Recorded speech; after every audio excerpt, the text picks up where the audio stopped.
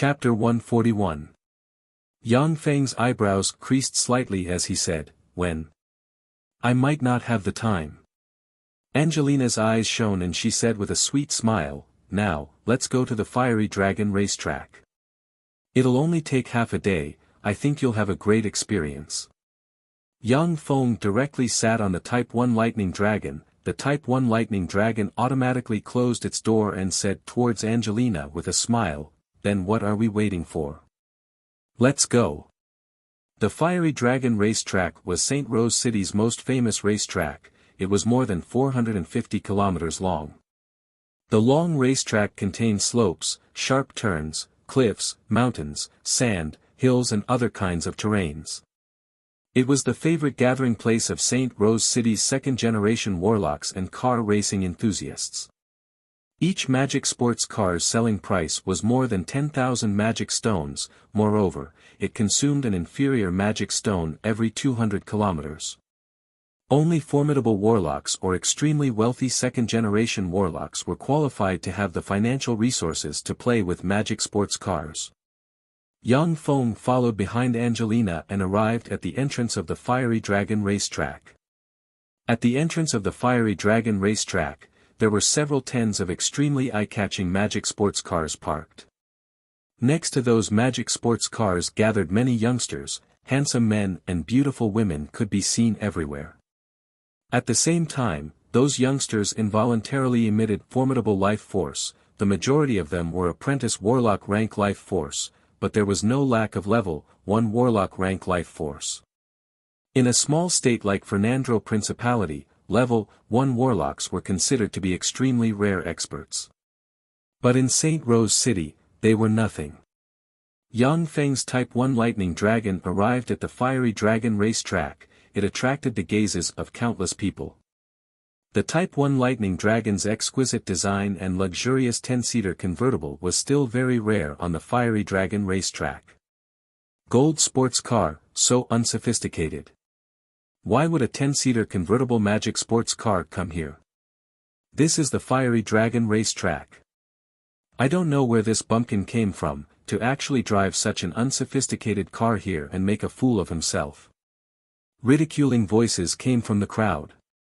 The Type 1 Lightning Dragon sports car plated with a thick layer of gold and inlaid with countless gems. If it was on Earth, it would definitely make countless young girls scream and countless beautiful women kneel and lick it. But in the world of warlocks, gold was merely a slightly more advanced currency than silver and copper. What was truly valuable were the high-level magic cores and magic crystals of various magical beasts, demons, and extraordinary beings. Yang Feng listened to the surrounding ridicule, his face twitched, he turned around and looked at Eunice and the other women behind him.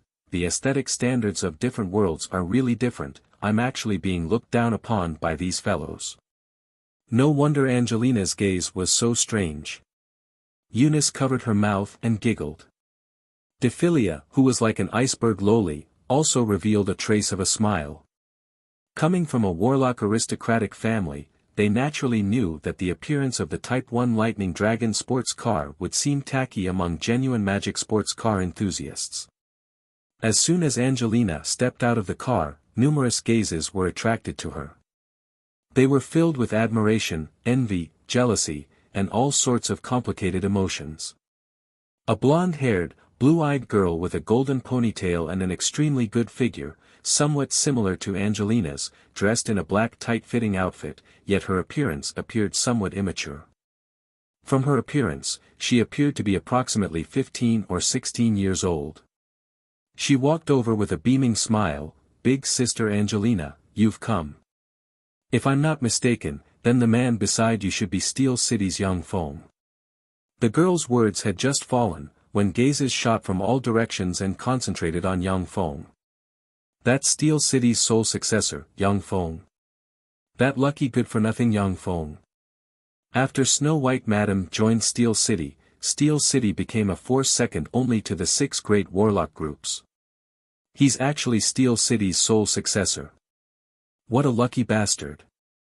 With Steel City's city master's love for him, even if he's a good-for-nothing, he can still practice cultivation and become a warlock. Yeah. Reportedly, all of Steel City's resources are tilted towards him. Could it be that he came to St. Rose City for the Rose Divine Pool's cultivation quota? Whispered discussions came from the group of youngsters. Practically all the youngsters looked at Yang Feng with gazes brimming with envy and jealousy. After Snow White Madame Defilia joined Steel City became a first-rate warlock group second only to Tyrannid Subcontinent's 6 great warlock groups. As Steel City's sole successor, Yang Feng naturally received the envy and jealousy of those young princeling warlocks. The more powerful a life form was, the more difficult it was to reproduce.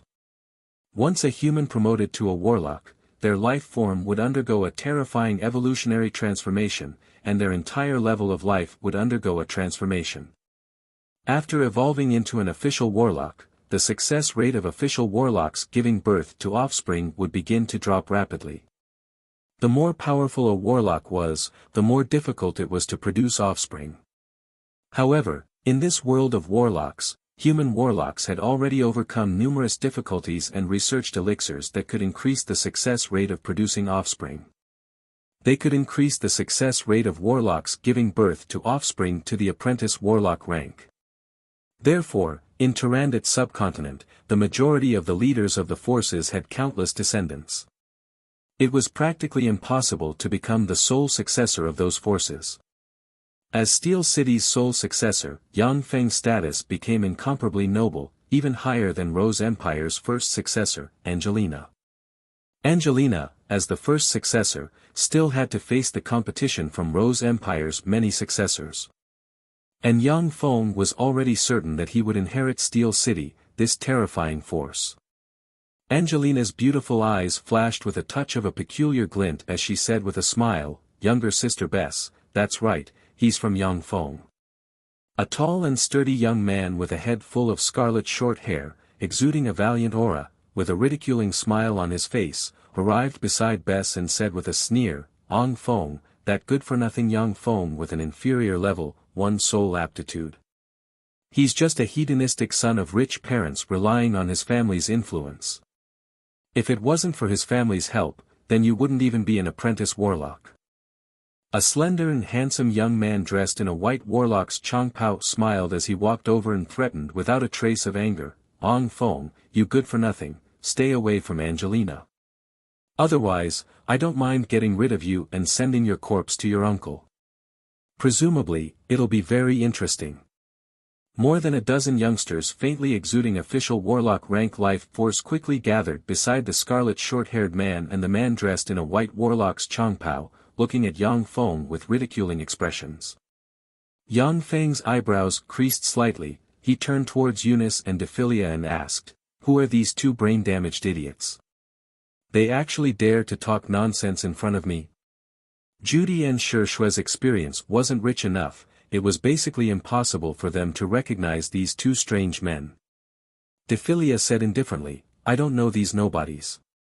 Eunice's beautiful eyes flashed with a touch of graveness and she said unhurriedly, "The red-haired man should be Savage Claw's strongest genius of this generation, the blood beast monarch Cookson. And this person should be White Ivory's little thunder monarch Rymont." Eunice transmitted, "Every time Rose Garden holds a warlock convention, not only will the Rose Divine Pool be open for the most outstanding warlock geniuses to practice cultivation, but at the same time, Rose Garden's most outstanding unmarried women will also be selected as son-in-law. The warlock convention held by Rose Garden is, in fact, a marriage convention. In Tyrannid Subcontinent, many of the strongest experts had a wife or lover from Rose Garden.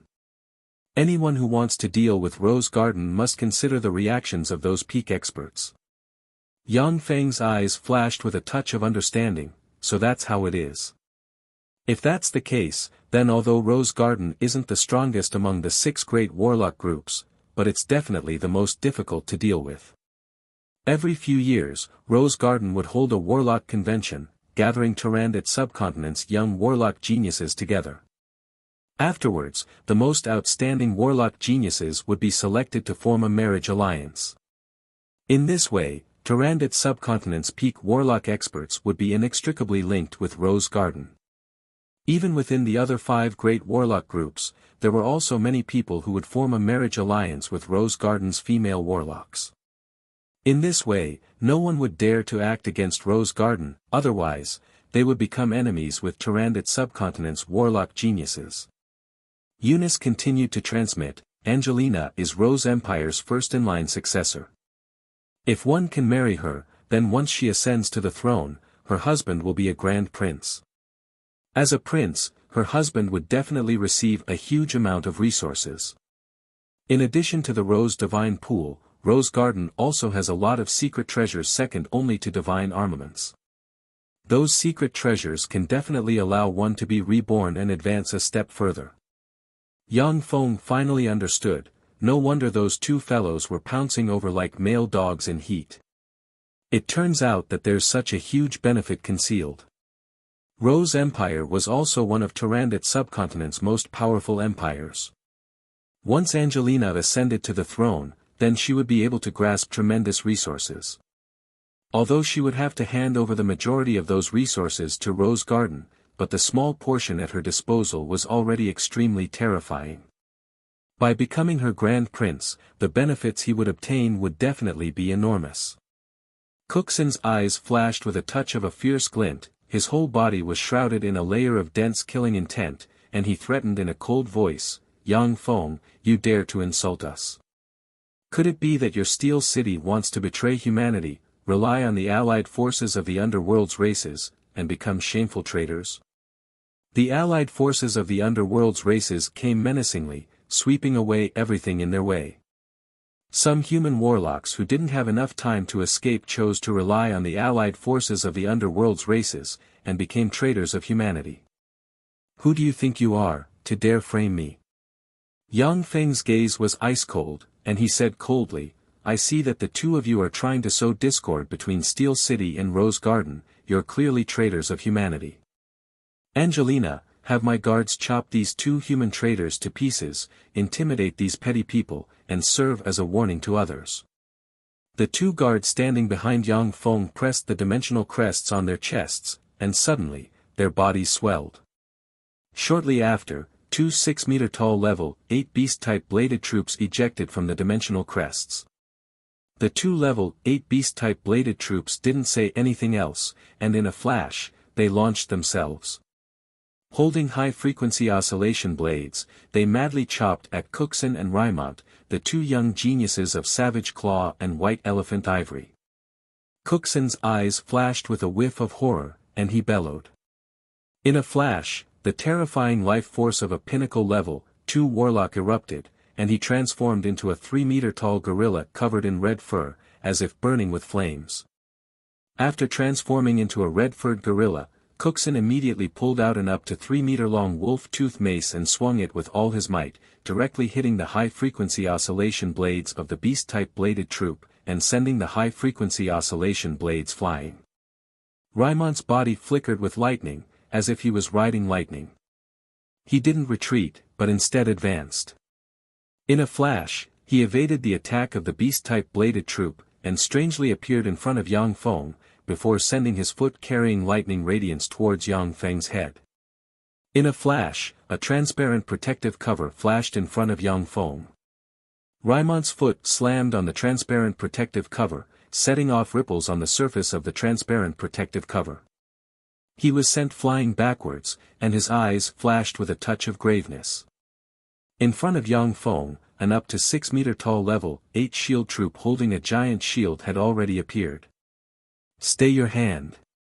Angelina's eyebrows arched, and a terrifying life force of a level 3 warlock diffused from her body.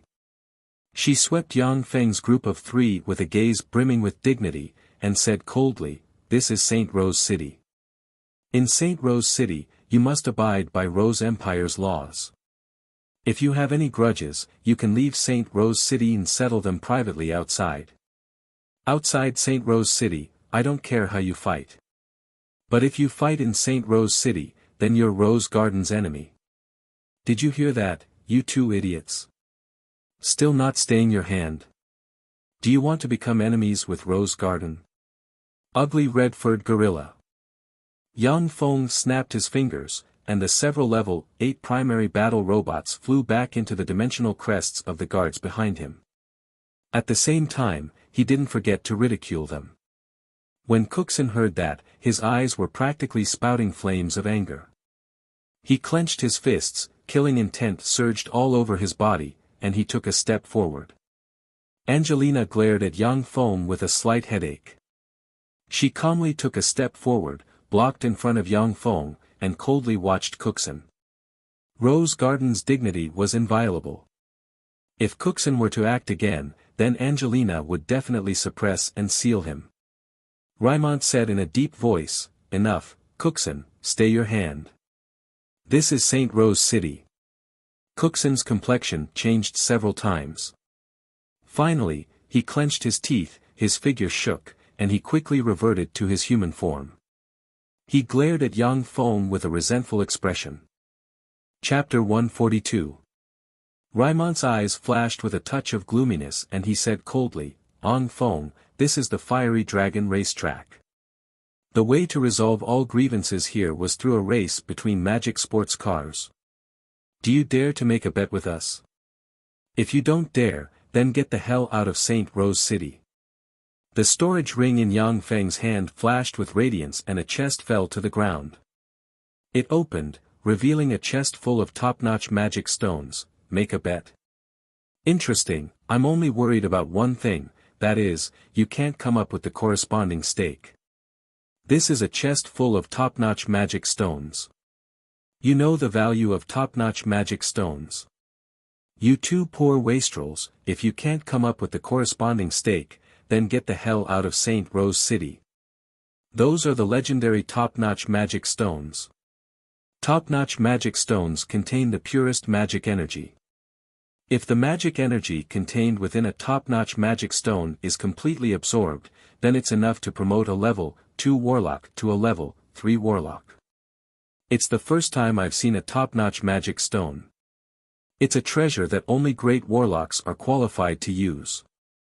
A top-notch magic stone is worth at least 2 million inferior magic stones. This chest full of top-notch magic stones is worth at least 2 million inferior magic stones. He's really too rich. The Steel Lord really dotes on his nephew too much, to even give him such a treasure." Gazes of horror, greed, jealousy and envy continuously moved back and forth between the chest full of top-notch magic stones and Yang Feng. Even Angelina's beautiful eyes unconsciously flashed with a touch of absent-mindedness as she looked at the chest full of top-notch magic stones. Top-notch magic stones contained the purest magic energy and were also the easiest magic energy for warlocks to absorb. A top-notch magic stone was equivalent to a charging device in battle. It could continuously restore a warlock's consumed spirit force and physical strength. A top-notch magic stone was equivalent to a terrifying elixir that could stably restore a certain amount of spirit force and physical strength. Such top-notch magic stones were priceless. They would generally fall into the hands of great warlocks and be used for cultivation. Ordinary warlocks would never even see one. The majority of the youngsters around the fiery dragon racetrack were incomparably wealthy second-generation warlocks, but only a few of them had seen top-notch magic stones. Many young beauties looked at Yang Feng with shining eyes, as if they had seen a super-rich husband. The complexions of Cookson and the other man became extremely unsightly. That chest of top-grade magic stones was worth more than 2 billion low-grade magic stones. Although the two of them were first-rate geniuses of Savage Claw and White Elephant's Ivory's younger generation and had promoted to level 2 warlocks before the age of 50, but they still couldn't come up with such a huge sum of money. Yang Feng sneered and ridiculed, "You two poor wastrels, if you don't have the ability to take out the corresponding treasures, then fuck off from St. Rose City." Gazes of pitying ridicule focused on Cookson and the other man, as if sharp swords were stabbing into their skin, causing them to feel some pain. Yang Feng looked down at Cookson's group of two, as if he was looking at two clowns. The corners of his mouth rose slightly, revealing a trace of delight. The feeling of smashing people with magical stones was quite satisfying. Cookson's eyes turned red, he flipped his hand, and a palm-sized bronze disc engraved with the sun, moon, and stars appeared in his hand. He shouted at Yang Feng, who said that I don't have the stake. It was a planar astrolabe, a rank 5 secret treasure. In other planes, such a rank 5 secret treasure was called a semi-divine armament. The value of this semi-divine armament wasn't lower than your top-grade magic stones. Level 5 secret treasure. Semi-divine armament. He actually has a semi-divine armament. Voices of astonishment sounded, practically everyone's gazes were firmly attracted by the bronze disc in Cooksen's hand. In Tyrannid subcontinent, secret treasures of level 3 and above were very rare. Some great warlock rank experts didn't even have a single level 4 secret treasure. As for semi-divine armament rank level 5 secret treasures, even the great warlocks of the 6 great warlock groups might not have a single one. For Cooksen to actually have a level 5 secret treasure, it was naturally very sensational, attracting the gazes of countless people. Even Dephilia's pretty face, which had always been indifferent, had a slight change as she stared fixedly at that planar astrolabe. Eunice transmitted her voice. Planar astrolabe is a must-have item for great warlock rank and above experts to travel between planes. Without a planar astrolabe, even if it's a great warlock rank expert, once their fleshly body leaves our world, then if they're the slightest bit careless, they'll also get lost in the depths of the boundless star sea. If they want to go to the connection point of the countless planes, then without a planar astrolabe, then if they're the slightest bit careless, they'll also get lost in the star boundary. In addition, the planar astrolabe still has another function, that is, it can be used to stabilize the planar passageway. If the planar passageway has a planar astrolabe, then it can become even more stable, allowing even more formidable existences to pass through. For warlocks, planar travel was the most dangerous, but also the most profitable risky activity. Once a formidable human warlock descended to a plane and successfully became the plane's ruler, then they would obtain extremely terrifying benefits. The world of warlocks that Tyrannid subcontinent was attached to strictly prohibited large-scale evil human experiments. However, other planes didn't have such restrictions. Some wicked and formidable human warlocks would seize a plane, use that plane as a base, and raise humans in captivity to carry out evil experiments. If a warlock wanted to travel from one plane to another with their fleshly body, then there were 3 main methods. The first method was to use their fleshly body to fly into the boundless starry sky, and then use the starry sky plane's coordinates to go to another plane. The second method was to use their fleshly body to enter the connection point of the countless planes, the star boundary, and then search for the coordinates of another plane from the star boundary. The third method was to use a constructed planar passageway, and then go to another plane from the planar passageway. Apart from these 3 methods, the other methods of using the fleshly body to enter another plane all had huge hidden dangers. As for using projection, avatar, embodiment, and other methods to enter another plane, they wouldn't be able to display the terrifying strength of their true body. To carry out planar travel, it wasn't enough to just have a planar passageway, but also required all kinds of treasures to stabilize the planar passageway. Otherwise, formidable warlocks simply wouldn't be able to pass through the planar passageway, and only some weak existences could pass through the planar passageway. The planar astrolabe was such a treasure that could stabilize the planar passageway. It was extremely important for Yang Feng. After Cooksen took out the semi-divine armament planar astrolabe, he enjoyed everyone's envious gazes for a while, before giving birth to a feeling of regret. Shit, since this planar astrolabe has been exposed, then it'll be very difficult to keep it. Cooksen's regret flashed past his eyes, then his gaze fell on Yang Feng's chest of top-notch magic stones, and his eyes flashed with a touch of a peculiar glint. However, as long as I win that chest of top-notch magic stones, then even if I offer this planar astrolabe to the organization, they won't treat me unfairly. For the current me, a chest of top-notch magic stones and the organization's rewards are much more useful than the planar astrolabe. The semi-divine armament planar astrolabe was only of great use to experts at the great warlock rank and above who needed to carry out planar travel. For experts below the Great Warlock rank, the planar astrolabe wouldn't be of any use. For Cookson, the value of the planar astrolabe was far less than that of a chest of top-notch magic stones. Cookson said coldly, "How about it, this treasure of mine isn't worth less than 2 billion magic stones, right?"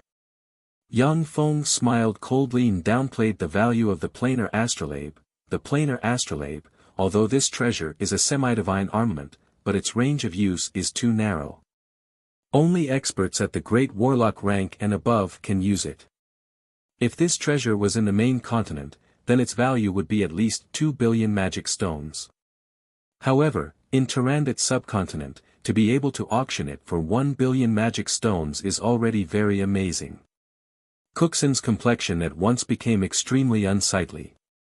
He couldn't deny Yang Feng's words. If the semi-divine armament planar astrolabe was in the main continent, then it would definitely be priceless, a treasure that would cause countless experts to fight over. But in Tyrannid subcontinent, it would appear to be of little value. It wasn't that the planar astrolabe wasn't good, but rather that it was too high-end, so high-end that no one in Tyrannid subcontinent could use it. A secret treasure without any use value, for warlocks, was equivalent to a waste. That's right, this planar astrolabe is useless. Yeah, although this planar astrolabe is a semi-divine armament, but it doesn't have any offensive or defensive spells attached. Apart from positioning in the starry sky and stabilizing the planar channel, it doesn't have the slightest use. Tyrannid subcontinent doesn't have a planar channel, nor does it have any starry sky warlock rank experts. This planar astrolabe is basically useless. I reckon that in Tyrannid subcontinent, the most useless semi-divine armament is this planar astrolabe. Ha ha! Bursts of laughter came from those youngsters. After recovering from the shock of the semi-divine armament, they saw the value of the planar astrolabe. Cookson had kept this planar astrolabe in his hands and hadn't sold it, because in Tyrannid subcontinent, this planar astrolabe really couldn't be sold for a good price. Yang Feng's tone changed as he said, "However, I'm a magnanimous person, and I'm bound to promote to a starry sky warlock or above expert in the future. I'm also a bit interested in this planar astrolabe, so I'll reluctantly let you use it as a wager. In order to ensure fairness, let's have Angelina be the notary, and both of us will place the wager with her." Cookson heaved a sigh of relief and handed the planar astrolabe to Angelina. "All right." Yang Feng also handed the chest of top-notch magic stones worth 2 billion magic stones to Angelina. Angelina was Rose Empire's first-in-line successor, and in St. Rose City, she represented Rose Garden's face. She naturally couldn't embezzle Yang Feng's and Cookson's wager. A trifling chest of top-notch magic stones and a trash-like planar astrolabe wasn't enough for Rose Garden to throw away its face. Yang Feng waved his hand, and another 10 chests of superior magic stones appeared on the ground. He said with a cold smile, "Raimont, these are 10 chests of superior magic stones. They're worth approximately 150 million inferior magic stones. If you want to wager with me, then take out the corresponding treasure. If not, then please get the hell out of St. Rose City, and don't stay here to make a fool of yourself." Chapter 143. 10 chests of superior magic stones. So rich. Steel City is really too rich, no wonder they could invite Snow White Madam to join them. How could Steel City be so rich? Seeing the 10 chests of superior magic stones, the eyes of those princeling warlocks turned bloodshot. Although superior magic stones weren't as priceless as top-notch magic stones, but they were still extremely precious treasures. The pure magic energy contained within superior magic stones was also of great benefit to great warlocks. A level 1 warlock would treasure a superior magic stone as if it was a secret treasure, and would only use it to practice cultivation when breaking through bottlenecks. Only Tyrannid subcontinent's great warlock rank experts would have a large amount of superior magic stones. Raimont's complexion alternated between green and white from Yang Feng's words. It was extremely unsightly. If he were to leave St. Rose City with his tail between his legs, then his reputation in Tyrannid subcontinent would be completely ruined. His position in White Elephant's ivory would also plummet. White Elephant's ivory was filled with geniuses, the competition was extremely fierce. With great difficulty, Rymont became the #1 genius of White Elephant's ivory's younger generation. He didn't want to fall from this position.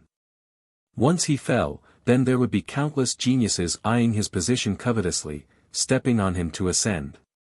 Rymont's complexion changed several times, before he finally clenched his teeth, fished out a box from his bosom and opened it, revealing an incomparably resplendent crystal core. This is a Komara lava boa's crystal core. Komara lava boas are existences comparable to dragons. After reaching adulthood, they possess battle prowess comparable to that of great warlock rank experts. If this crystal core is auctioned, then it should be able to fetch 150 million magic stones. There was also a disparity in strength between great warlock rank extraordinary life forms. Extraordinary life forms like dragons were definitely at the pinnacle of the same rank. An adult great warlock rank dragon could definitely deal with 3 great warlock rank extraordinary life forms like Sphinx lava direwolves. Since Komara lava boas were existences comparable to dragons, then once their crystal cores appeared in an auction house, they would definitely be able to fetch at least 100 million magic stones. This was also a kind of priceless treasure. It was a first-rate material used to refine many legend-rank secret treasures. Not bad, I like this crystal core very much. It's barely qualified to gamble with me. Yang Feng gave a faint smile and handed the 10 chests of superior magic stones to Angelina. Rymont snorted coldly and handed the core to Angelina. If I take away all of these bets, I'll be rich. Angelina looked at the astronomical amount of bets and treasures in her hands. Her beautiful eyes glinted with a trace of greed in the depths of her heart. Even great warlock rank experts would be tempted by such a huge amount of wealth. She was just a trifling level 3 warlock, so she would naturally be tempted. Now I will announce the rules of the competition. Each car was limited to 2 people, and the driving distance was 458 kilometers on the Fiery Dragon racetrack. While driving, you are not allowed to directly use magic to attack the other party's driver or vehicle. Can use the vehicle's attacks to attack the enemy. The first one to finish the race wins. Angelina quickly calmed herself down and said with a smile. The Magic Sports Car Race was different from the races on Earth. In the Magic Sports Car Race, it was possible to use the vehicle's attack system to attack the enemy's vehicle and driver. This kind of race was more cruel, but also more exciting. It was deeply loved by princeling warlocks. I'll open the bets. I'll only accept bets on me to lose. Those who want to bet on me to lose, feel free to do so. Magic stones, secret treasures, gold, as long as it's valuable, it can be used as a wager. Yang Feng gave a faint smile and waved his hand. Shortly after, 10 chests of superior magic stones appeared before everyone's eyes. The superior magic stones' resplendent demonic radiance dazzled people's eyes. He said extremely heroically, "These are 10 chests of superior magic stones, you don't have to worry that I won't be able to pay up. I'll bet 10,000 magic stones. I'll bet 30,000 magic stones." The princeling warlocks gathered in the vicinity of the Fiery Dragon racetrack were all hot-blooded youngsters who wished for the world to be in chaos. They came to Yang Feng's side one after another and bet with him. Eunice gave an extremely flirtatious smile, attracting the gazes of nearly 90% of the male princeling warlocks. "Those who want to bet with my young master, come and register." The princeling warlocks in the vicinity of the Fiery Dragon racetrack came to Eunice's side and began to register. Dephilia transmitted her voice, "Are you short on magic stones? Although these little fellas' families are rich, but taking out 10,000 to 20,000 magic stones is already their limit. If these little fellas come and bet with you, you'll at most be able to earn a few million inferior magic stones." Yang Feng had a worried look on his face as he sighed in disappointment. A mosquito is still meat, no matter how small it is. I have to support such a large family, so I can't do without magic stones. After the registration was completed, dozens of magic sports cars appeared on the Fiery Dragon racetrack. Angelina looked at Defilia beside Yang Feng, her beautiful eyes flashed with a touch of a peculiar glint and she asked curiously, Yang Feng, are you sure you want to bring people on board? Even great warlocks would be tempted by this world-shaking magic sports car wager. The rest of the people wished that there was nothing on board. Yang Feng actually brought along a living person. He looked like an idiot who didn't understand anything. Yang Feng said with a slight smile, that's right. In such a world-shaking wager, he still doesn't forget to pick up girls. This Yang Feng is indeed a sex fiend among sex fiends. Amazing, he's even picking up girls in such a wager. This method is really brilliant. In this way, I'm afraid that the girl will be dead set on him. Such a brilliant method of picking up girls. However, that chick seems to be a bit too young. He actually likes this kind of taste, what a pervert. Whispers sounded from the side. Quite a few princeling warlocks revealed looks of sudden realization. They followed suit and quickly invited their female companions to board their vehicles. Cookson sneered and said with ridicule, you're really an idiot. In such a race, even if you reduce the weight by 1 kilogram, it might decide the outcome of the race. I'm really happy to see that you're so stupid. Yang Feng gave a faint smile. Without saying a word, he took Defilia towards the Type 1 lightning dragon. Defilia suddenly transmitted, you actually chose me as your companion, that's really shameless. Defilia was a great warlock rank expert. If they fought head-on, then she would definitely die. Even if one of her hands was tied, she would still be able to easily beat up everyone here. The corners of Defilia's mouth suddenly rose slightly, and she transmitted, however, I like this kind of shamelessness. I've helped you so much, so give me 50 of the top-notch magic crystals. Yang Feng also revealed a trace of a smile, and transmitted, deal. The Fiery Dragon Extreme Speed Racetrack was extremely spacious. It could accommodate 20 magic sports cars simultaneously. However, the number of magic sports cars participating in this race was as high as 153, therefore, the vehicles of Yang Feng, Cookson, and Raimont, the three great experts, were arranged in the last row. The first few rows were arranged for magic sports cars with generally acknowledged poor performance.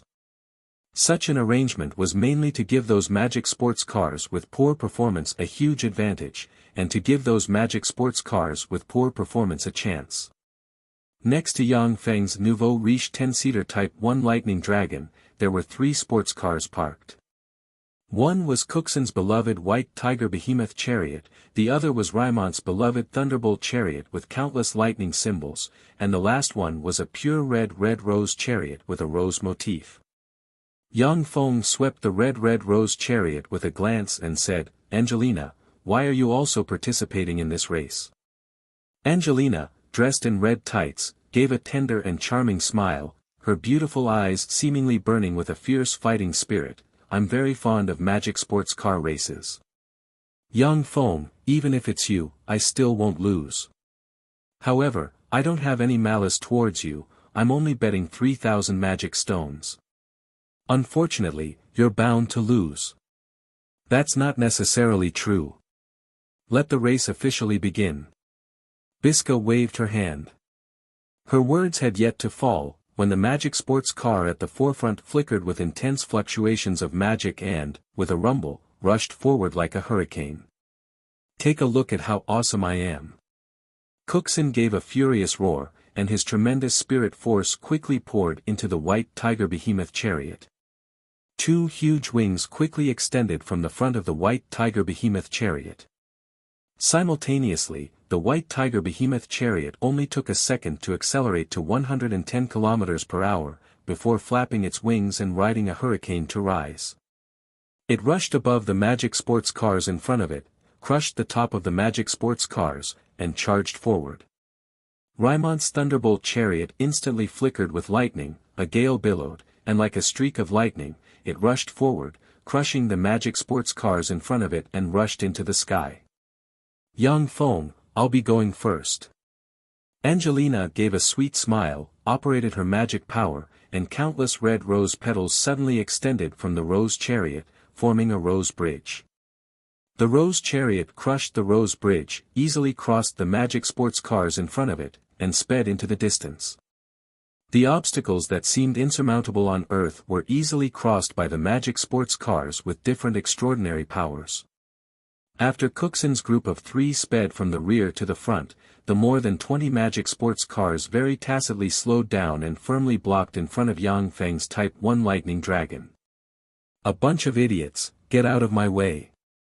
Yang Feng's eyes flashed with a whiff of excitement. He fiercely stepped on the accelerator and pressed a button. Shortly after, the Type 1 lightning dragon's engine issued rumbling sounds akin to a giant beast's roar. Within a second, the Type 1 lightning dragon's speed instantly soared to 200 km per hour, before fiercely crashing into the rear of a magic sports car in front of it. Boom!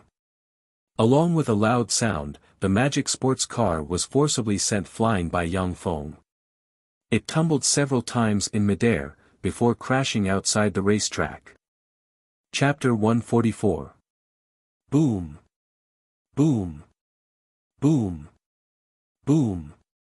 Yang Feng piloted the Type 1 lightning dragon, as if a savage beast emerged from the wilderness, rampaging about. The magic sports cars blocking in front of him were forcibly sent flying. As if toys, the expensive magic sports cars were sent flying in all directions, continuously rolling in midair. It was a visually shocking scene. So savage. That magic sports car is really savage. That magic sports car's appearance is mediocre, I didn't expect it to be so savage. At the entrance of the Fiery Dragon racetrack, there was an incomparably huge magic screen. The magic screen clearly displayed the race's situation. When the princeling warlocks saw the savage scene of Yang Feng piloting the Type 1 lightning dragon and sending the magic sports cars flying, they couldn't help but be speechless. When the princeling warlocks raced on the Fiery Dragon racetrack, it was very rare to see someone forcibly send the other party's magic sports car flying. To send the other party's magic sports car flying, then the disparity in performance between the two vehicles had to reach an astonishing degree. It was like the huge disparity in armor performance between an ordinary sedan and a heavy armored tank on Earth. The magic sports cars were basically made by level 2 and level 3 warlock alchemists, so the disparity in performance naturally wouldn't be that big. When the magic sports cars blocking in front of Yang Feng saw this scene, they got out of the way and opened up a path. Under Yang Feng's piloting, the Type 1 lightning dragon sped forward. It quickly overtook one magic sports car after another, and entered the first group of magic sports cars.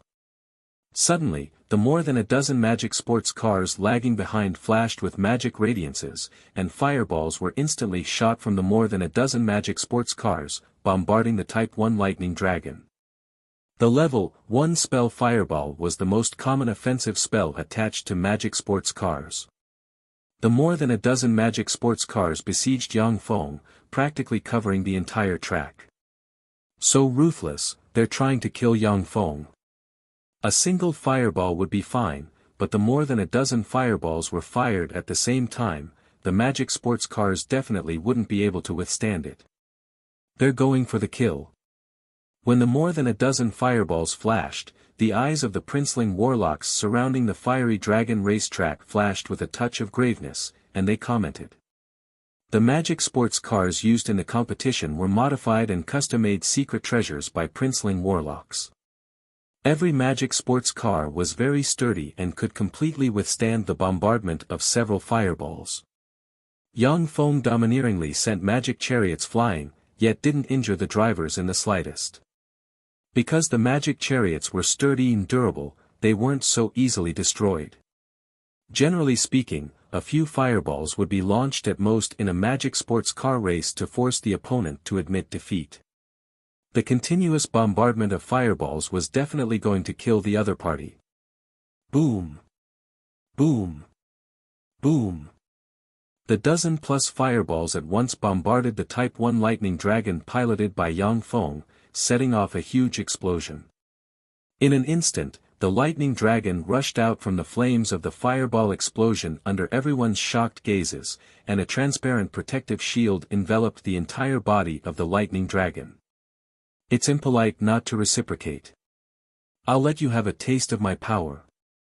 Yang Feng's eyes flashed with killing intent and he pressed a button.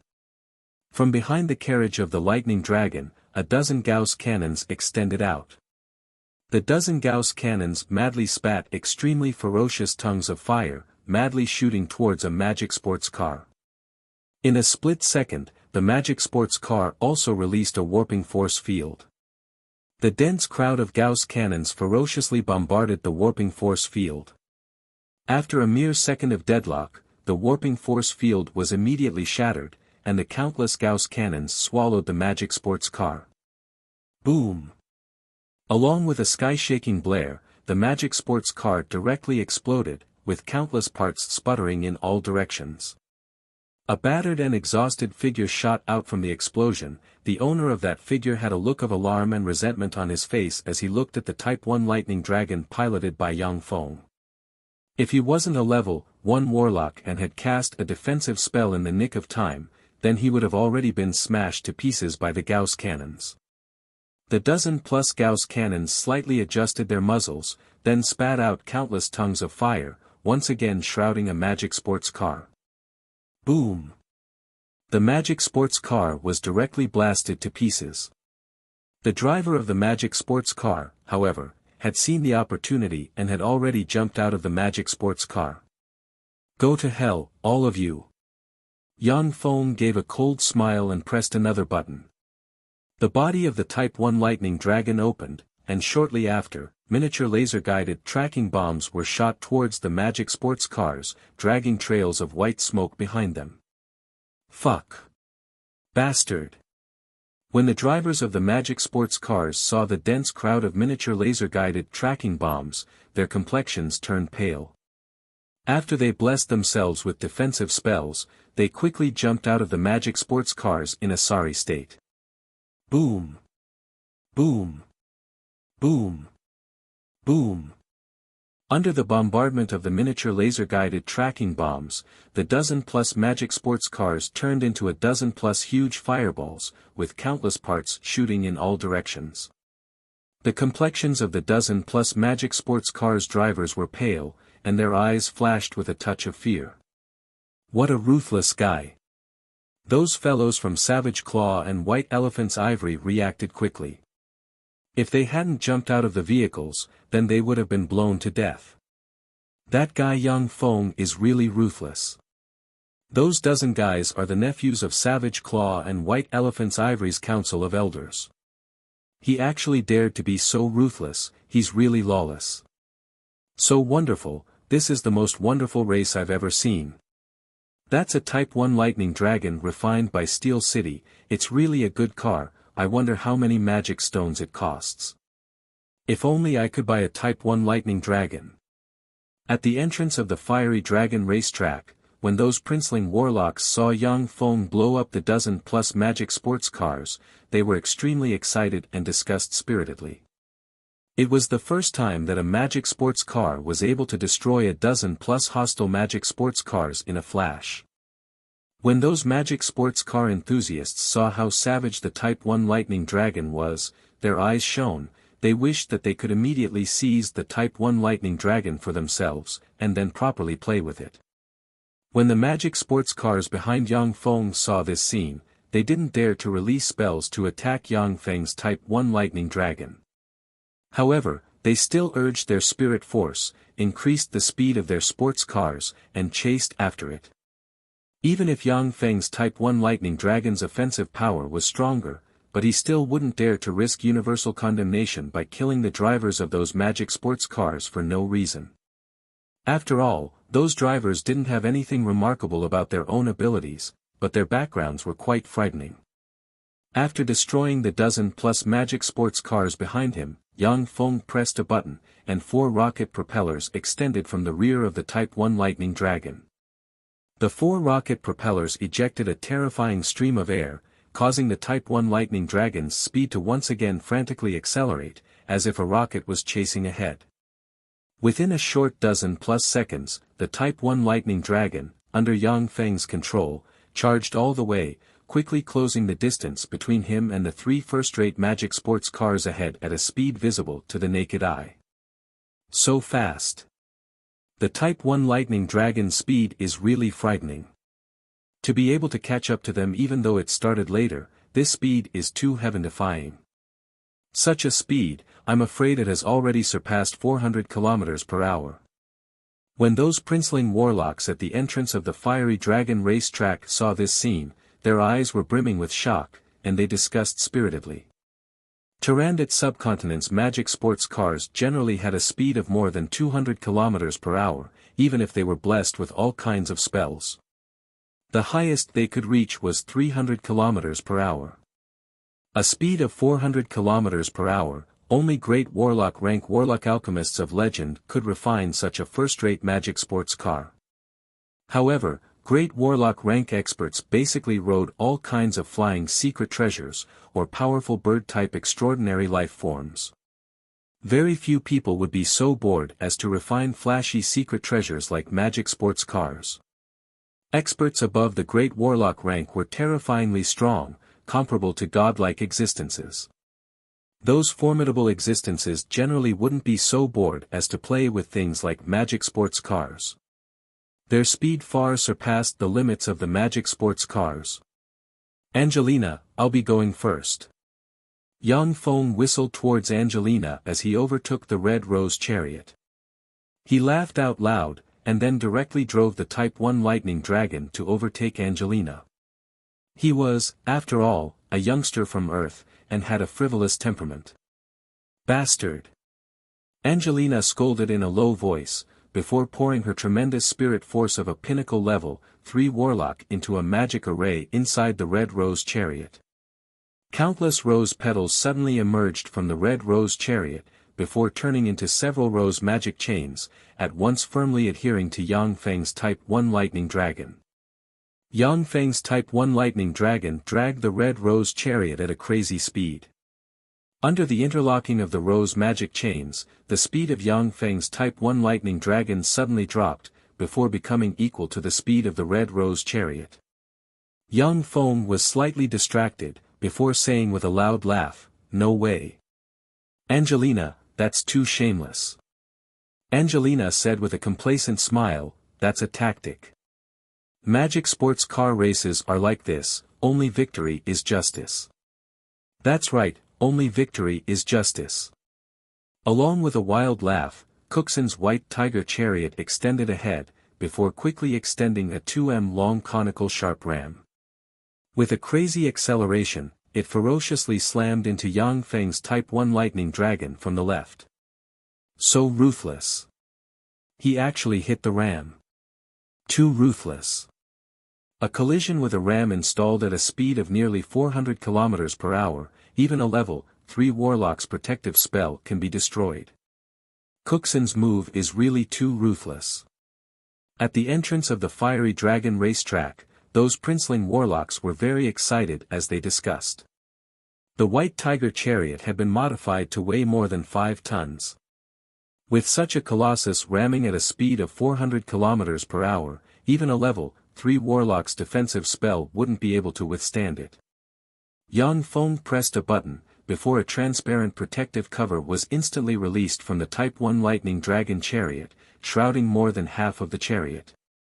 Cooksen's White Tiger chariot ferociously slammed into the transparent protective cover, before immediately issuing extremely ear-piercing sounds of friction. In the next moment, a scene that no one had expected appeared. The ram of Cooksen's White Tiger chariot was unexpectedly forcibly broken, before the entire chariot was sent flying under the tremendous reaction force. It continuously spun and was sent flying out of the racetrack. Yang Feng gave a cold smile, then pressed a button. Numerous openings opened on the chariot's body, and miniature laser-guided automatic homing missiles madly shot towards Cooksen's White Tiger chariot like raindrops.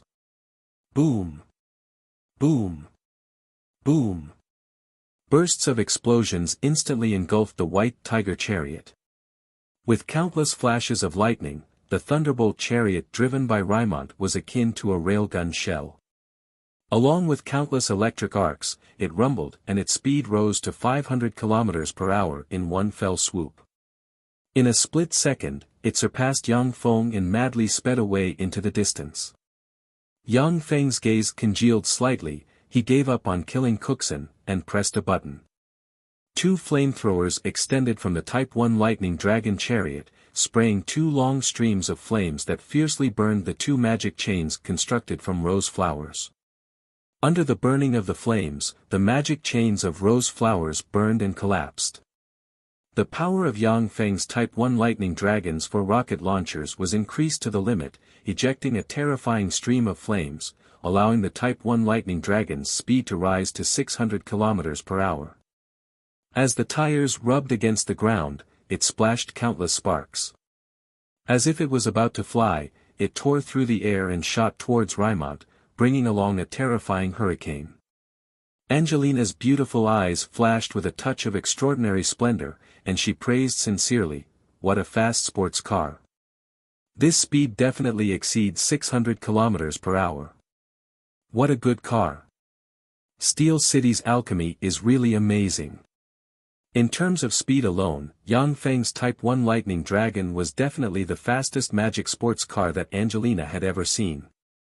Within a short few dozen seconds, Yang Feng drove the Type 1 lightning dragon to catch up from behind, and then drove side by side with the thunderbolt chariot driven by Rymont.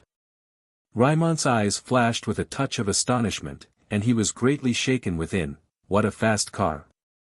My thunderbolt chariot is a magic sports car refined by a great warlock rank alchemist.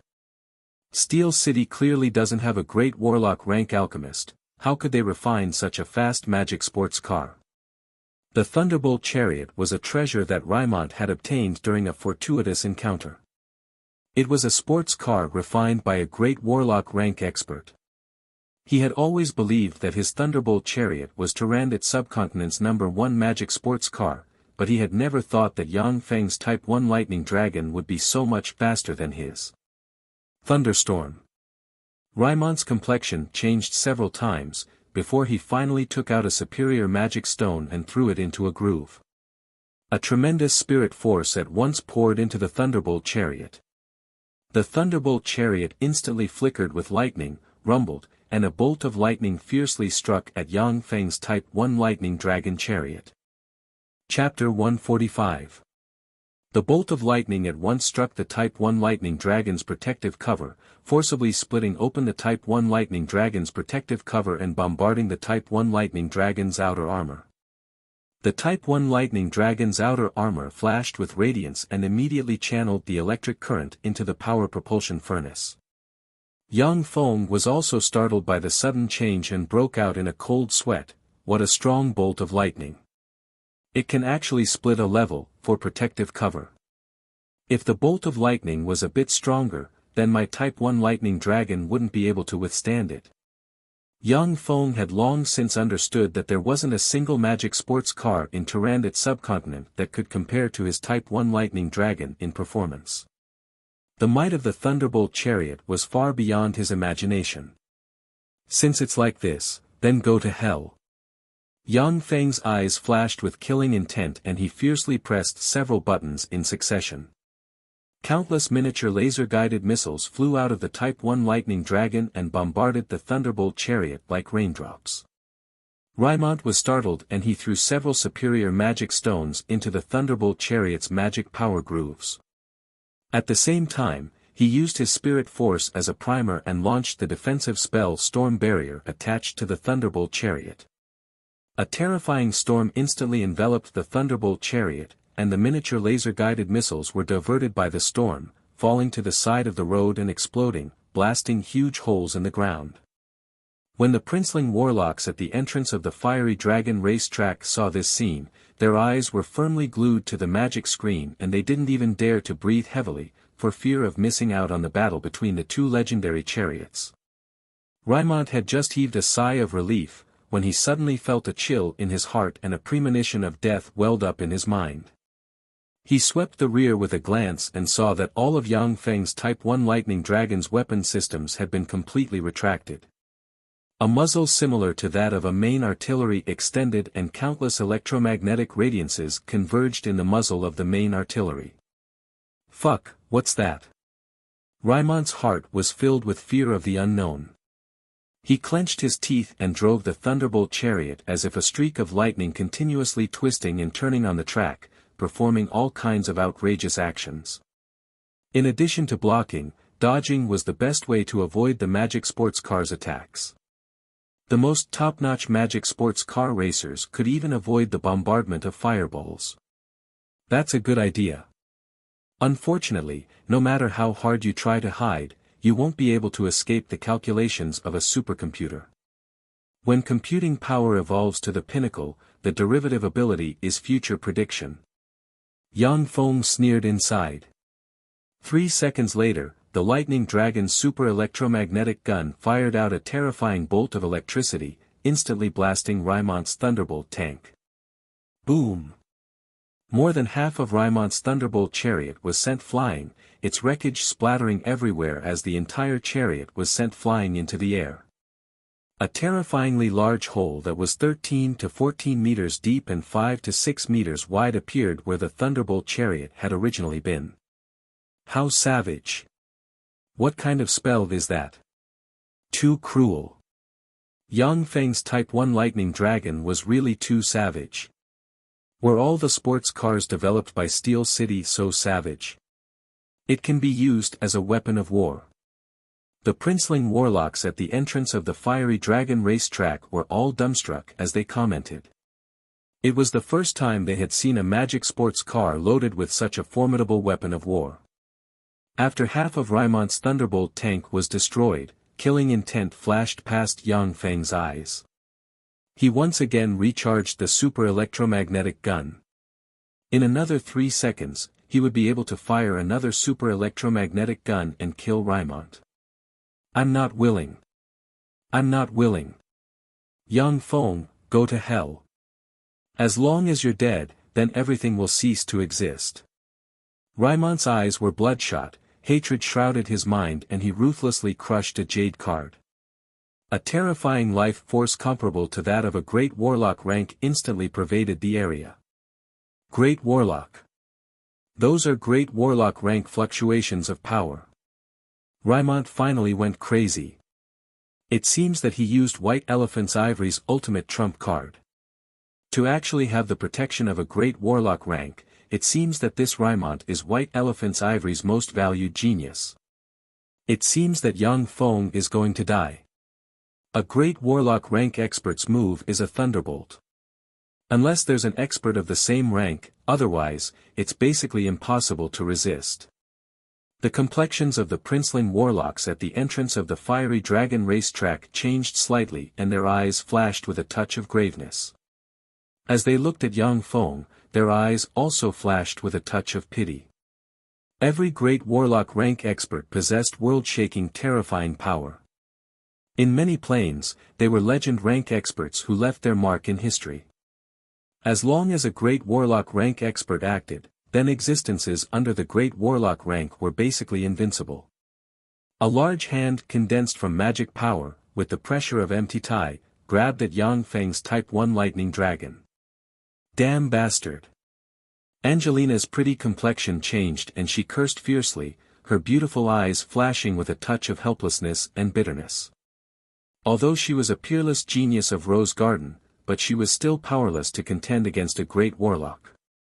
Huh, Yang Feng, you're dead.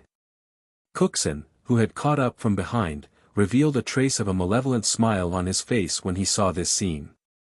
Under everyone's gazes, when the large hand condensed from magic power appeared, the Type 1 Lightning Dragon, whose speed reached 600 km per hour, was immediately powerlessly suspended in the air, its tires madly idling.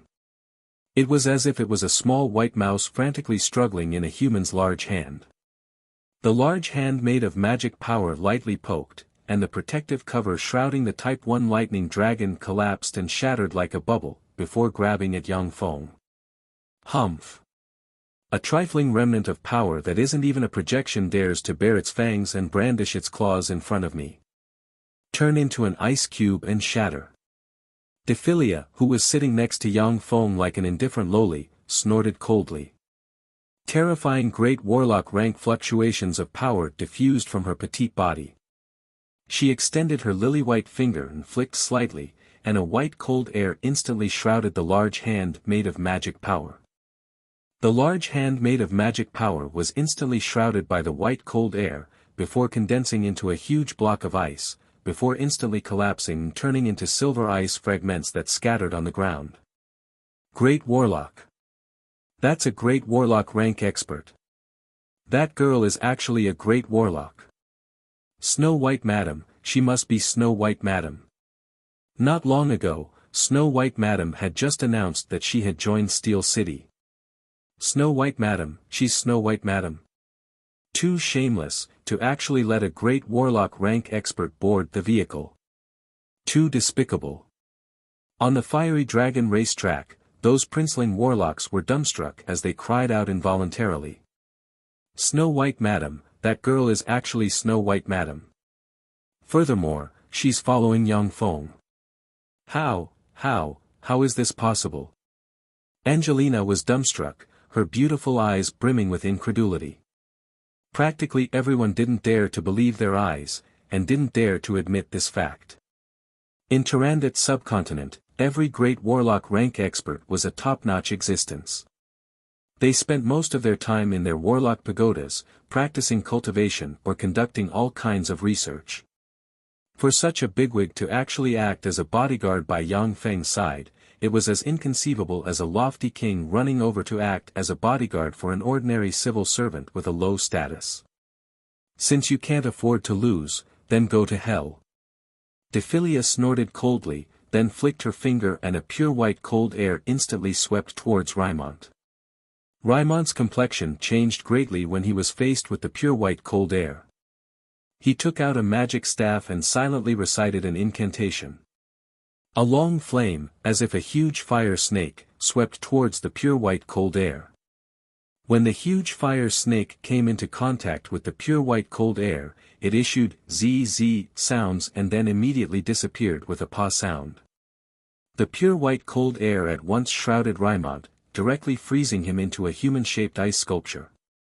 A blood-colored cross suddenly appeared between Rymont's eyebrows, and terrifying Great Warlock rank fluctuations of power erupted in a flash. The entire ice sculpture immediately burst open, with countless ice fragments splashing in all directions. Rymont's aura changed, his eyes were shrouded in a layer of incomparably profound light of wisdom, as if he had become another person. He uttered a slightly aged voice and said extremely overbearingly, "So it's Snow White Madam. I'm Grant of White Elephant's Ivory. Rymont is the most outstanding of my grandchildren. You actually dared to attack him. Do you want to become enemies with White Elephant Pagoda?" In Tyrannid subcontinent, the 6 great warlock groups were aloof, and their style of conduct was similarly incomparably overbearing. Even the relatively amiable and approachable Rose Garden was brimming with pride. Dephilia's eyebrows arched, and she directly transmitted, "Yang Feng, you've provoked a big one by beating the small one. Do you want to get rid of this waste? If we get rid of him, then we'll basically have a falling out with White Elephant Ivory." Yang Feng sneered, "This old thing is so savage, there's no need to give me face. Get rid of them. In any case, this is Rose Garden, not White Elephant Ivory." Along with the continuous increase of Yang Feng's power, his trump cards were also increasing. Although he still wasn't a match for the 6 great warlock groups, but if the other party were to attack him, then he would definitely give the other party a pleasant surprise. "Grant, you're just a projection of power attached to your grandson, yet you still dare to threaten me. You're really reckless. You can die now." Dephilia sneered, operated her magic power, pointed with her lily-white hand, and condensed ice-cold force into a white breath of ice that rolled towards Rymont. In a split second, Rymont was directly frozen into an ice sculpture, fixing his startled and angry expression. Grant, who was attached to Rymont, was also a great warlock rank expert, but a projection of power wasn't enough to contend against a formidable great warlock. Chapter 146. Angelina hastily shouted loudly, Your Holiness Snow White Madam, please be lenient. Holiness was the title low-level warlocks used to address great warlocks as well as formidable beings above them. Only experts above the great warlock rank were qualified to be called Holiness. This was also one of the titles unique to Tyrannid subcontinent. Dephilia waved her lily-white hand, and Rymont, the genius of white elephant's ivory, immediately turned into sparkling and translucent ice chips. The only remaining storage ring flew into her lily-white hand, and she put it away lightning fast. Angelina's pretty face paled when she saw this, and her beautiful eyes flickered with an extremely complicated glint. Let's continue the race. As long as no one violates the rules, then I won't act again. Dephilia had the demeanor of an expert. She left behind a few words, then turned around and stepped into Yang Feng's Type 1 lightning dragon. So that fellow Yang Feng's female companion is actually Snow White Madam. I thought that he was an idiot, but I didn't think that he would be so cunning, to silently bring a great warlock aboard. With Snow White Madam by his side, no one can harm him. At the entrance of the fiery dragon racetrack, those princeling warlocks suddenly realized something, feeling both envious and jealous. To have a beautiful great warlock protect them, that was something they didn't even dare to think about. Dephilia had just boarded the Type 1 lightning dragon, when Yang Feng coughed lightly, grasped her little hand, and said with a beaming smile, "Hand it over." Dephilia glared angrily at Yang Feng, "That's my spoils of war." Yang Feng said with a beaming smile, "Your things are my things, and my things are still my things. Therefore, your spoils of war are also my spoils of war. Shameless. Here you go." Dephilia's cheeks puffed up, and she directly threw the storage ring to Yang Feng. After Yang Feng received the storage ring, he swept its interior with his spirit force, and picked a few materials and elixirs that he needed for cultivation. He then smiled and handed the storage ring to Dephilia, and said straightforwardly, "It's yours." Dephilia's anger turned into joy, and she grabbed the storage ring. "That's more like it." After the match resumed, there was no longer any suspense. Yang Feng piloted the Type 1 lightning dragon to take the lead, rampaging about, pulling far ahead of the second-place Angelina and easily seizing the first place. Then, he received his spoils of war from Angelina's hands. With the great warlock rank expert Dephilia keeping watch at Yang Feng's side, Cookson didn't even dare to say a harsh word. He could only watch helplessly as Yang Feng put away the planar astrolabe, before leaving with a dejected expression on his face. A planar astrolabe. I never thought I would see such a treasure here. A soft sigh sounded, and a stunning beauty wearing a silver-white, low-cut warlock robe with deep cleavage and the bottom of the robe fluttered in the wind, revealing a pair of slender and beautiful legs. She had a voluptuous and sexy figure, dazzling blonde hair, and exuded a strong femininity from head to toe. She was a peerless beauty that would give birth to lust at first sight. "Greetings, Your Holiness Clarissa." Angelina's pretty complexion changed when she saw the peerless beauty. She bowed deeply towards the peerless beauty in salute and said respectfully. The peerless beauty that would give birth to lust at first sight was one of Rose Garden's 3 great warlocks, Clarissa. She was also one of Rose Garden's 3 great warlocks. "Greetings, Your Holiness Clarissa." At the entrance of the fiery dragon race track, apart from Dephilia, everyone bowed deeply and respectfully towards Clarissa. Even Yang Feng was no exception. Apart from great warlocks of the same rank, anyone who saw a great warlock rank expert had to salute. This was one of Tyrannid subcontinent's publicly recognized rules. Although Yang Feng wasn't afraid of any great warlock rank expert, but he still wasn't willing to offend a great warlock for no reason. Although Rose Garden only had 3 great warlocks guarding it, but not only did they have divine armament rank treasures, but they were also on friendly terms with countless experts of the continent. Their hidden forces were enormous. If they went all out, they could even gather more than 10 great warlock rank experts within a short period of time. Clarissa swept Yang Feng with a glance with her beautiful eyes, her eyes flashed with a whiff of amazement and she said with a light smile, you're Yang Feng. Not bad, you actually became a level 1 warlock. It seems that your uncle Yang Yi really dotes on you. Level 1 warlock, he actually promoted to a level 1 warlock. How is this possible? Isn't Yang Feng a waste with an inferior level 1 soul aptitude? How could such a waste practice cultivation and become a level 1 warlock? Clarissa's words immediately set off stormy waves in the hearts of everyone on the fiery dragon racetrack. Inferior rank 1 soul aptitude was the lowest existence in Tyrannid subcontinent. Even an ordinary farmer's soul aptitude might be at intermediate rank 1 or even superior rank 1. In Tyrannid subcontinent, Yang Feng was the first person to promote to an official warlock with an inferior level 1 soul aptitude in several millennia. Angelina swept Yang Feng with a glance, her beautiful eyes flashed with a whiff of envy and jealousy. He's actually a level 1 warlock.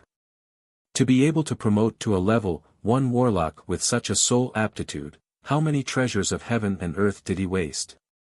Yang Feng gave a simple and honest smile, as if he was a simple and honest young man who wasn't good with words. Clarissa said with a slight smile, "Dephilia, the last time I saw you was already 50 years ago. How about we go to my Storm Rose Pagoda and have a good chat?" Dephilia pointed at Yang Feng and said, "I promised someone to protect this stinking brat. If I want to go to Storm Rose Pagoda, then I must bring him along." "All right." Clarissa's eyebrows creased slightly, then loosened and said with a smile, "Angelina, you also come over and help me take care of Yang Feng." Angelina said respectfully, "Yes, Your Holiness." Clarissa waved her lily-white hand, countless pink rose petals fluttered and condensed into a rose magic carpet.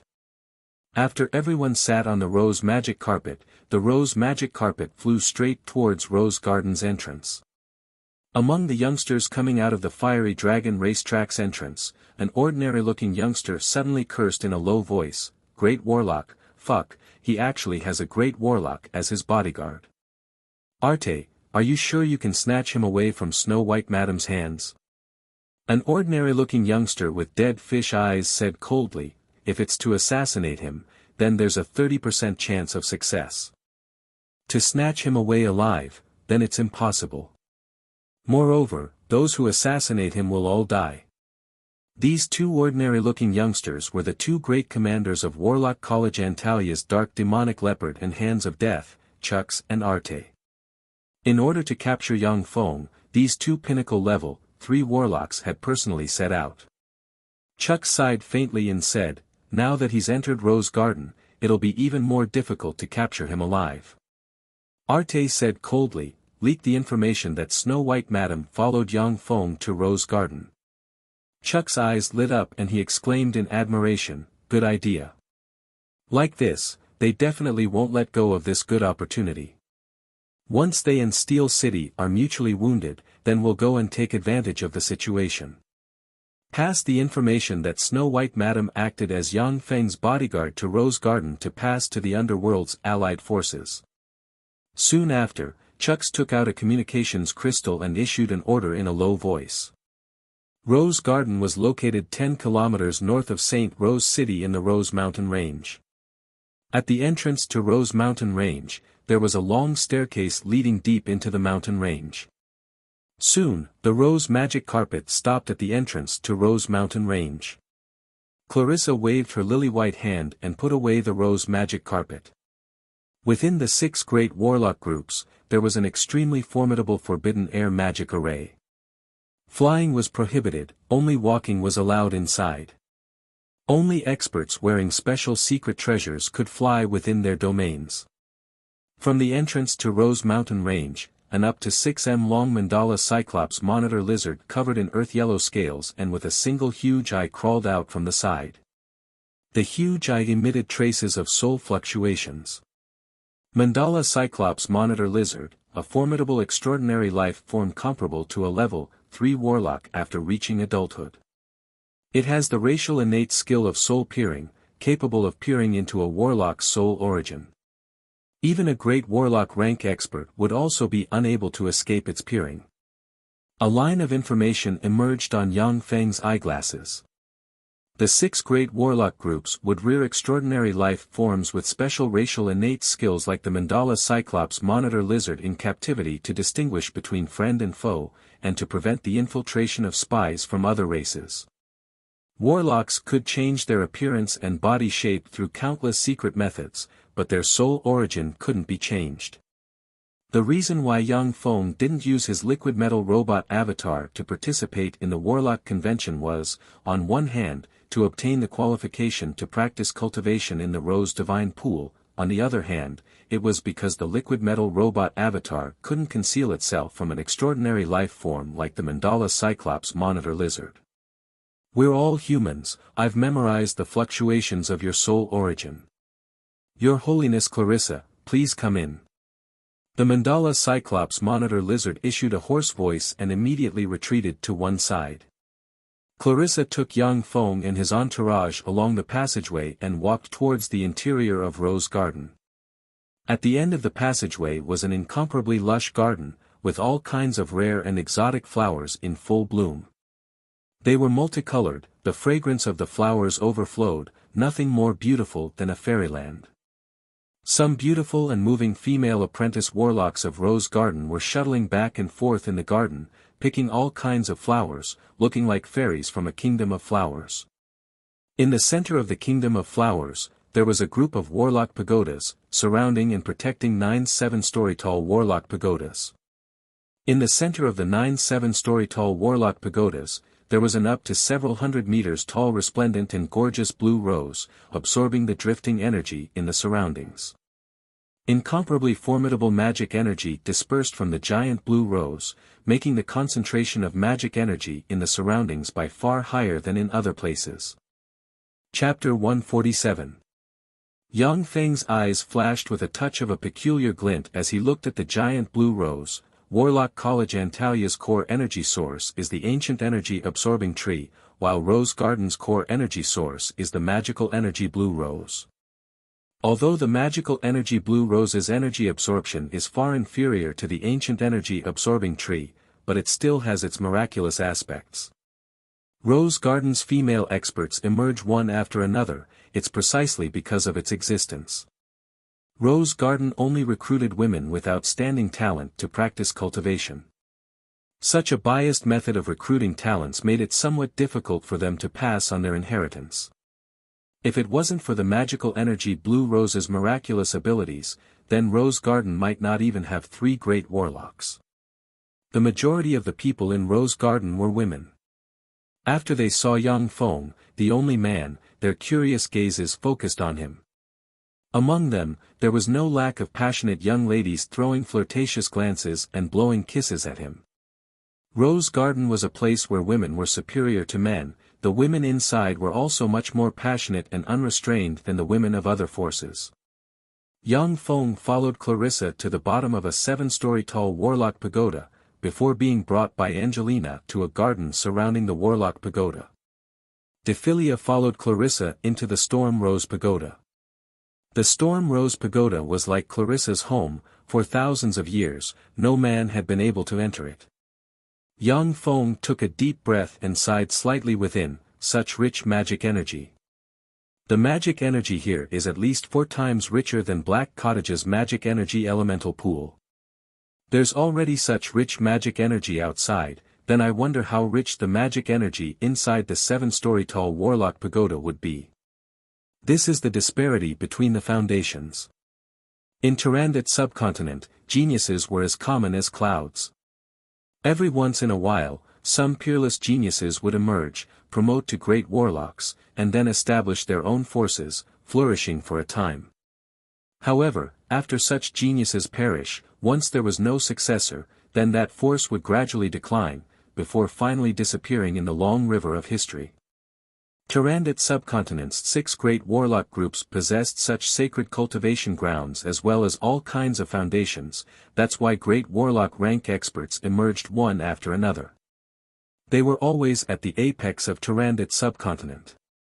Angelina suddenly gave a somewhat complicated sigh. Snow White Madam is actually your bodyguard, that's really beyond my expectations.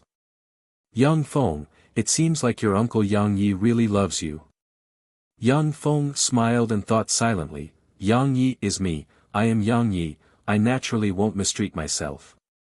This is Green Cloud Immortal Tea from the continent's Eastern Warlock Empire, the Great Chu Empire. Have a taste. Angelina clapped her hands and a maid handed several cups of steaming hot tea to Yang Feng and his party. Yang Feng took the cup of Green Cloud Immortal Tea and took a sip. A bitter taste quickly spread on the tip of his tongue. But in the next moment, a fragrant aroma quickly spread in his mouth, and a warm current spread through his limbs and bones, cleansing his body. Yang Feng's eyes flashed with a peculiar glint, and he praised, saying in an overbearing manner, "Good tea, good treasure. Do you have more of this Jade Cloud Immortal Tea? How many magic stones? Name a number and I'll buy it." Angelina very gracefully took a sip of the Jade Cloud Immortal Tea, comfortably exhaled a long white breath, and said with a smile, "This is a specialty of the continent's Eastern Warlock Empire, every 50 grams of tea is worth at least one superior magic stone. Most importantly, the amount of this tea spread to our Turandot subcontinent is very small. On average, our rose garden can only buy 1 gene of it every year. It's impossible for us to sell it to you." Yang Feng suddenly asked, "The continent? Angelina, how can we go to the continent?" Turandot subcontinent's area was already several times larger than the Earth's landmass, but it was merely a small enclave in the world of warlocks. The continent was the birthplace of warlocks, where countless formidable warlocks gathered. Turandot subcontinent was merely a corner of the continent that had collapsed after the Great War between experts. Whether it was resources or inheritances, it was far from being able to compare to the continent. Great Warlock rank secret methods inheritances in Turandot subcontinent were already extraordinary inheritances, but on the continent, they didn't count as anything. There's a sea between Turandot subcontinent and the continent, Sea of Monsters. That sea is filled with countless terrifying sea trolls as well as all kinds of incomparably formidable merfolk. In order to go to the continent, one must cross the Sea of Monsters. There are countless formidable monsters in the Sea of Monsters. Even great warlock rank experts, once they fall into the nests of the sea trolls, only death awaits them. Even Starry Sky warlock rank experts, if they don't have a sufficiently powerful ship, they may also fall in the Sea of Monsters. Every 3 years or so, a fleet will cross the Sea of Monsters and arrive at our Turandot subcontinent, selling us all kinds of supplies from the continent, while simultaneously taking away large amounts of top-notch magic stones and our Turandot subcontinent's specialty products. That's also the only chance for our Turandot subcontinent's warlocks to leave this place. Angelina slowly revealed this big secret to Yang Feng. The continent's information was confidential to ordinary warlocks, but to Steel City, a force with a great warlock overseeing it, it wasn't too confidential. Yang Feng suddenly asked, "Turandot subcontinent doesn't have any experts above the Starry Sky warlock rank, is it because those first-rate geniuses have all gone to the continent?" Angelina slowly sighed, "That's right. Turandot subcontinent is barren of resources. Even if there are peerless geniuses who promote to the Starry Sky warlock rank, then there's no way forward. If they don't go to the continent, then they'll remain in the Starry Sky warlock rank for the rest of their lives, and then slowly die of old age. It's not that Turandot subcontinent doesn't have any Starry Sky warlock rank experts, but that those experts have already left." Yang Feng continued to ask, "Are there any restrictions on going to the continent?" Angelina said lightly, 4,000 top-notch magic stones can buy a ticket to the continent. Moreover, a ticket can only allow one person to ride." Yang Feng was immediately speechless. At present, he only had 1,100 top-notch magic stones, which wasn't even enough to buy a ticket to the continent. The high price of the ticket meant that only great warlocks or Starry Sky warlock rank experts could go to the continent. Ordinary warlocks simply couldn't come up with the sky-high price of 4,000 top-notch magic stones. Yang Feng asked, "Why don't Warlock College Antalia's Holy Ones go to the continent? With their strength, several thousand top-notch magic stones isn't an issue for them." Angelina said with a light smile, in our Tyrannid subcontinent, great warlock rank experts are already at the peak of experts. But in the continent, they're nothing. Only Starry Sky warlock rank experts have a bit of status. In Tyrannid subcontinent, they're already peak existences, so why would they go to the continent and be ordered around? Yang Feng had a second thought, and had to admit that what Angelina said made sense. In Tyrannid subcontinent, great warlocks could summon the wind and summon the rain, they were peak existences and enjoyed pleasure surpassing that of emperors. They naturally weren't willing to go to the continent and live a life of being ordered around. Only powerful warlocks who had cultivated to the Starry Sky warlock rank and had no way forward, or some freakish geniuses who wholeheartedly pursued the pinnacle of warlocks and were full of confidence in themselves, would they be able to board the giant ship that crossed the sea of monsters and go to the continent. Yang Feng asked, are there still Starry Sky warlocks in Tyrannid subcontinent? I don't know. Angelina said with a light smile, Starry Sky warlocks are elusive.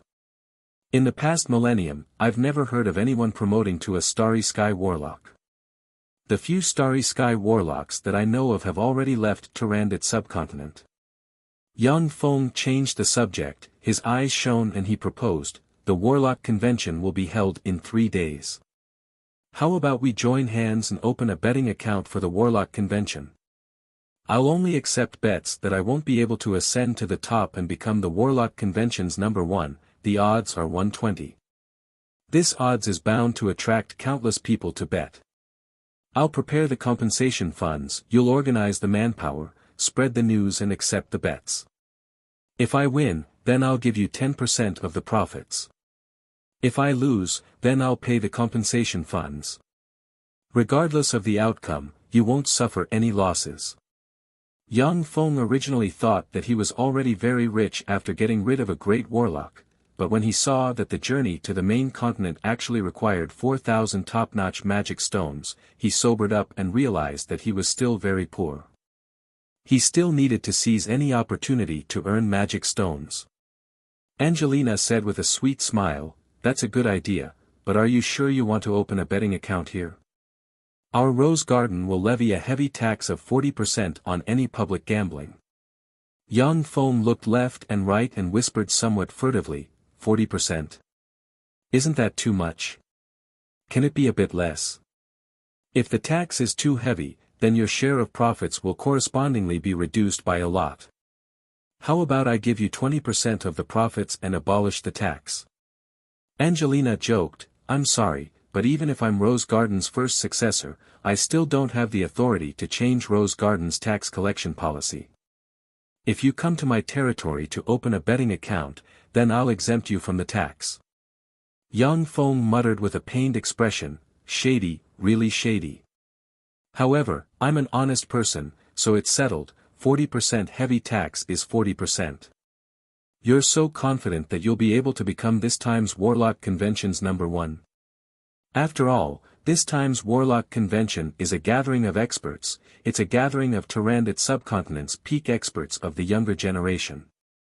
Savage Claws Cookson, Warlock College Antalia's Kashmir, Eyes of Justice's Holden, Black Dragon Pagoda's Nalei, White Ivory's Bagley, Rose Garden's Dietrich, the recently risen Southwest Tiger Lachi, Northern Lion Cobham, Southern Goddess of War Jenny, these are all peak geniuses of the younger generation. Although they're less than 50 years old, but all of them are level 2 warlocks.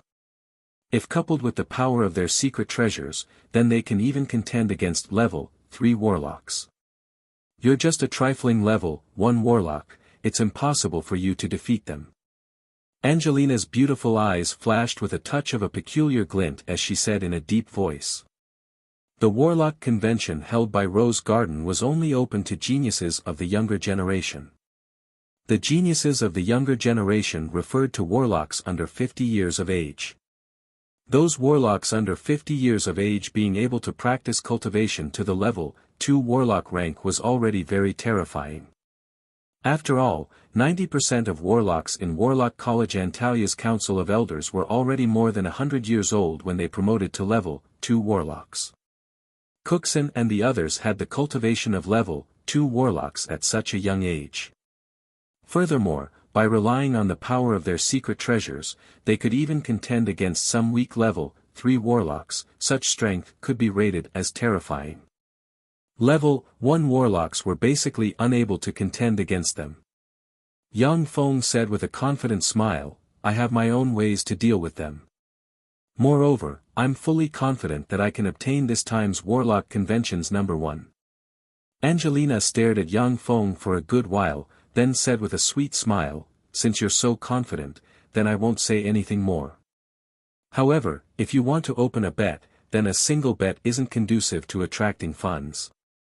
I think that you should open a few more bets, such as Cookson taking first place, Kashmir taking first place and so on. With a few more bets, there'll be more people placing bets. Yang Feng's eyes lit up and he said with a smile, that's right, you're right. As for the specifics, you can discuss it with my secret method Eunice. The most capable person under Yang Feng's command was Eunice. She was responsible for handling all kinds of daily affairs, managing all kinds of affairs of Yang Feng's forces in an orderly manner. Yang Feng also trusted her a lot. Shi Shui was a cultivation genius, she wasn't interested in handling all kinds of daily affairs. Eunice said with a sweet smile, Angelina Darren, let's discuss the specifics. The two very cunning women opposed each other with equal harshness, they carried out a fierce debate and slowly settled on a series of details. Not long after, an organization quickly appeared in St. Rose City, and in the name of Steel City, they opened a betting account with huge odds. The Warlock Convention held by Rose Garden attracted countless warlock geniuses to gather here. Additionally, there were also a large number of merchants and the leaders of some small and medium-sized warlock groups. Those people had a lot of magic stones. After they saw the bets opened by Steel City, they placed heavy bets on the warlock geniuses that they were optimistic about. In just 2 days, Yang Feng received bets of more than 110 million magic stones, with the majority of the bets being placed on Yang Feng being unable to obtain the first place in the Warlock Convention. 3 days later, Rose Garden finally let those warlock geniuses from Tyrannid subcontinent enter Rose Garden. In St. Rose City's bustling areas, magic screens were turned on, broadcasting this grand occasion live. Rose Garden's Warlock Convention was held once every few years, at the same time, the battles of those warlock geniuses would be broadcasted live. This was also the grand ceremony that St. Rose City's people were most looking forward to. Rose Garden's new city, within the Rose Garden Grand Arena, the huge arena that could accommodate 200,000 people was already filled with human warlocks from all over the world. At one end of the huge arena, there was a small dais suspended in the air, above which sat the experts of the 6 great warlock groups. In Tyrannid subcontinent, the 6 great warlock groups were aloof, they controlled everything, their status was far above that of the other warlock groups. This was a fact that everyone acknowledged. In various world-class occasions, there were various ways to demonstrate the status of the 6 great warlock groups. Chapter 148. At the top of the small dais sat 3 peerless beauties of peerless style, they were so beautiful that people couldn't shift their gazes away from them. The 3 peerless beauties of peerless style were Rose Garden's 3 great warlocks, Storm Rose Clarissa, Flame Rose Cordelia, and Saint Rose Carolina. Flame Rose Cordelia had a head full of gorgeous long red hair, snow-white skin, and a sexy and fiery figure. She wore a fiery red warlock's chongpao, she was like a beautiful burning flame, enough to melt any man. Saint Rose Carolina had a head full of dazzling short golden hair, a slim waist, and a perky buttocks. She wore a snow-white warlock's chongpao, she exuded a holy and noble aura from head to toe. She was like an aloof and incomparably holy goddess that controlled everything. Among Rose Garden's 3 great warlocks, Saint Rose Carolina was the strongest, she was also the peerless expert closest to the Starry Sky warlock rank in Tyrannid subcontinent, she didn't lose to any man in the slightest.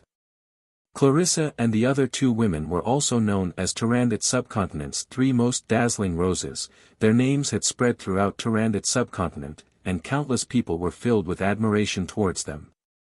Among the other 5 great warlock groups, there were also many great warlocks who adored them, but no one was able to obtain their favor.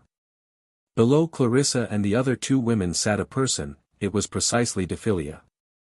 In Tyrannid's subcontinent, only great warlock rank experts could sit together with the peak warlocks of the 6 great warlock groups. This was the privilege of all great warlocks. Below Dephilia sat Warlock College Antalya and the other 4 representatives of the 5 great warlock groups. The representatives of Warlock College Antalya and the other 4 great warlock groups were all level 3 warlocks, there wasn't a single great warlock rank expert. Currently, it was a crucial time in the holy war between the humans and the underworld's allied forces. Every force's great warlock rank experts were very precious, they naturally couldn't be dispatched lightly. White Elephant's Ivory's representative Ulrich looked coldly at Dephilia and said coldly, "Your Holiness Snow White Madam, 3 days ago, you killed White Elephant's Ivory's genius Rymont. Shouldn't you give White Elephant's Ivory an explanation?" Dephilia's gaze was ice-cold, her eyes flashed with killing intent, and great warlock rank life force pervaded her body. She said frigidly, "Your White Ivory's genius Rymont not only violated the rules of the competition, but also dared to attack me. So what if I casually killed him? An ant-like level, 3 warlock like you dares to talk to me like that, do you want to become a corpse and be sent back to White Elephant's Ivory?" Black Dragon Tower's representative Anusha said with a smile, "That's right, your White Elephant's Ivory's genius actually dared to take the initiative to attack Snow White Madam, this is courting death, you can't blame others." Warlock College Antalya's mortal enemy was Savage Claw, White Ivory's mortal enemy was Black Dragon Tower, and Rose Garden's mortal enemy was Eyes of Justice. The people of White Elephant's Ivory would suffer a calamity, but the people of Black Dragon Pagoda would definitely be happy to see it happen. Ulrich bowed deeply towards Carolina and said respectfully with a hint of threat, "Your Holiness Saint Rose, our White Elephant's Ivory's genius died tragically in Saint Rose City. The murderer is right in front of your eyes, don't you want to punish the murderer? If your Holiness were to ignore the murderer's wanton rampage, then I'm afraid that it would affect the friendship between our 2 families. I was the one who killed him, if you want to deal with someone, then deal with Steel City. As for you, to provoke a great warlock again and again, then I'll grant you eternal death." Dephilia's beautiful eyes flashed with a touch of a cold glint, and her great warlock rank life force instantly erupted. She pointed with her lily-white hand, and a white stream of cold air shot towards Ulrich. Ulrich was both startled and furious, and his body at once flickered with magical radiances in an attempt to resist the white stream of cold air. But all of the spells on his body were completely suppressed by the white stream of cold air, and were basically unable to be released. In just a split second, he felt an ice-cold force pervading his body, destroying all of his vitality. "Stop!" A voice brimming with magnetism and majesty spat out from Carolina's cherry lips, and an incomparably pure and holy radiance blossomed from her lily-white hand, before falling on Ulrich. Under the illumination of that incomparably pure and holy radiance, the cold air released by Dephilia was directly melted. Ulrich only felt his body warm up, his body brimming with strength, and he regained his senses. He stared fixedly at Dephilia, and his heart brimmed with anger, such a vicious woman, to actually dare to attack here. "This is Rose Garden, I don't care about the grudges between you. After leaving Rose Garden, how you fight is up to you. Since you're in Rose Garden, then you must abide by Rose Garden's rules." Rymont took the initiative to attack Snow White Madam, and Snow White Madam retaliated, killing him. This was considered self-defense, and I won't punish her. However, Your Holiness Snow White Madam, if you attack someone else for no reason, then I'll have no choice but to punish you. Carolina stared at Dephilia with a gaze brimming with dignity. Dephilia's heart shivered slightly, and she responded respectfully, "Yes. Your Holiness Saint Rose will respectfully comply with your decree." Through this incomparably obscure exchange, Dephilia already understood that Carolina's strength was far above hers. There were strong and weak great warlock rank experts, and Dephilia's strength was considered to be in the middle of the great warlock rank. After all, she was only a little over 180 years old, and was very young. But Carolina was definitely at the pinnacle of the Great Warlock rank, and was infinitely close to the Starry Sky Warlock rank. Ulrich could only clench his teeth and swallow his resentment. Yes, Your Holiness Saint Rose, I will respectfully comply with your decree. When the other representatives of the 6 great warlock groups saw this scene, their eyes revealed glints of schadenfreude, but they still remained well-behaved and didn't say anything. Although the 6 great warlock groups had joined hands to establish Tyrannid Subcontinent's order, but they still struggled for power and profit among themselves.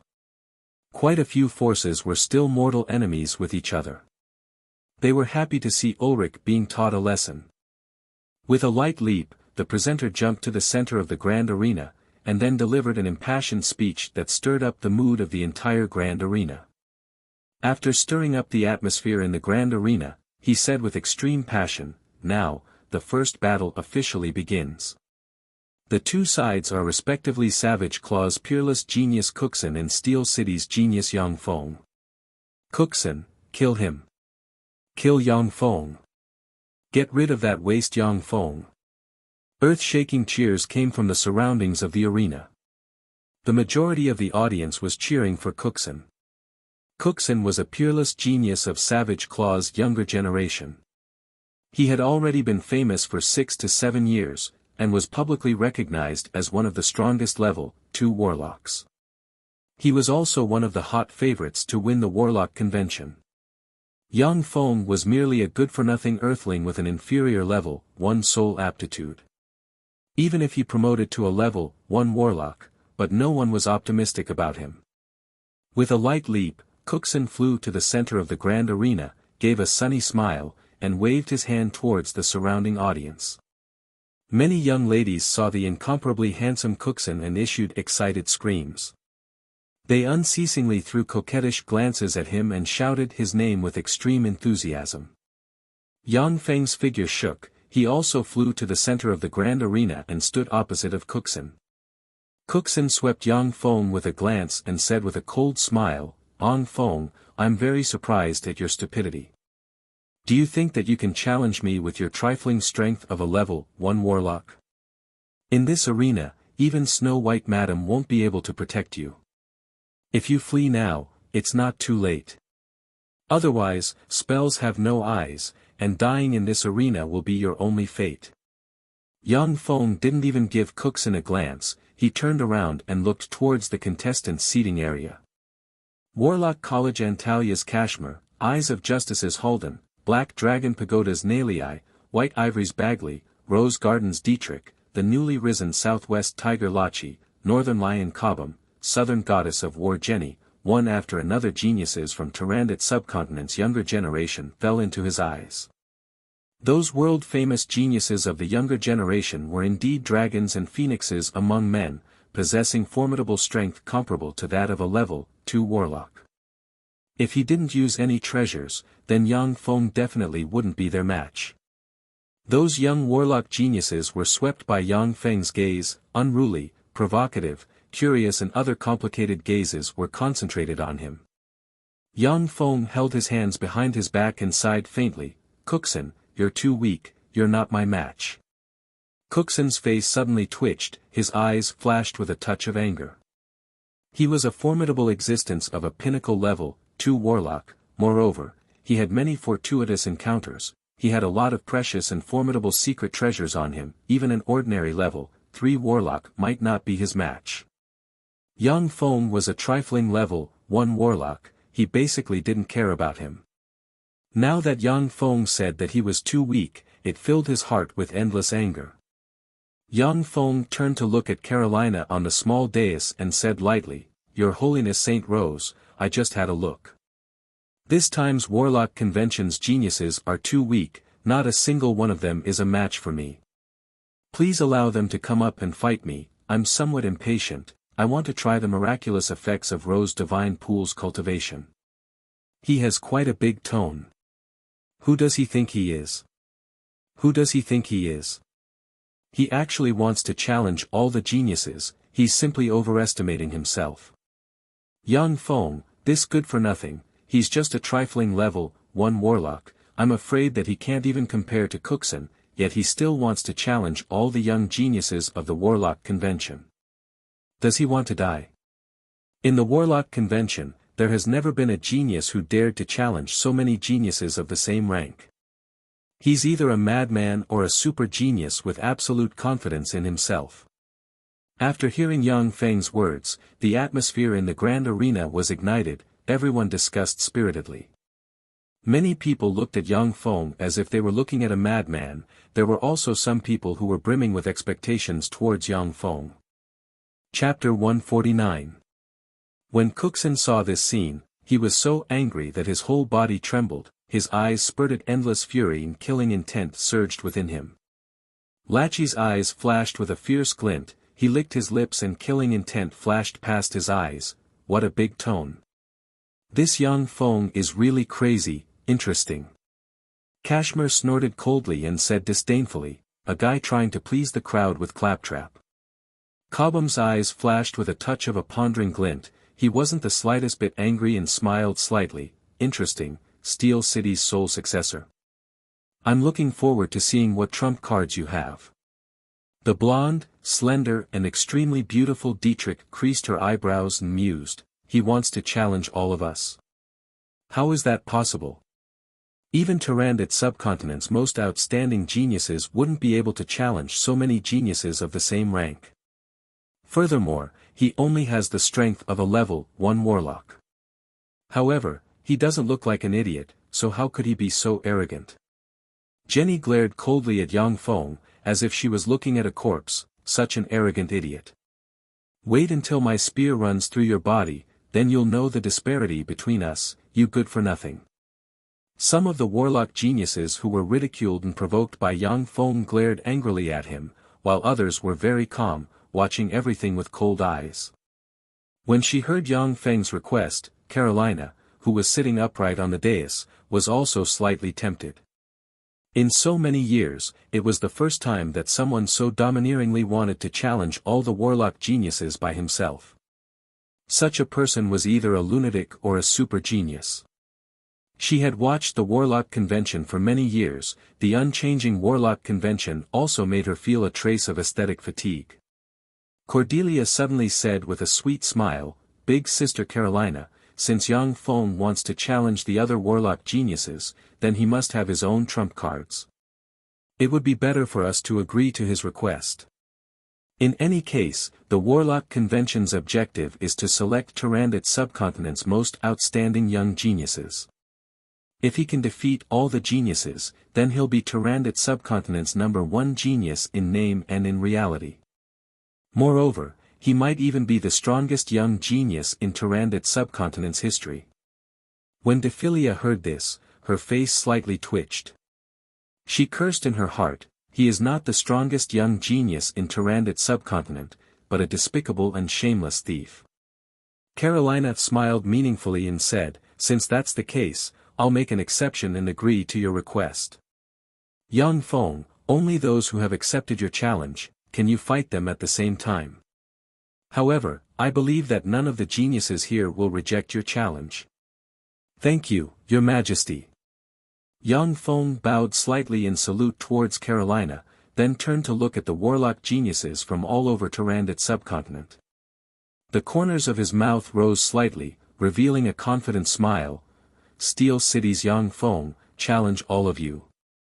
Do you dare to fight with me? Those who don't dare to fight me are all cowards. As soon as these words came out, there was an uproar below. Kill him. Go and kill him. All of you hurry up and get rid of that waste Yang Feng. Kill him. In the spectator stands of the grand arena, earth-shattering roars erupted. The countless spectators who had bet heavily on Yang Feng's defeat issued loud shouts. They were very much looking forward to the scene of Yang Feng being killed in the ring. Yang Feng, you're too stupid. No matter how many trump cards you have, my spear will run through your body and make you regret your stupidity. Southern Goddess of War Jenny, dressed in a black secret treasure armor and holding a pitch-black spear, lightly jumped to the center of the grand arena. She stared at Yang Feng, her beautiful eyes brimming with a cold glint, as if a female leopard preparing to hunt, and said icily.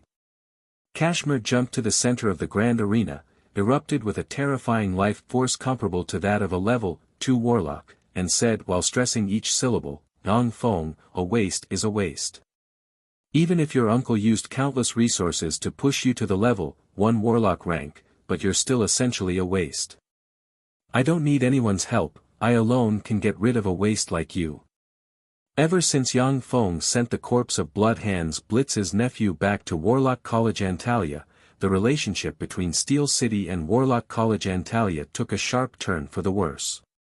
Although on the surface, both sides still didn't shed all pretenses of cordiality, but in fact, both sides regarded the other as a great enemy. Lachi's figure shook, and he flew to the grand arena. He looked coldly at Yang Feng, and didn't say a word. Cobham sighed somewhat regretfully, it's a pity. Yang Feng, I actually wanted to have a fair fight with you. But now it seems that there's no such opportunity. However, it's not my style to fight with numbers. I won't act against you while you're fighting them. Dietrich also flew to the center of the grand arena, and silently stood to one side, quietly observing Yang Feng, who stood loftily in front of the countless geniuses with his hands behind his back. The geniuses of Tyrannid subcontinent's younger generation successively flew to the arena. Soon, more than 100 geniuses gathered on the arena. The more than 100 geniuses on the arena came from all over Tyrannid subcontinent. Each of them was the pride of their warlock group, and all of them possessed the cultivation base of a level 2 warlock. In terms of real ability, each of them was much stronger than Yang Feng. The geniuses here, even the weakest one, had battle prowess comparable to that of a pinnacle level 2 warlock. Rose Garden's Warlock Convention, although only level 1 warlock experts could participate as long as they were under the age of 50. However, everyone was very clear that only level 2 warlock rank experts could shine brilliantly in this assembly. In the previous warlock conventions held by Rose Garden, there had never been a level 1 warlock who had the strength of a single level 1 warlock. The more than 100 geniuses from all over Tyrannid subcontinent were very proud. They stood scattered, with sneers on their faces. They coldly looked at Yang Feng, and their eyes flashed with a touch of disdain. Very good, everyone's here. Yang Feng saw the more than 100 warlock geniuses from all over Tyrannid subcontinent come onto the arena, and revealed a trace of a smile, I'll let you see what I'm capable of. Finished speaking, Yang Feng pressed the dimensional crest on his chest. With a flash of radiance, the Moffin demonic polar bear immediately appeared before everyone's eyes. Moffin demonic polar bear. A great warlock rank extraordinary life form. That's a Moffin demonic polar bear. A great warlock rank extraordinary life form, how can he command it? Seeing the Moffin demonic polar bear appear, the entire grand arena went into an uproar. Countless spectators were shocked and discussed spiritedly. The more than 100 geniuses from all over Tyrannid subcontinent also had their complexions turn extremely unsightly. The Moffin demonic polar bear was a great warlock rank extraordinary life form. Although it couldn't compare to a terrifying existence like a dragon, but it was still a relatively formidable existence among great warlock rank extraordinary life forms. Even if the more than 100 geniuses from Tyrannid subcontinent joined forces, they still wouldn't be a match for a Moffin demonic polar bear. Cookson swept with his tremendous spirit force, and immediately sneered, there's no aura of life, it's just the corpse of a Moffin demonic polar bear. Extremely formidable spirit force swept the Moffin demonic polar bear's body, and only after discovering no fluctuations of life force did he heave a slight sigh of relief. There's no aura of life or fluctuations of power, that's because it's an alchemical golem. Furthermore, it's an alchemical golem that needs to be manually operated. Yang Feng gave a slight smile, his figure shook, and he directly jumped onto the Moffin demonic polar bear's chest. He exerted force, a cockpit opened, and then jumped inside. Less than 2 seconds after Yang Feng entered the cockpit, the originally deathly still Moffin demonic polar bear's eyes blossomed with traces of red light. Shortly after, terrifying great warlock rank fluctuations of power spread from the Moffin demonic polar bear's body. The Moffin demonic polar bear at once stood on its hind legs, its eyes flickered with an incomparably ominous glint, and it firmly stared at the more than 100 geniuses from Tyrannid subcontinent. "Now, who dares to fight me?" Yang Feng sat in the Moffin demonic polar bear's cockpit, overlooking the more than 100 geniuses from Tyrannid subcontinent. The corners of his mouth rose slightly, and he said extremely domineeringly. The complexions of the more than 100 geniuses from Tyrannid subcontinent were very unsightly, and none of them uttered a sound. They weren't fools, great warlock rank extraordinary life forms were really too terrifying. Even if all of them attacked together, they would only be throwing away their lives in vain. Shameless. On the dais, Dephilia's eyes revealed a trace of a smile, and she said in a low voice. Carolina's pretty face twitched slightly, she hadn't thought that such a scene would occur. A great warlock rank extraordinary life form, even the weakest great warlock rank extraordinary life form, wasn't an existence that the more than 100 geniuses from Tyrannid subcontinent could contend against. Cordelia said with a sweet smile, "Interesting, Steel City Master's alchemy is really amazing, to actually be able to refine great warlock rank manually operated golems. According to the legends, he obtained the inheritance of the 6th warlock dynasty. I didn't believe it at first, but now it seems that there's indeed a bit of a possibility. I'm ready, now let's begin." Under Yang Feng's control, the Moffin demonic polar bear extended its index finger and beckoned towards the more than 100 geniuses from Tyrannid subcontinent, before saying in an extremely arrogant and provocative manner. "I concede, great warlock rank extraordinary life forms aren't existences that I can contend against. Yang Feng, I look forward to having a fair fight with you next time." Cobham gave a straightforward smile. After leaving behind a few words, his figure shook, and he jumped down from the grand arena. Chapter 150. Cookson's complexion was very unsightly, he snorted coldly and goaded, "Humph, just relying on the power of golems, what kind of skill is that? If you have the skill, then fight me without golems." "That's right, if you have the skill, then don't use golems. If you can defeat me without using a puppet, then I will wholeheartedly accept my defeat.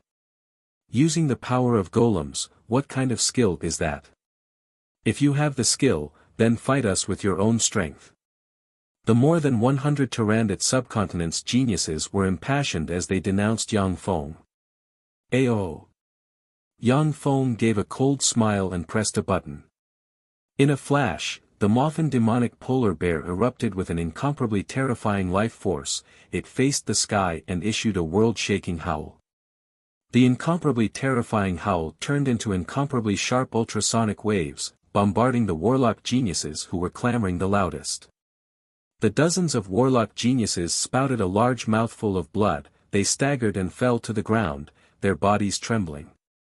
The rest of the warlock geniuses also erupted with an incomparably formidable life force in a split second, the power of their whole body surged, resisting the Moffin demonic polar bear's howl. After a minute, the Moffin demonic polar bear stopped howling.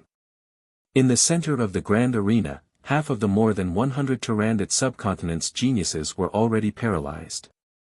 This was the terror of a great warlock rank extraordinary life form. Yang Feng looked at the fallen Tyrannid subcontinent's geniuses and said with a cold smile, "You bunch of idiots. Equipment is also a part of a warlock's strength. Which one of you doesn't have a formidable secret treasure to protect yourself? Without secret treasures, your battle prowess will be weakened by at least half."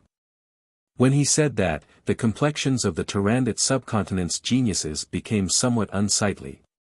A warlock's battle prowess mainly depended on his cultivation base, as well as the number of spell models he had mastered, and what kind of secret treasures he had. Secret treasures were also very important for warlocks, just like their weapons. Level 2 warlocks like Cookson and Jenny were known to be able to fight level 3 warlocks because they had formidable secret treasures. If they didn't have secret treasures, then if they encountered a level 3 warlock, even if it was the weakest level 3 warlock, they still wouldn't be the other party's match. The reason why Tyrannid subcontinent's 6 great warlock groups great warlocks were far superior to other forces great warlocks, was because they possessed many mystical legend rank secret treasures and even semi-divine rank secret treasures. Yang Feng continued to ridicule, I'm a warlock alchemist. Warlock alchemists fight by manipulating battle golems. Don't you have any common sense? The warlock geniuses were so depressed that they wanted to vomit blood. For an ordinary level 1 alchemist to be able to refine a level 1 alchemy puppet would already be an amazing genius. The Moffin demonic polar bear that Yang Feng was currently piloting was a great warlock rank alchemical golem. Even a great warlock rank alchemist would find it extremely difficult to refine an alchemical golem of this rank. Yang Feng piloting the Moffin demonic polar bear golem was simply like an adult bullying a kindergartner, crushing those warlock geniuses without any pressure. Yang Feng said lightly, alright, I don't want to waste time, so I'll give you 10 seconds to prepare. If you want to fight me, then stay here. If you don't dare to fight me, then concede defeat. 10. I concede defeat. I concede defeat. The warlock geniuses gnashed their teeth, their complexions ashen as they jumped down from the grand arena. Even Cookson, Jenny and Kashmir, whose battle intent was the most exuberant, had ashen complexions as they helplessly jumped down from the grand arena. Only Yang Feng was left in the grand arena. After seeing that there was no one else in the grand arena, Yang Feng lightly jumped down from the Moffin demonic polar bear's cockpit. With his hands behind his back, he stood in the middle of the grand arena and sighed in disappointment, invincible, it's really lonely. The complexions of the more than 100 warlock geniuses from all over Tyrannid subcontinent were ashen, as if they had been ruthlessly slapped in the face, they almost wanted to spit blood. They wished that they could go up and ruthlessly beat Yang Feng, but they were very clear that they weren't the Moffin demonic polar bear's match, going up would only be courting death. Carolina's face twitched. She didn't think that Yang Feng would so easily become the warlock convention's #1. Furthermore, his words were asking for a beating. Interesting. Clarissa revealed a trace of a smile. Dephilia also revealed a trace of a smile, this guy is really cunning. Shameless. If you have the guts, then don't use the alchemical golem. Relying on the alchemical golem to bully others, what kind of skill is that? Earth-shattering boos and cheers came from the spectator seats. In the previous warlock conventions, young warlocks fought fiercely and brilliantly, displaying all kinds of wonderful battle scenes. Countless geniuses went through bitter battles before reaching the summit and becoming the warlock convention's #1. Now that Yang Feng revealed the Moffin demonic polar bear, he directly crushed them with his absolutely terrifying strength, forcing the more than 100 Tyrannid subcontinent's warlock geniuses to not dare to fight him, making the spectators who had bet on him to lose extremely furious. Yang Feng was very thick-skinned. Facing the earth-shattering boos and cheers, he only gave an indifferent smile and asked the referee, everyone has voluntarily conceded, I should be the winner. The referee gave Yang Feng a strange look and said loudly, since all the challengers have voluntarily conceded, I now announce that Yang Feng is the winner.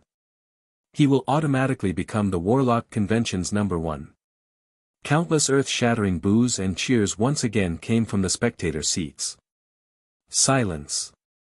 Carolina's dignified voice reverberated in the grand arena, suppressing the chaotic cheers in the grand arena. Carolina said full of dignity, Yang Feng can make the others voluntarily concede, that's because he's strong enough. Even if he used the alchemical golem, to be able to control the great warlock rank alchemical golem, that proves that he's strong enough. Equipment is also a part of one's strength.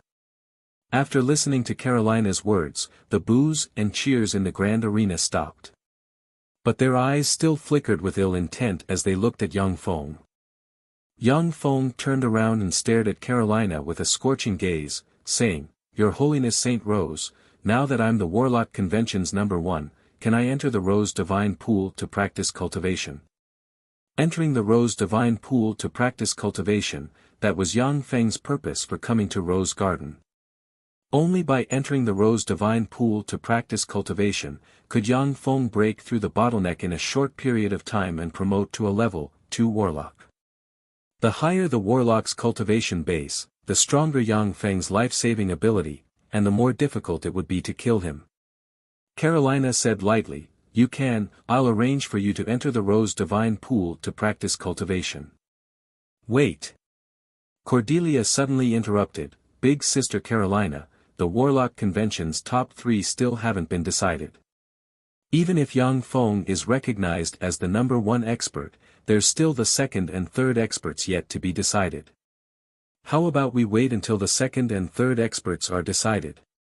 Carolina's eyebrows creased slightly, revealing a trace of hesitation. What's so difficult about the second and third experts being decided? This time's Warlock Convention's second expert is Steel City's Shi Shui. Yang Feng laughed out loud, his figure shook, and he jumped down from the grand arena. Shi Shui's figure shook slightly, she appeared in the center of the grand arena, and under everyone's gazes, she entered the Moffin demonic polar bear's cockpit. The Moffin demonic polar bear immediately stood up, a formidable great warlock rank life force immediately spread from its body and spread in all directions. Who dares to come up and fight me? I guarantee that I won't leave you with an intact corpse. Shi Shui's tender and overbearing voice came from the Moffin demonic polar bear's bloody maw. Below the arena, the complexions of the more than 100 geniuses from Tyrannid subcontinent were ashen, their eyes brimming with despair and anger. Yang Feng had used the Moffin demonic polar bear to suppress these warlock geniuses to the point that they didn't have the strength to fight back. Now, what was even more hateful was that Yang Feng clearly still wanted to use the Moffin demonic polar bear for others to use and continue to bully these Tyrannid subcontinent's geniuses. It seems that there aren't any. What a bunch of good-for-nothings. Carolina Darren, since no one dares to fight me, then I should be able to directly become the Warlock Convention's second place, right? Shi Shui's somewhat regretful voice came from within the Moffin demonic polar bear. Carolina swept the Moffin demonic polar bear with a glance, her face once again twitched, and her gaze swept towards the Tyrannid subcontinent's genius warlocks. None of the more than 100 geniuses from Tyrannid subcontinent had any intention of fighting Shi Shui. With their current strength, fighting a great warlock rank alchemical golem was practically equivalent to throwing away their lives in vain. Cookson looked straight at Carolina and said in a loud voice, Your Holiness Saint Rose, Yang Feng has already used the alchemical golem to win once, and now he's using the alchemical golem to humiliate us. Could it be that this Warlock Convention is just a joke? Carolina's eyebrows arched and she remained silent. Yang Feng sneered and said in ridicule, What a joke. The so-called alchemical golem is also a kind of secret treasure recognized in the world of warlocks. In battle, loaning secret treasures is very common. If you have the ability, then go find a great warlock rank alchemical golem to fight with us. Or do you, Cookson, dare to swear on your soul that you've never used a secret treasure to fight?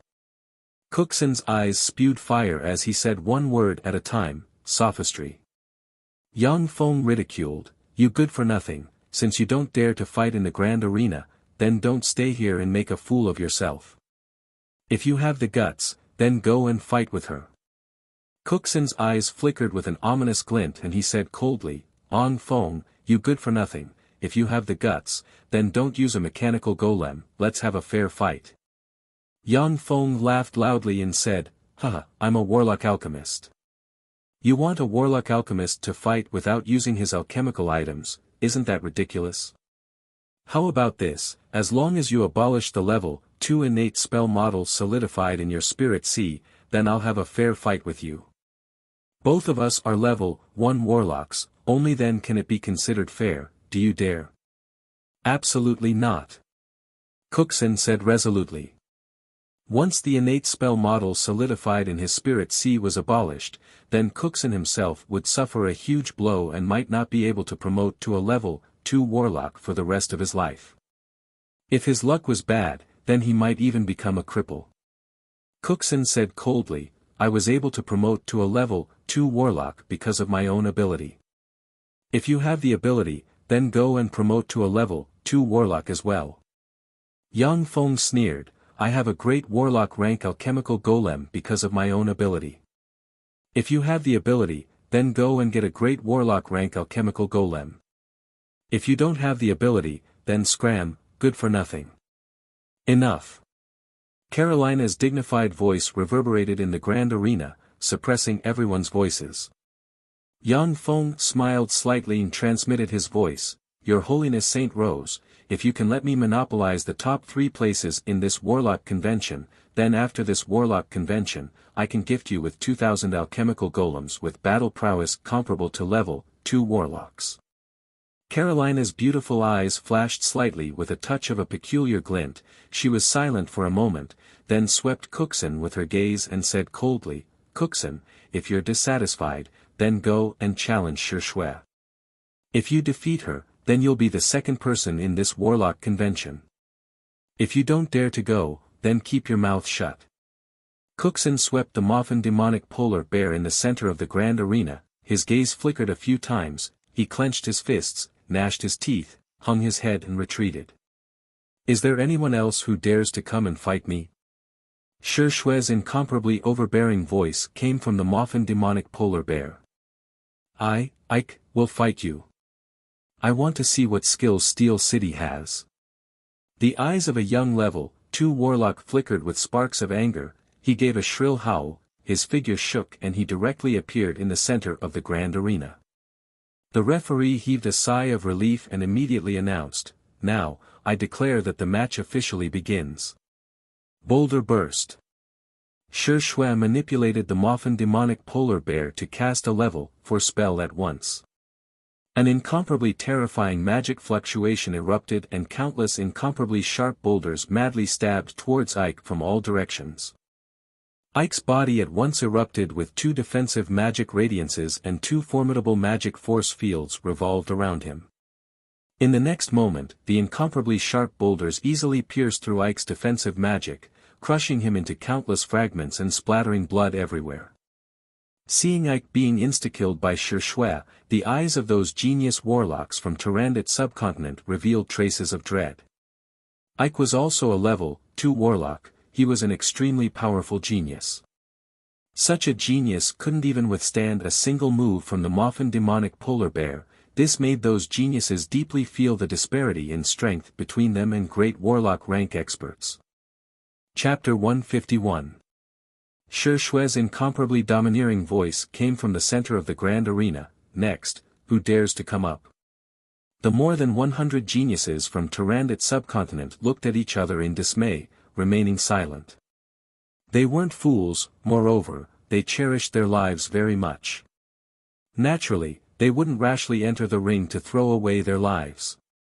The referee waited for a good while, before saying with a slight smile, Since no one dares to come up, then Shui will be the victor of this competition, becoming the second place of this warlock convention. Shui gave a sweet smile, jumped out of the Moffin demonic polar bear's cockpit, her figure shook, and she arrived next to Yang Feng. I'm Steel City's Eunice, who dares to fight me? Eunice's figure shook, and she directly flew above the Moffin demonic polar bear's cockpit. She looked at the more than 100 geniuses from Tyrannid subcontinent with a merry smile, and took the initiative to provoke them. Wasn't this giving them a way out? Could they still have fun happily? The more than 100 geniuses from Tyrannid subcontinent had ashen complexions as they looked at the Moffin demonic polar bear beneath Eunice's feet. Countless curses ran through their minds, and they were so depressed that they wanted to cry. The Warlock Convention held by Rose Garden had always been an arena for Tyrannid subcontinent's young warlock geniuses to display their strength, and desperately compete for the 3 cultivation spots in the Rose Divine Pool.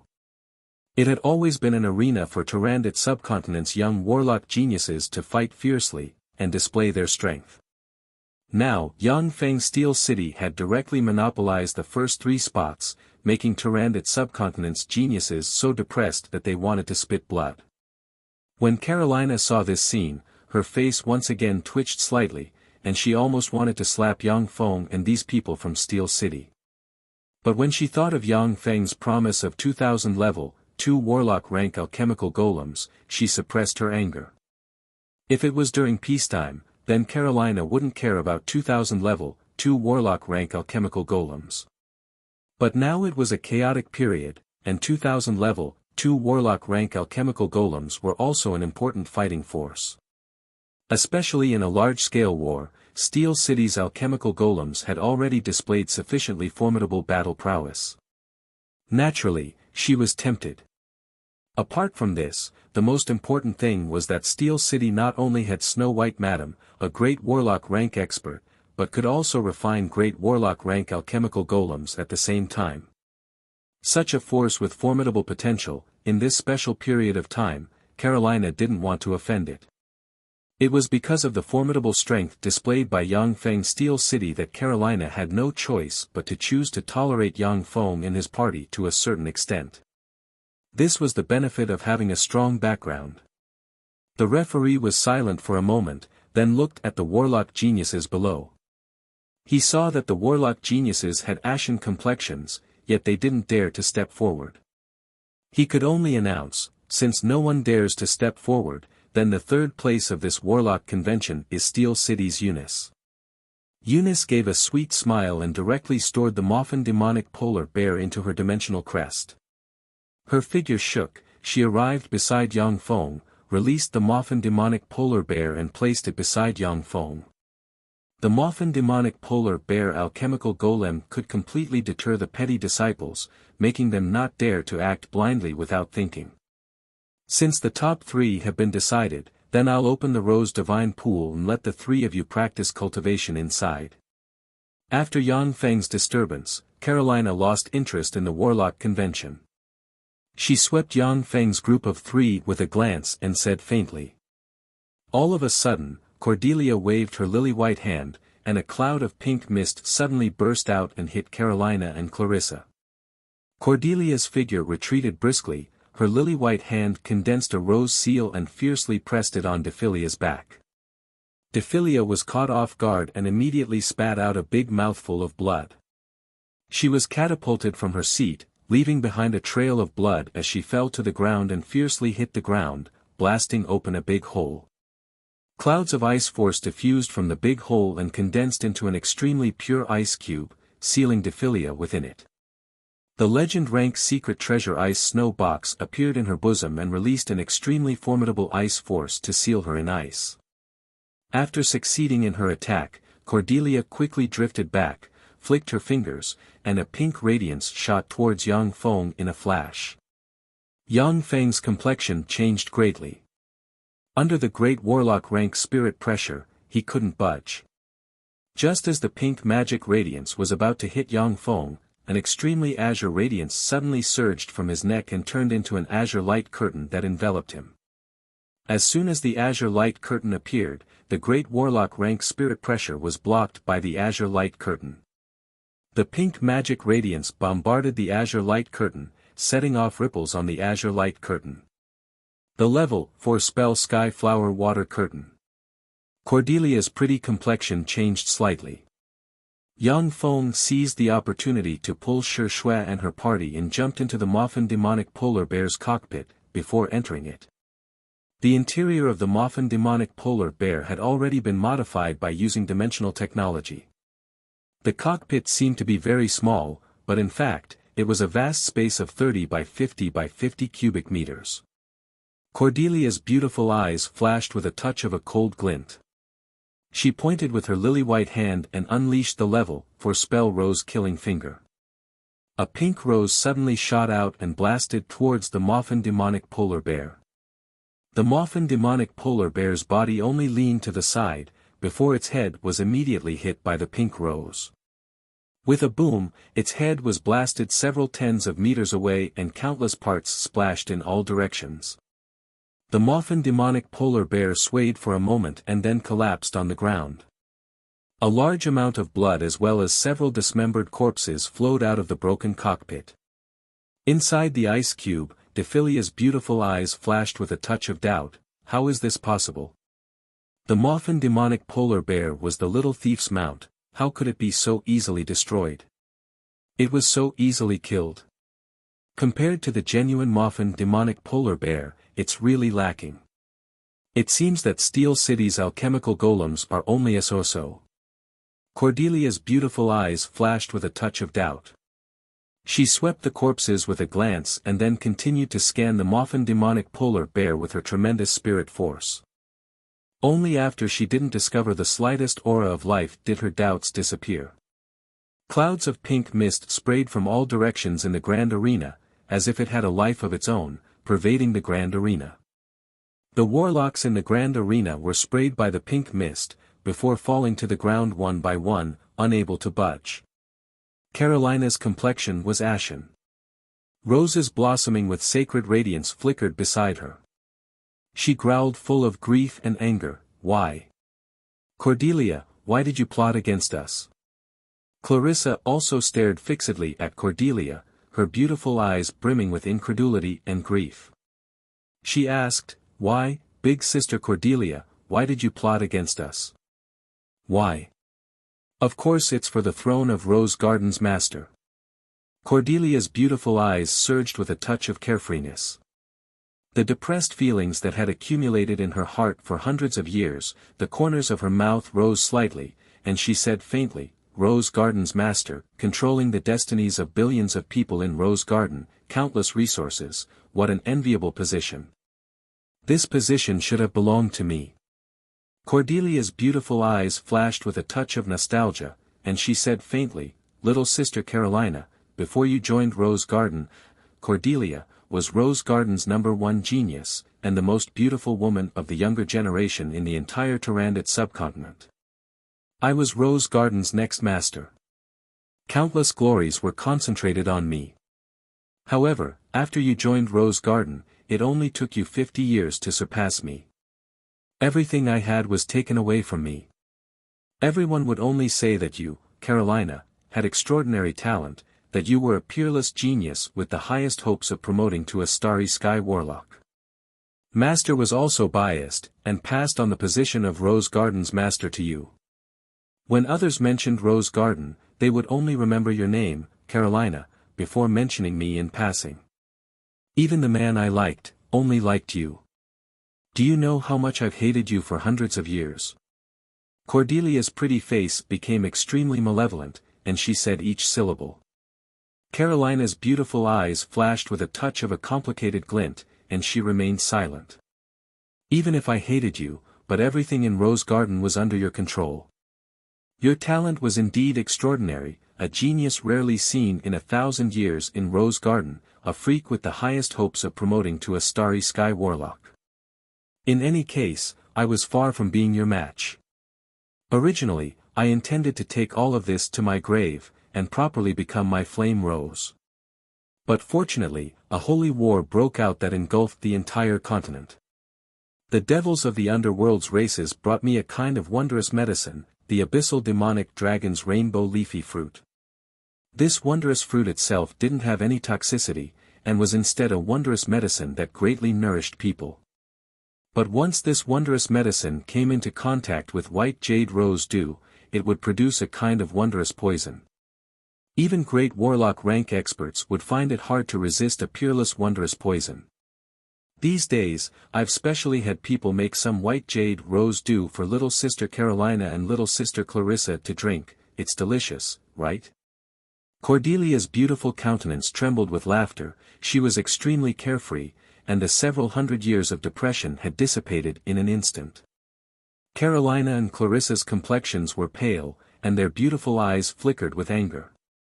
They hadn't thought that Cordelia, their senior apprentice sister from the same sect who had always been very good to them, would actually use such a poison on them. Even a peerless genius like Carolina had been careless, and had also fallen for it. White jade rose dew was a very rare treasure in Rose Garden. Only the 3 great warlocks would have a small amount of it every year, and it could slightly enhance the soul aptitude of great warlock rank experts. While drinking, Carolina was still lamenting that Cordelia was too good. She hadn't thought that the other party would actually have such a plot. Chapter 152. Cordelia said with a sweet smile, "Originally, little sister Carolina, if you were to hide in St. Rose's warlock pagoda, then I wouldn't be able to do anything to you. However, I knew that you would come to watch the first day of the Warlock Convention. This gave me the opportunity to easily catch you and little sister Clarissa in one fell swoop. As long as I get rid of the two of you, then the entire Rose Garden will be in my pocket."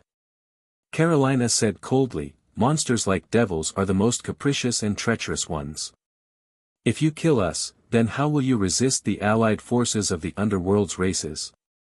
They're not kind-hearted people, they'll definitely seize this opportunity to attack Rose Garden. It's impossible for you to defend Rose Garden by yourself." Rose Garden had a large number of warlock pagodas. Once they joined forces and launched the defensive Great Array, then even a Starry Sky warlock rank expert would be able to resist, or even suppress. However, without enough warlocks standing guard, then the defensive Great Arrays wouldn't be able to display. Cordelia killed Carolina and Clay Lisa here, so it was necessary to purge the two's trusted subordinates. After such a purge, Rose Garden's strength would drop by at least 2/3. The allied forces of the underworld's races would definitely not let this weak Rose Garden off. After all, Rose Garden possessed a divine-level secret treasure. In the past, no one dared to have any ideas about Rose Garden. That was because Rose Garden was too powerful, and attacking Rose Garden would be tantamount to throwing away one's life. Once Rose Garden was weak, then countless hungry wolves would pounce on it and tear it to pieces. Cordelia said with a confident smile, "I've already secretly believed in His Holiness Devil Viscount Gadsden of the ancient demonic plane's 6th layer. Under his demonic might, no one can invade my Rose Garden." Devil Viscount. When these words came out, all the warlocks' complexions changed greatly. The ancient demonic plane was a terrifying plane capable of contending against the world of warlocks. Only the founding emperors of the 8 great warlock dynasties had once subdued this plane.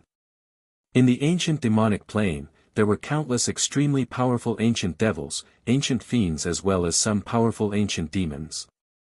Among them, the demonic devil Viscount was as strong as a weak god among gods. If a demonic ogre Viscount's true body personally came to Tyrannid subcontinent, then it alone could kill all of Tyrannid subcontinent's experts and easily capture the nests of the 6 great warlock groups.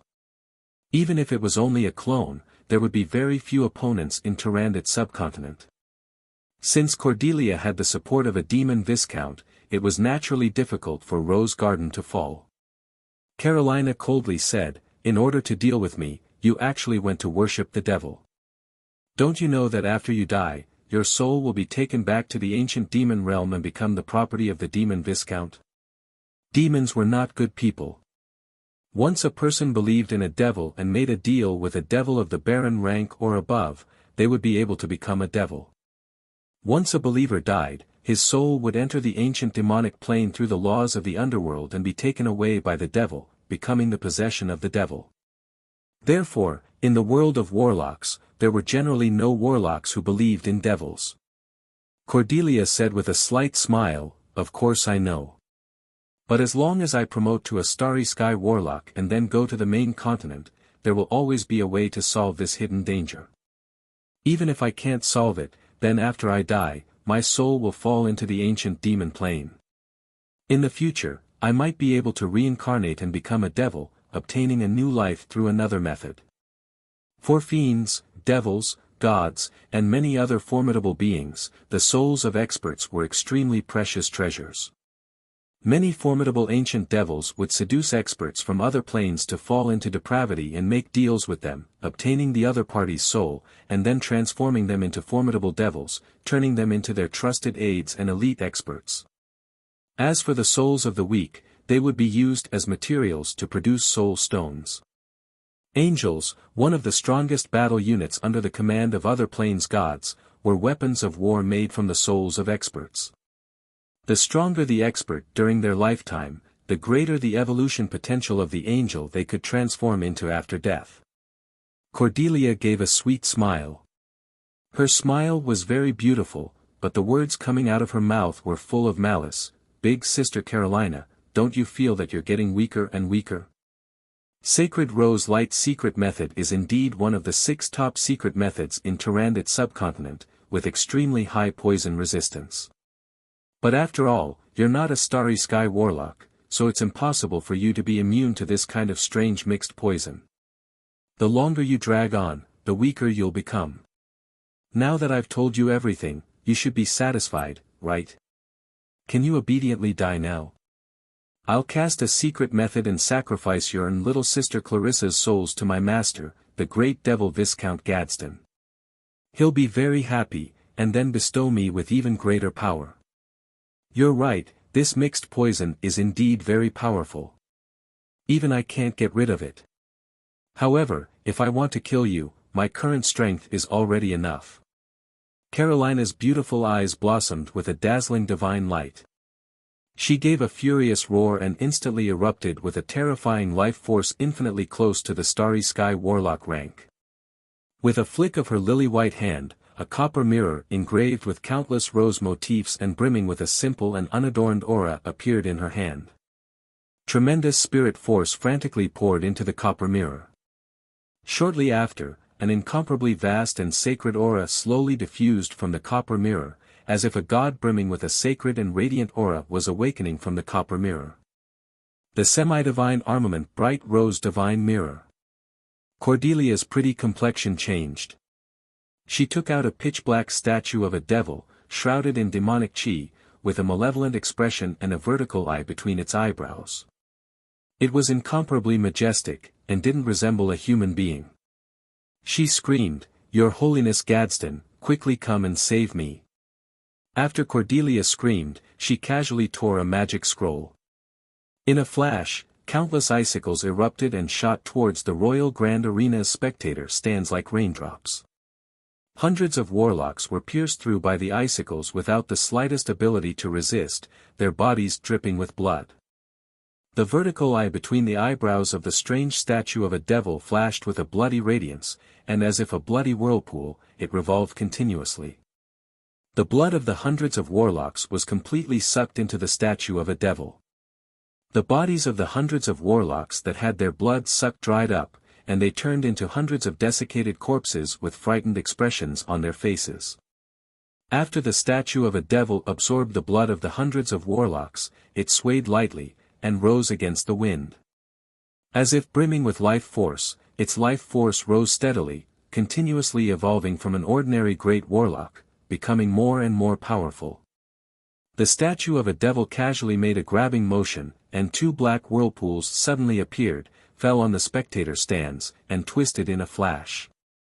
The flesh and blood of the hundreds of warlocks that didn't have the strength to resist collapsed, and they were sucked into the black whirlpools. After the black whirlpools absorbed the flesh and blood of the hundreds of warlocks, the life force of the statue of a devil became a bit stronger. The entire statue also had a trace of a living person's aura, as if it was coming to life. Gadsden's eyes turned, fell on Carolina, and he said with a faint smile, "You're St. Rose City's Carolina, you look pretty good. I admire you very much. Believe in me, and offer your everything to me. I'll bestow you eternal life. After you die, I'll transform you into an ancient devil, and you'll forever accompany me. Go to hell. Wretched, lowly devil." Carolina was very clear that she couldn't let the statue of a devil continue to grow stronger. She gave a shrill howl, and pointed the rose divine mirror at the statue of a devil. In a flash, a radiant and sacred radiance erupted from the rose divine mirror, and turned into a white beam of light. With the terrifying power to purify everything, it shot towards Gadsden. Gadsden's eyes flashed with a touch of graveness, and he reached out with his hand. Two black whirlpools that seemed to be able to devour everything suddenly appeared in front of him. The white beam of light bombarded the black whirlpools, and immediately purified and decomposed them inch by inch. Gadsden's true body was extremely tyrannical, and he could kill a great warlock like Carolina with a casual strike. But this statue was merely an incomplete clone of him. It had crossed planes and descended here, and its strength was greatly reduced. Furthermore, it didn't have the corresponding secret treasure, and was unexpectedly suppressed by the white light emitted by the rose divine mirror. Gotcha! Gotcha! Following a series of crisp sounds, cracks appeared on Gadsden's body one after another, and the black vortex became smaller and smaller. Damn it! If my true body was here, then I could slap you to death with a single palm. Gadsden issued an unreconciled howl, and his body collapsed inch by inch, before turning into fragments that splashed in all directions. The white beam of light was also weakened to the extreme, and it slammed into Cordelia. Cordelia's force field was directly smashed, and she was sent flying to the ground. She spat out a large mouthful of blood. Carolina also spat out a large mouthful of blood. Her tender body swayed slightly, and she fell to the ground. The semi-divine armament Rose Divine Mirror also fell to the ground, and she stared at Cordelia with extreme unwillingness. So long as she persisted for another 10 seconds, then she would be able to kill Cordelia. Ha, I won. Little sister Carolina, in the end, I won. I finally beat you. Cordelia gasped for breath, and stood up from the ground. She laughed wantonly, indescribably elated. At this moment, the motionless lion of the north, Cobham, who was lying on the ground, suddenly rose up. Like an aurora, he shot out like lightning, and fiercely stabbed at Cordelia with a gloomy dagger in his hand. Cordelia was caught off guard, and only had enough time to shift her body slightly, before Cobham's dagger stabbed into her abdomen. Fuck! Cordelia's eyes were bloodshot, and she gave a furious roar. A flame rose imprint appeared on her right palm, and she fiercely slammed it at Cobham. Chapter 153. Cobham didn't have the strength to resist and was struck by Cordelia. In a flash, countless flames erupted, directly burning him to ashes. A great warlock is indeed a great warlock. It's really difficult to kill you. If you hadn't been seriously injured by Her Holiness Carolina, then it would be practically impossible for me to injure you. A blue light flickered and countless mists converged, once again forming Cobham's fleshly body. He smiled as he walked out of the mist and pointed at Cordelia. The dagger inserted in Cordelia's abdomen suddenly blossomed with a gloomy radiance. A dense deathly aura quickly spread along Cordelia's abdomen and eroded her body. Cordelia gnashed her teeth and said, "This is the legend rank cursed dagger Dusk. This should be the weapon of Demon Clan's legend rank assassin Bartolio. You're one of Bartolio's people." Cobham said with a slight smile, "That's right." After hearing Cobham's admission, everyone's complexions changed slightly.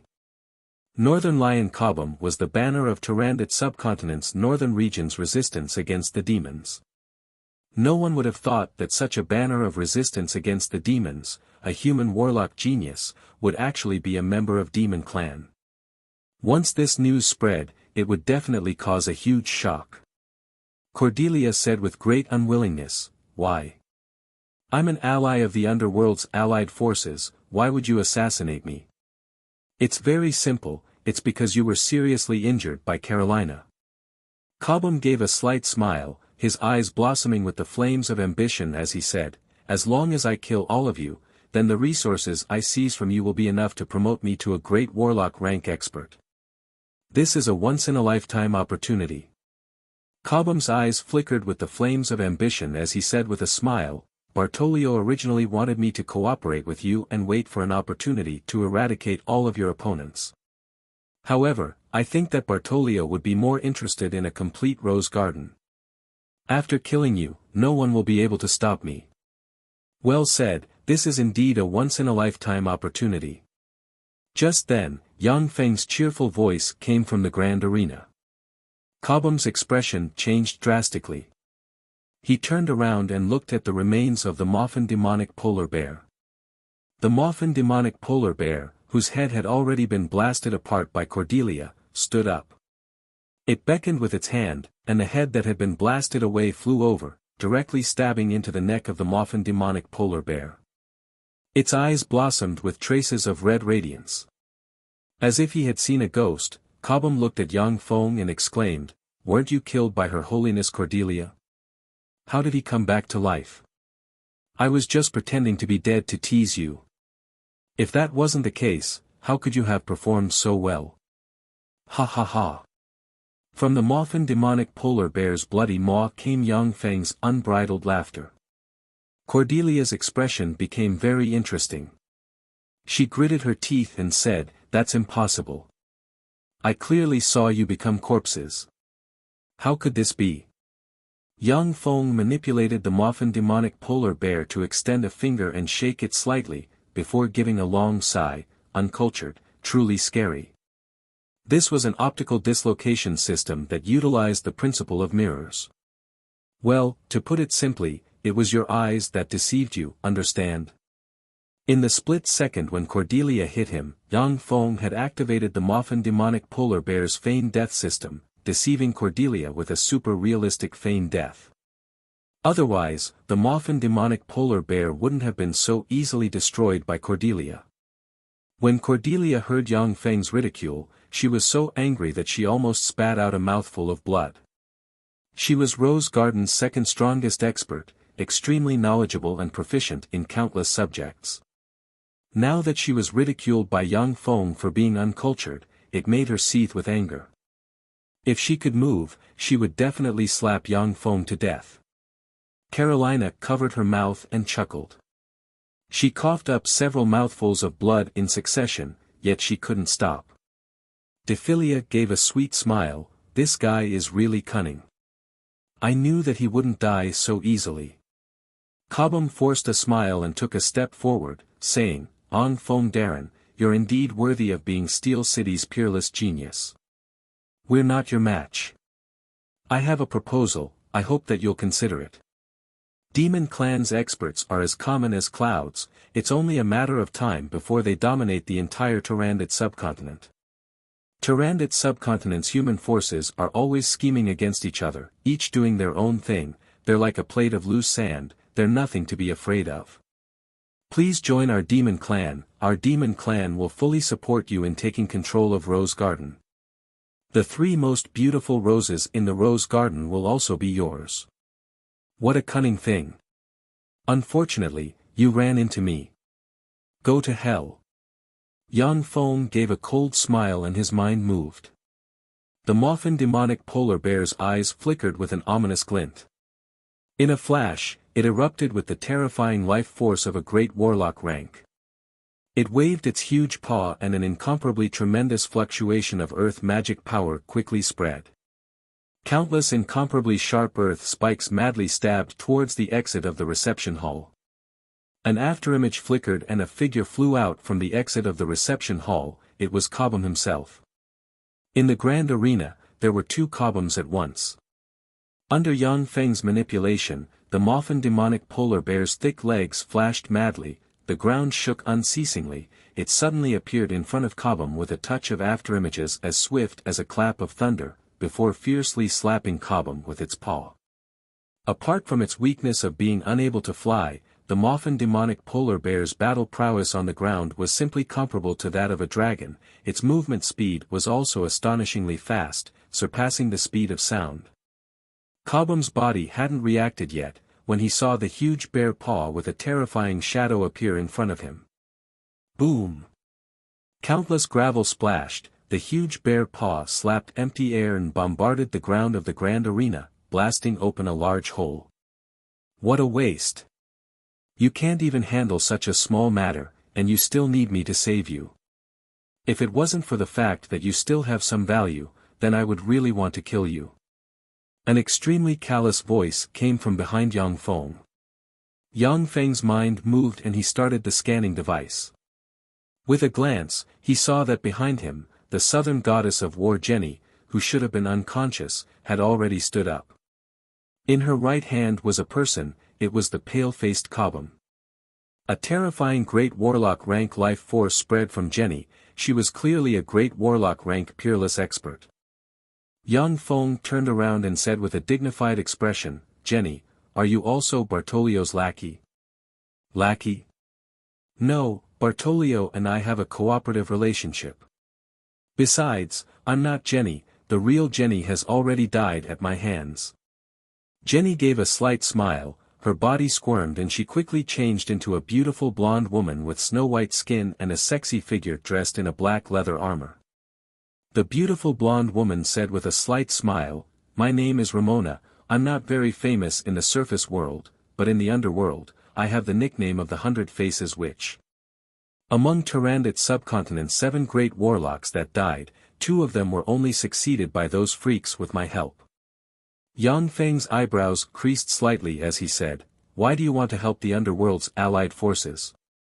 Ramona gave a sweet smile and said, "Of course it's for benefits and resources. Every great warlock is a moving treasure trove. If I get rid of them, then all their wealth will belong to me. Moreover, the underworld's allied forces will also pay me a huge sum of money. There's no benefit in standing on the side of humans.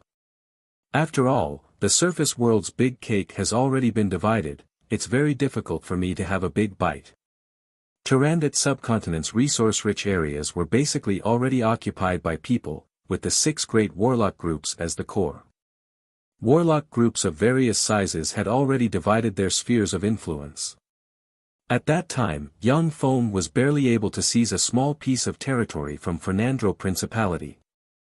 As a great warlock rank expert, Ramona would receive courteous treatment no matter where she went. But once she wanted to establish her own force, then she would be hindered both in the open and in the dark.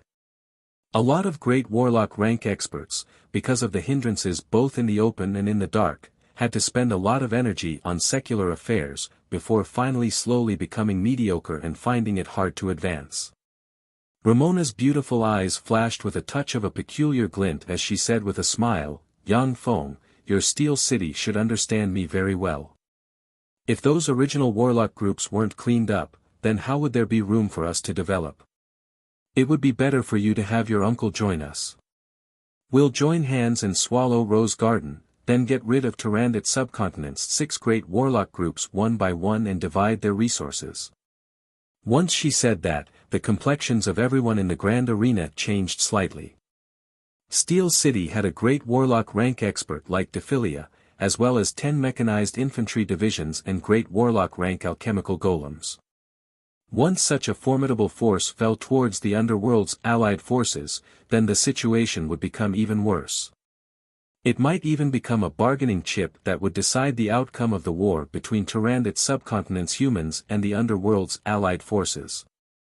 Yang Feng said righteously and with awe-inspiring righteousness, "Shut up. I, Yang Feng, am a man of indomitable spirit. I'm irreconcilable with the underworld's allied forces. You don't have to say anything else, I definitely won't compromise with the other races." When Carolina saw this scene, her beautiful eyes flashed with a touch of a peculiar splendor. Clarissa's beautiful eyes also flashed with a touch of appreciation. "This little thief's words are pleasant to hear, but I'm afraid that while he's saying one thing, he's thinking another thing in his heart." Dephilia curled her lips and sneered inside. As Yang Feng spoke righteously, he was constantly calculating in his mind, wouldn't I be closing the door to negotiations by saying this? That shouldn't be the case. As long as I'm stronger than them, then there shouldn't be any problems. If worse comes to worst, then I'll just flee to another plane. Chapter 154. Since that's the case, then I can only ask you to die. Ramona sighed faintly, her figure strangely disappeared from where she stood and at once appeared in front of the Moffin demonic polar bear's chest. She clawed at the Moffin demonic polar bear's cockpit. Ramona's battle experience was extremely rich, at a glance she could see that the Moffin demonic polar bear's weakest point was the cockpit where Yang Feng and the other pilots were located. So fast. Yang Feng's eyes flashed with a whiff of astonishment. With his level 1 warlock rank battle experience, he basically couldn't react. At that critical moment, the Moffin demonic polar bear's battle intelligence quickly took over, an incomparably tremendous magic radiance erupted and quickly formed a rock armor containing the power of earth elemental particles in the cockpit. Ramona twisted her body, lightly floated, and strangely appeared on the Moffin demonic polar bear's head, before slamming her foot on the Moffin demonic polar bear's head. Boom! A world-shaking blare resounded, the Moffin demonic polar bear's head suddenly caved in, two huge cracks appeared on the ground where it stood. Boom! Boom! Boom! Boom! Ramona's speed was simply fast to the limit. Afterimages circled around the Moffin demonic polar bear, before slamming her foot on its body. In a short span of a breath, the Moffin demonic polar bear was kicked several dozen times by Ramona, with countless rocks splashing. Warning! Warning! With the Moffin demonic polar bear's current state, there's a 95% probability that it will be defeated after 11 minutes and 32 seconds. Pilots, please get ready. A warning message was quickly transmitted into Yang Feng's eyes. Although the Moffin demonic polar bear was an extraordinary life form comparable to a great warlock rank, but after its death, it was modified by Yang Feng into a mechanical battle beast. Its battle prowess was greatly weakened.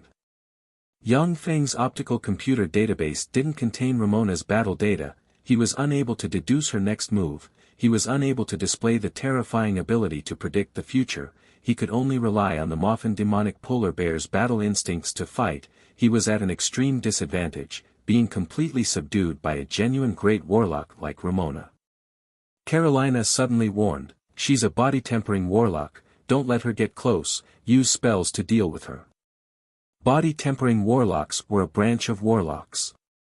It was different from other warlocks who practiced both law and body.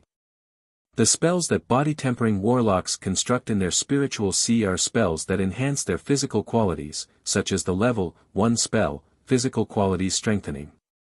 The methods of body-tempering warlocks are far inferior to other warlocks. But once they got close, they were the most terrifying meat shields and weapons of war. The best way to deal with them was to use all kinds of strange spells to prevent them from getting close and kill them from afar. Even if I know that she's a body-tempering warlock, I still don't have the corresponding spell to contend against her. Yang Feng said with a bitter smile from inside the Moffin demonic polar bear's cockpit. The Moffin demonic polar bear was born to be proficient in earth magic, and was the darling of the earth. It was extremely difficult to hit Ramona, who was practically glued to his body. Looks like I can only use a few more trump cards.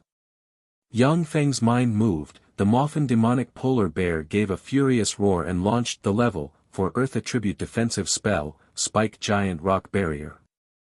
The ground squirmed and countless sharp rock spikes crazily stabbed in all directions.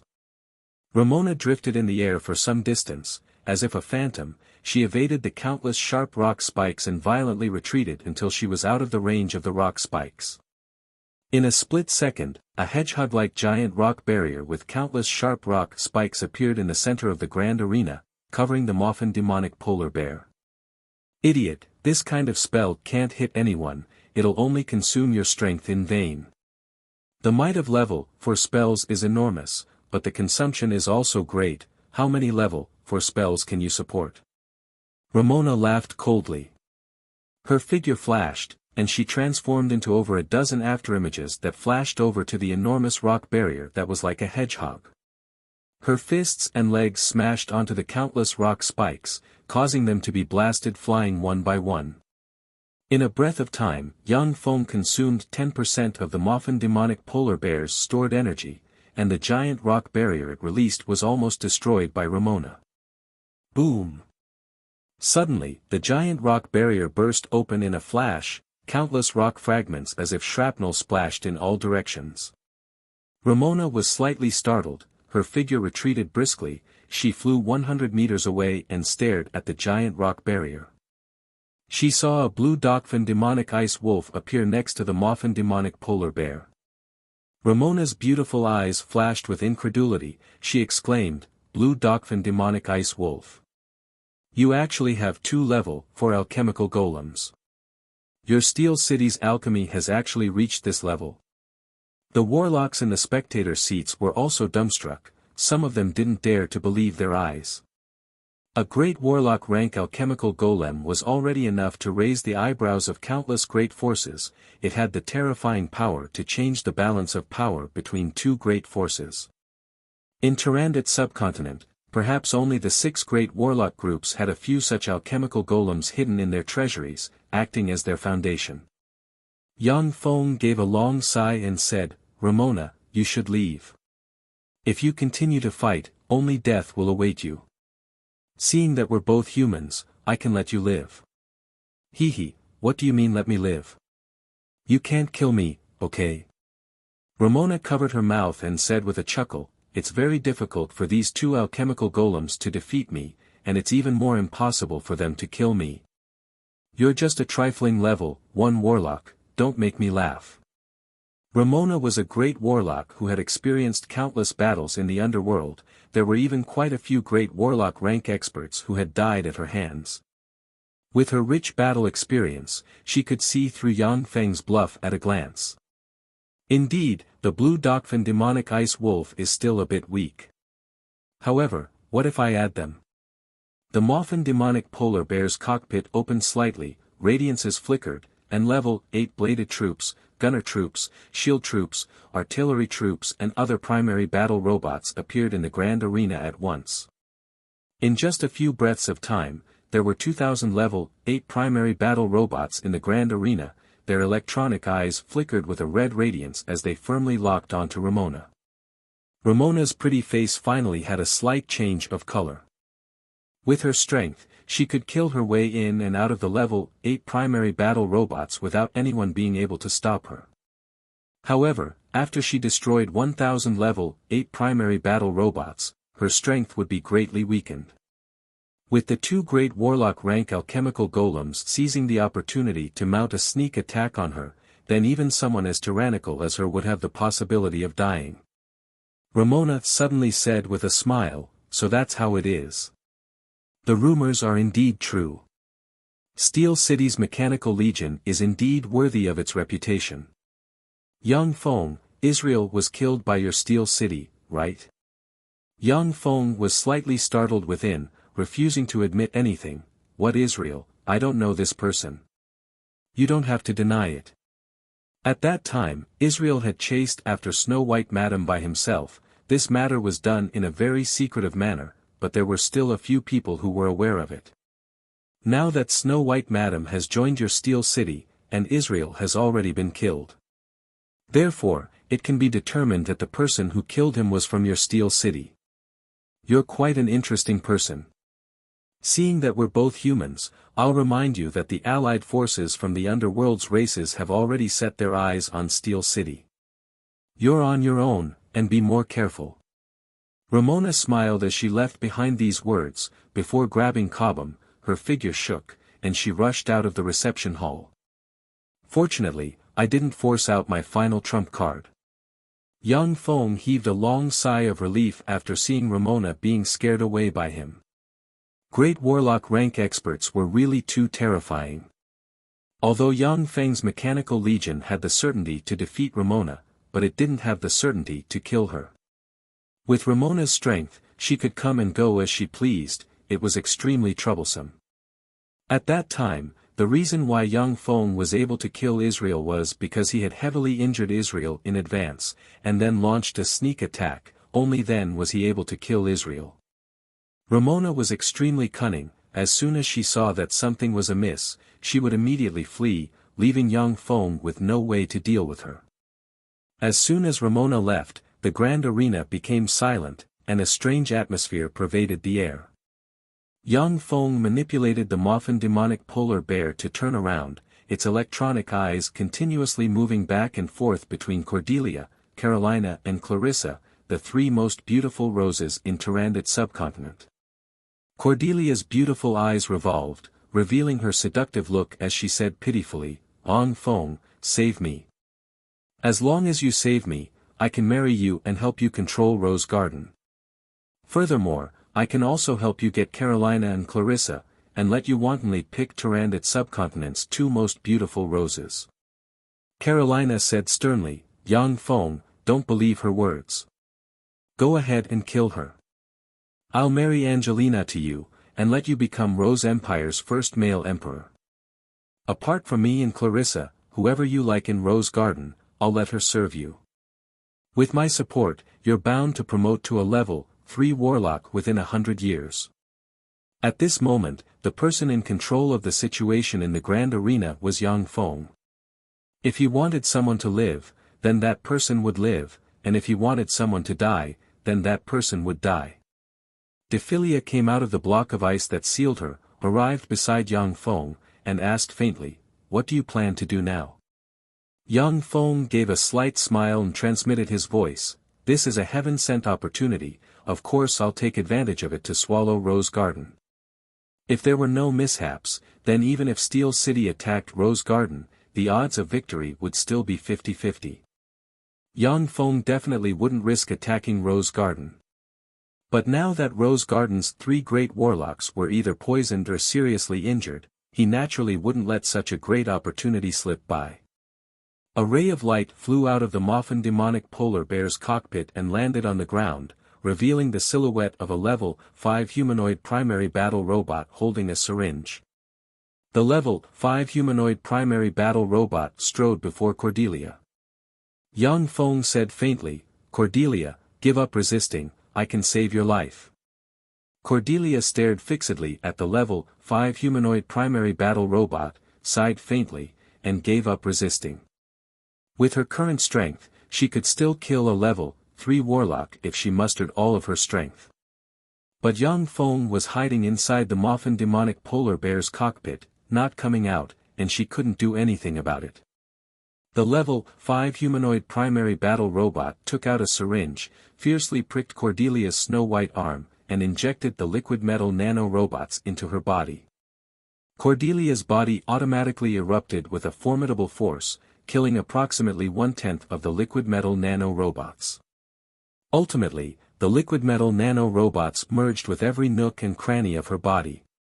The level 5 humanoid primary battle robot grabbed the dagger in Cordelia's abdomen and pulled, directly pulling out the dusk dagger. A large amount of black blood spurted out of Cordelia's abdomen. Countless liquid metal nano-robots quickly condensed into blood vessels and skin, repairing Cordelia's abdomen. At the same time, they frantically stimulated the apertures all over Cordelia's body, making her erupt with a formidable life force, forcibly crushing the countless curses. "Yang Feng, thank you very much." Cordelia gasped for breath, then gave Yang Feng a charming smile. Her gaze fell on Carolina and Clarissa, and her beautiful eyes surged with a touch of killing intent. She instantly erupted with a formidable life force, wanting to take action and obliterate the 2 women. Yang Feng snapped his fingers. Cordelia suddenly felt as if her body was being gnawed by a myriad of ants, itchy and sore. She fell to the ground, struggling in pain and wailing endlessly. The level 5 humanoid primary battle robot took large strides, arrived in front of Carolina, and grabbed her lily-white arm. Carolina's beautiful eyes flashed with a touch of panic, and she screamed, "Stop, Yang Feng. Don't do this. I can give you any of the treasures in Rose Garden, just let me go." Seeing Cordelia's miserable state, Carolina knew that the injection definitely wasn't anything good. Yang Feng said with a slight smile, "I'll take everything in Rose Garden myself. In any case, from today onwards, everything in Rose Garden, including you, is mine." The level 5 humanoid primary battle robot grabbed the weak and powerless Carolina, and injected the liquid metal nano-robot elixir into her body. Immediately after, it crushed Clarissa's somewhat powerless resistance, and injected the liquid metal nano-robot elixir into her body. After being poisoned, Carolina and Clarissa's strength was weakened to the extreme. The immunity in their bodies couldn't kill those liquid metal nano-robots at all, and they could only let those liquid metal nano-robots enter their bodies. Chapter 155. Yang Feng's mind moved, and the liquid metal nano-robots that entered Carolina and Clarissa's bodies were immediately activated, stimulating their hidden aperture points and arousing their extremely formidable life force. 2 terrifying life forces instantly erupted from the 2 women. They opened their mouths and spat out 2 pitch-black lumps of mixed poison, emitting a nauseating stench. Once Carolina recovered her strength, her gaze fell on Yang Feng's Moffin demonic polar bear. Her beautiful eyes flashed with a touch of killing intent and her body erupted with a formidable life force. She wanted to cast a spell and blast the Moffin demonic polar bear together with Yang Feng into dregs. Inside Rose Garden, with the help of Rose Garden's power, Carolina could even contend against a Starry Sky Warlock, and might even suppress or kill the other party. This was a terrifying power that even Yang Feng was apprehensive of. Carolina's killing intent stirred, and then her whole body felt unbearably itchy and painful. Bursts of itch and pain from the bone marrow spread all over her body. The pain made her as proud as she couldn't help but let out painful groans, before rolling on the ground and screaming mournfully. When Clarissa saw this scene, her beautiful eyes flashed with a touch of alarm. "I forgot to tell you. That elixir is Steel City's God-extinguishing elixir. Even if it was a God-rank expert, after being injected with the God-extinguishing elixir, once they had ill intentions towards me, they would be in so much pain that they would wish they were dead. Moreover, their life and death would be under my control, even if they wanted to commit suicide, they wouldn't be able to." Yang Feng's voice leisurely floated in the grand arena. God-extinguishing elixir. He. When Dephilia heard that lofty name, her face twitched slightly and she almost wanted to laugh. At present, the liquid metal nano-robot elixir could only control great warlock rank experts at most. Even Starry Sky Warlocks might not be able to control it, let alone God rank experts. When Dephilia heard it, she realized that Yang Feng was once again bragging and deceiving Carolina and the other two. Clarissa looked at the battered and exhausted appearance of the proud, beautiful and dignified Carolina, and couldn't help but plead with Yang Feng, "Don't bully big sister Carolina. I plead on her behalf, please spare her." Yang Feng snapped his fingers. Carolina felt the pain inside her disappear. She stood up drenched in sweat, glared at Yang Feng, and gnashed her teeth, "You fiend." Yang Feng said with a faint smile, "Many thanks for the praise." Cordelia smiled like a flower, threw Yang Feng a coquettish look, and walked to Yang Feng's side, a fragrance wafting from her. "Haha, younger sister Carolina, I didn't expect that you would also fall into Master's hands." "Master, I, Cordelia, am willing to pledge loyalty to you. You can do whatever you want to me." Carolina glared at Cordelia, her beautiful eyes flickered with resentment and she gnashed her teeth, saying, "Yang Feng, kill her. As long as you kill her, I will give you the entire Rose Garden. Even if you want me, I will give it to you."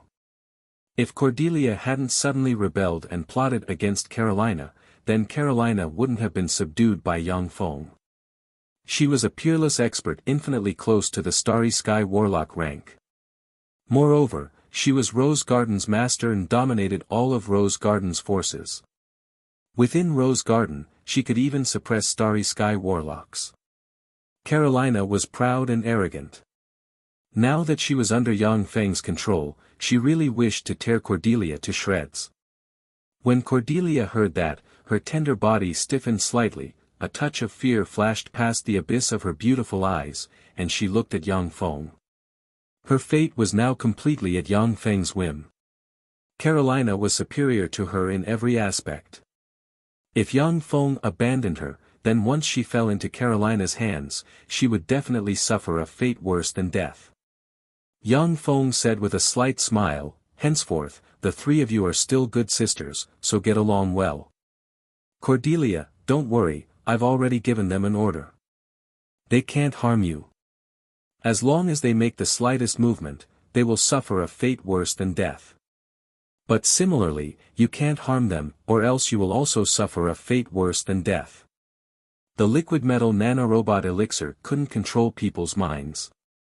Yang Feng also wanted to plant a nail in Rose Garden, so that Rose Garden wouldn't be able to work together as one, so that he could truly slowly control the entire Rose Garden.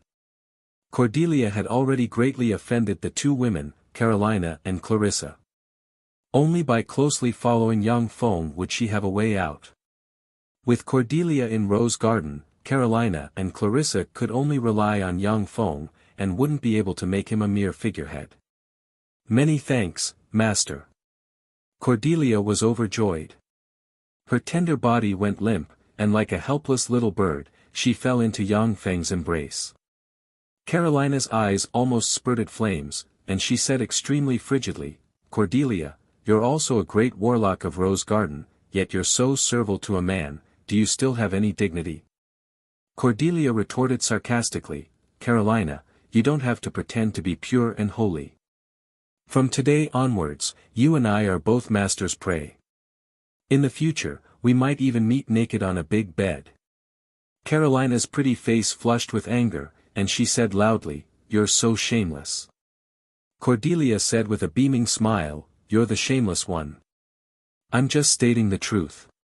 Yang Feng said lightly, "All right, stop quarreling." "Yes, Master." Cordelia appeared very obedient and respectfully responded. Carolina still wanted to say something, but when she saw the limp warlocks in the grand arena, she once again became silent. She also didn't want to continue showing her disgraceful side in front of those low-level warlocks. Carolina swept the surroundings with a glance, a peculiar glint flashed in the abyss of her beautiful eyes, and she said solemnly, "What do you plan to do with the people here?" In the grand arena, there were about 200,000 warlocks. More than half of these warlocks came from Rose Empire, and they were Rose Empire's elite class. Carolina was somewhat worried that Yang Feng would kill indiscriminately, and harm Rose Empire's vitality. Yang Feng said lightly, "First detain them, and then let them leave after injecting them with the God-extinguishing elixir." The liquid nanorobot elixir was also a high-end product, and Yang Feng only carried 1,000 vials with him. He could only give priority to those geniuses and tyrannical warlocks from Tyrannid subcontinent. "Open the Rose Divine Pool, I want to go in and practice cultivation." After arranging everything, Yang Feng said directly to Carolina. Carolina said lightly, "You're still in the mood to practice cultivation? Didn't you hear Ramona's words? I'm afraid that the experts of the Underworld's allied forces have already gathered at Steel City's side." Yang Feng said with a slight smile, "It's fine if the experts of the Underworld's allied forces don't go to Steel City's headquarters, Black City. If they go, then that's exactly what I want. The corpses of great warlock rank experts are first-rate alchemy materials. Great warlock rank experts, apart from wizards and magi, who had exceptionally strong spirit force and frail fleshly bodies, had very tyrannical fleshly bodies. The majority of great warlock rank experts had very tyrannical fleshly bodies and were first-rate alchemy materials. Israel's corpse had already been refined by Yang Feng into a great warlock rank alchemical battle golem. However, the alchemical battle golem refined from his corpse was relatively weak. That was because his fleshly body still couldn't compare to that of a genuine level, for extraordinary life form. Speak of the devil. There's really something reckless that dares to come to our Steel City's headquarters. Interesting. Carolina, I'll let you experience the might of our Steel City's headquarters." Suddenly, Yang Feng's body shook slightly and he revealed a trace of a smile. He quickly summoned Clarissa, Cordelia, Carolina, Dephilia, and the other women into a room. He casually pressed a button and a holographic projector appeared in a flash. Countless rays of light flickered and projected everything in Black City's vicinity into the void. Is this Steel City's alchemy product? Sure enough, it's extraordinary. Steel City's city master Yang Yi is really an alchemy genius. After Carolina, Clarissa and Cordelia, the three women saw the holographic projection, their hearts shivered slightly and their contempt for Steel City decreased by a notch. Although Carolina had coincidentally fallen into Yang Feng's hands, but she had always looked down on Steel City. She believed that Steel City was at most a first-rate warlock force like Fire Pagoda in Tyrannid subcontinent. Now that she saw the holographic projection, her view of Steel City had once again changed somewhat. On the main road 10 kilometers away from Black City, there was a small inspection station. Only after people and caravans had passed the inspection could they proceed forward and undergo the second and third inspection before finally entering Black City. As Steel City's base on the surface, Yang Feng had invested a lot in Black City.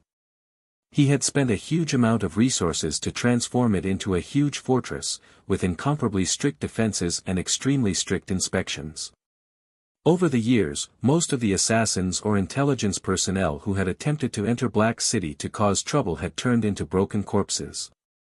Under the incomparably strict defenses, the various forces were even more convinced that Black City was Steel City's city master Yang Ye's base of residence. A caravan loaded with goods slowly walked towards Black City. As the capital of Steel City, Black City was extremely prosperous. Every day, a large amount of goods would be consumed, with caravans coming and going in an endless stream. Halt! A team of level 5 humanoid primary battle robots with Gauss rifles stopped the caravan at once and barked coldly. The caravan immediately stopped, no one daring to budge. Those humanoid robots didn't have the slightest bit of humanity, they only had extremely inflexible programs. Those who dared to bribe them or provoke them were all dead. A chubby middle-aged man with a round face walked out from the crowd and said respectfully, "Sir, I'm the person in charge of this caravan. May I ask what's the problem? Every time we, the Dorai caravan, travel, we pay sufficient taxes, there's absolutely no tax evasion." Chapter 156. The humanoid robot pointed towards the caravan's crowd and said coldly, "Apart from that person, all of you are to leave at once. That person is our Steel City's enemy."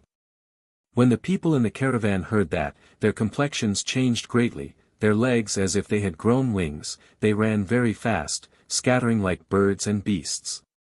"Wait for me. You bunch of bastards, don't run so fast. Come and help me." The caravan's manager's complexion also changed greatly, he didn't even care about the goods, and frantically fled into the distance.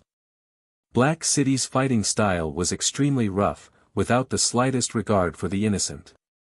There were many times when some formidable assassins mixed into the caravan, as a result, the caravan and the assassins were blasted to smithereens by Black City's artillery. The Dorai caravan had done business with Black City many times, and was naturally aware of its horrors. After the people in the caravan had fled, a man with a simple and honest face, an unremarkable appearance, and a head full of short blue hair was revealed. "It's really strange, my polymorph is already comparable to a level 4 spell, even the aura of my soul can be somewhat concealed, and there isn't a trace of life force leaking from my body. How did you find me?" The man with short blue hair twisted all over his body, and very strangely changed into a blonde, blue-eyed, handsome, and tall and sturdy young man.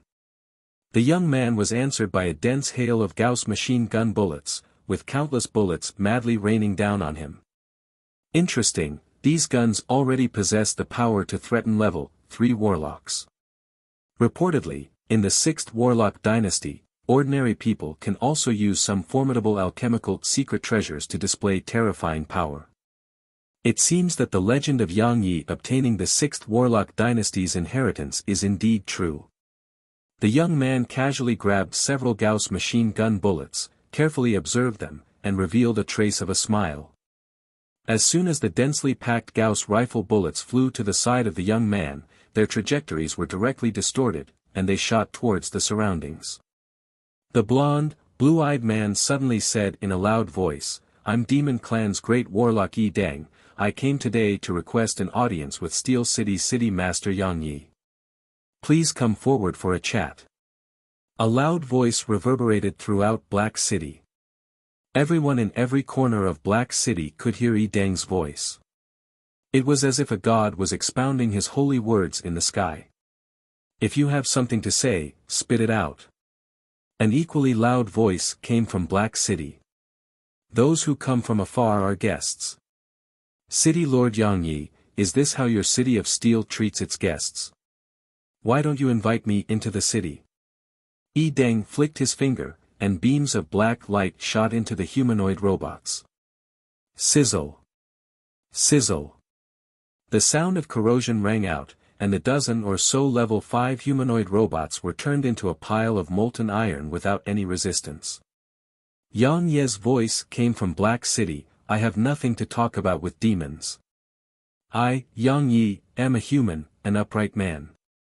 He would never collude with the fiendish demons, nor would he make any deals with them. Even if I, Yang Yi, fight to the last moment, and am the only one left, I will never compromise with the demons.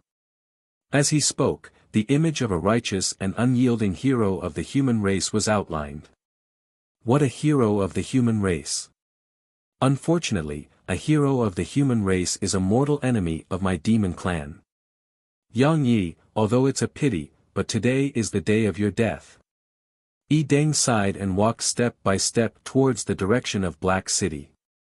Above Black City's city wall, in a split second, countless fully automatic Gauss cannons, 37mm multi-barrel kinetic energy crystal cannons and other cannons extended and madly swept towards Yi Deng. An overwhelming hail of bullets engulfed Yi Deng. The ferocious cannon fire bombarded Yi Deng's body and easily pierced through his body. When they fell to the ground, they exploded and blasted small holes one after another. Yi Deng said with a faint smile, "It's no use. In the end, alchemical golems are just alchemical golems without wisdom. I can walk through countless parallel spaces. Without reaching the Great Warlock rank, you can't harm me in the slightest. How can this be? How is this possible? How can a Great Warlock rank expert be so strong?" Inside Rose Garden, Yang Feng's eyes flashed with a touch of astonishment as he exclaimed. With her brilliant vision, Carolina saw through Yi Deng's trick at a glance, and said with a sneer, "Humph, what walking through parallel spaces? How can a trifling Great Warlock do this? To walk freely in parallel spaces, only peerless experts with Moonlight Warlock rank cultivation and strength comparable to that of gods might be able to do it. This is just a trifling illusion. However, this hellion is very cunning, and knows how to deceive you with words. If you really think that he can walk in parallel space and is invulnerable, then he is a peerless expert who can walk in parallel space and is invulnerable." Cordelia also smiled without saying a word. She had also seen through Yi Deng's facade. Great Warlock rank experts were indeed peerless experts in Tyrannid subcontinent, with all kinds of peerless secret methods that ordinary people could only hope to attain. However, they were merely extraordinary life forms, and had yet to transform into gods, ancient fiends, ancient devils, and other such mighty existences. Similarly, they also had limits to their strength. So it's an illusion. Activate the scanning system. Yang Feng felt slightly at ease, and immediately issued an order. One after another, cone-shaped mechanical creations extended from all directions of Black City, and probing ripples of different frequencies spread out silently. Many tubular mechanical constructs also extended from the ground, shooting out rays of infrared rays that interweave to form a large infrared net. All kinds of scanning systems continuously scanned, and finally found Yi Deng's true body 500 meters to the left of him. Boom! Boom! Boom! More than 200 150mm caliber heavy artillery fired in unison, and instantly covered the position of Yi Deng's true body. The terrifying artillery fire exploded together, setting off a small mushroom cloud of dust. Interesting, to actually be able to discover my position. It seems that you've indeed obtained the inheritance of the 6th Warlock dynasty. I'm even more interested in you. Shrouded in a layer of advanced warping force field, Yi Deng smiled as he strolled out of the smoke and dust of the explosion.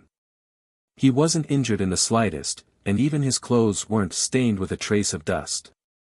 Yang Feng gave a long sigh and said, "So this is a Great Warlock rank expert, truly amazing. Even 150mm caliber heavy artillery couldn't kill him."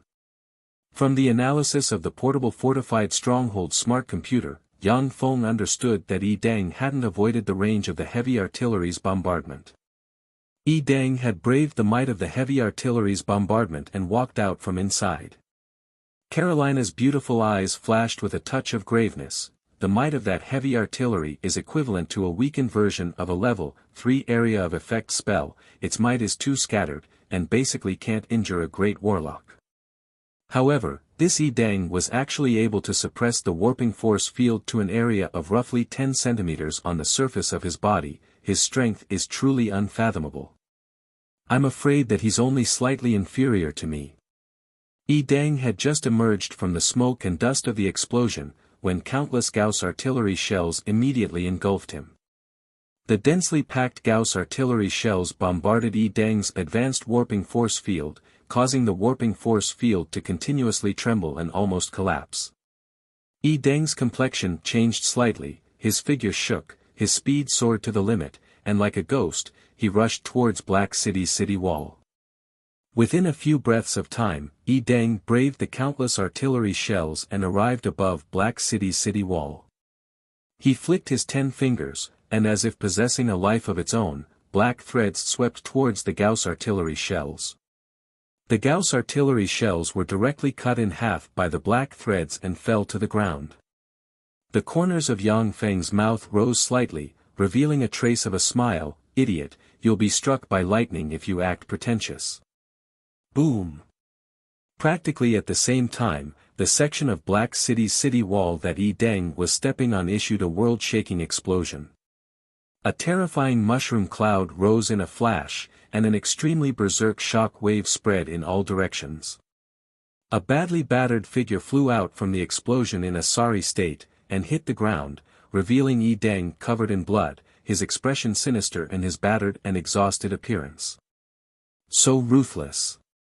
Carolina's beautiful eyes also flashed with a touch of shock, and she looked at that scene with lingering fear.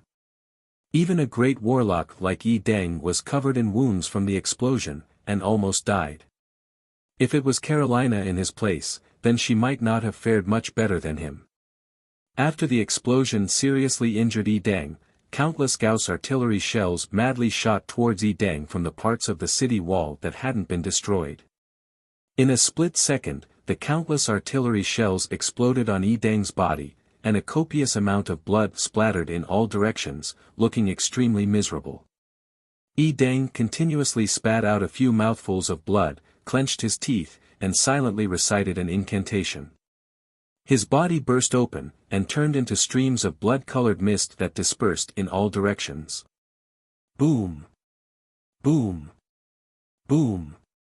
The moment Deng's body dispersed, 200 large-caliber heavy artillery once again fired in unison, and bombarded the location of the blood-colored mist. The extremely berserk shock wave instantly engulfed the streams of blood-colored mist. The streams of blood-colored mist suffered heavy damage, and could only condense once again, forming a battered Deng. Deng faced upwards and issued a shrill howl, "Come and save me." Ha!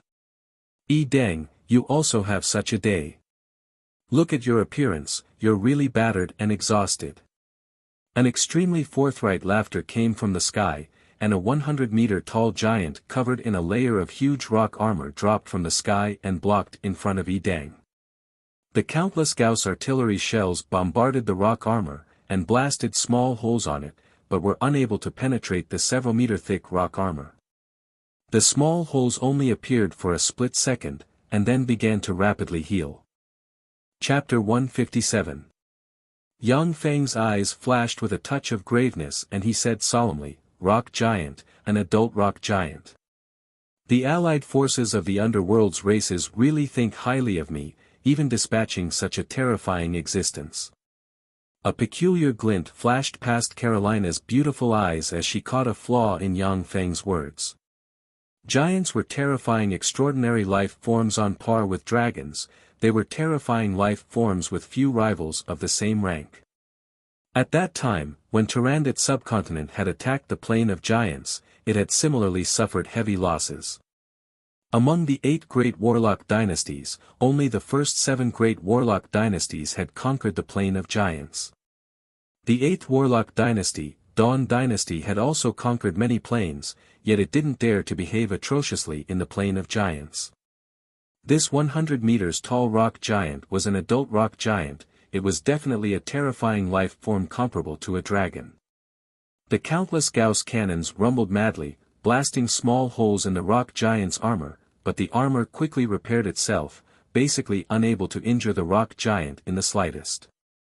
Carolina's beautiful eyes flashed with a touch of graveness and she said solemnly, Ong Fong, the allied forces of the underworld's races even dispatched such a secret weapon like the rock giant, it seems like they're determined to get Steel City. I'm afraid that the number of experts they've dispatched will far exceed your imagination. Yang Feng nodded slightly.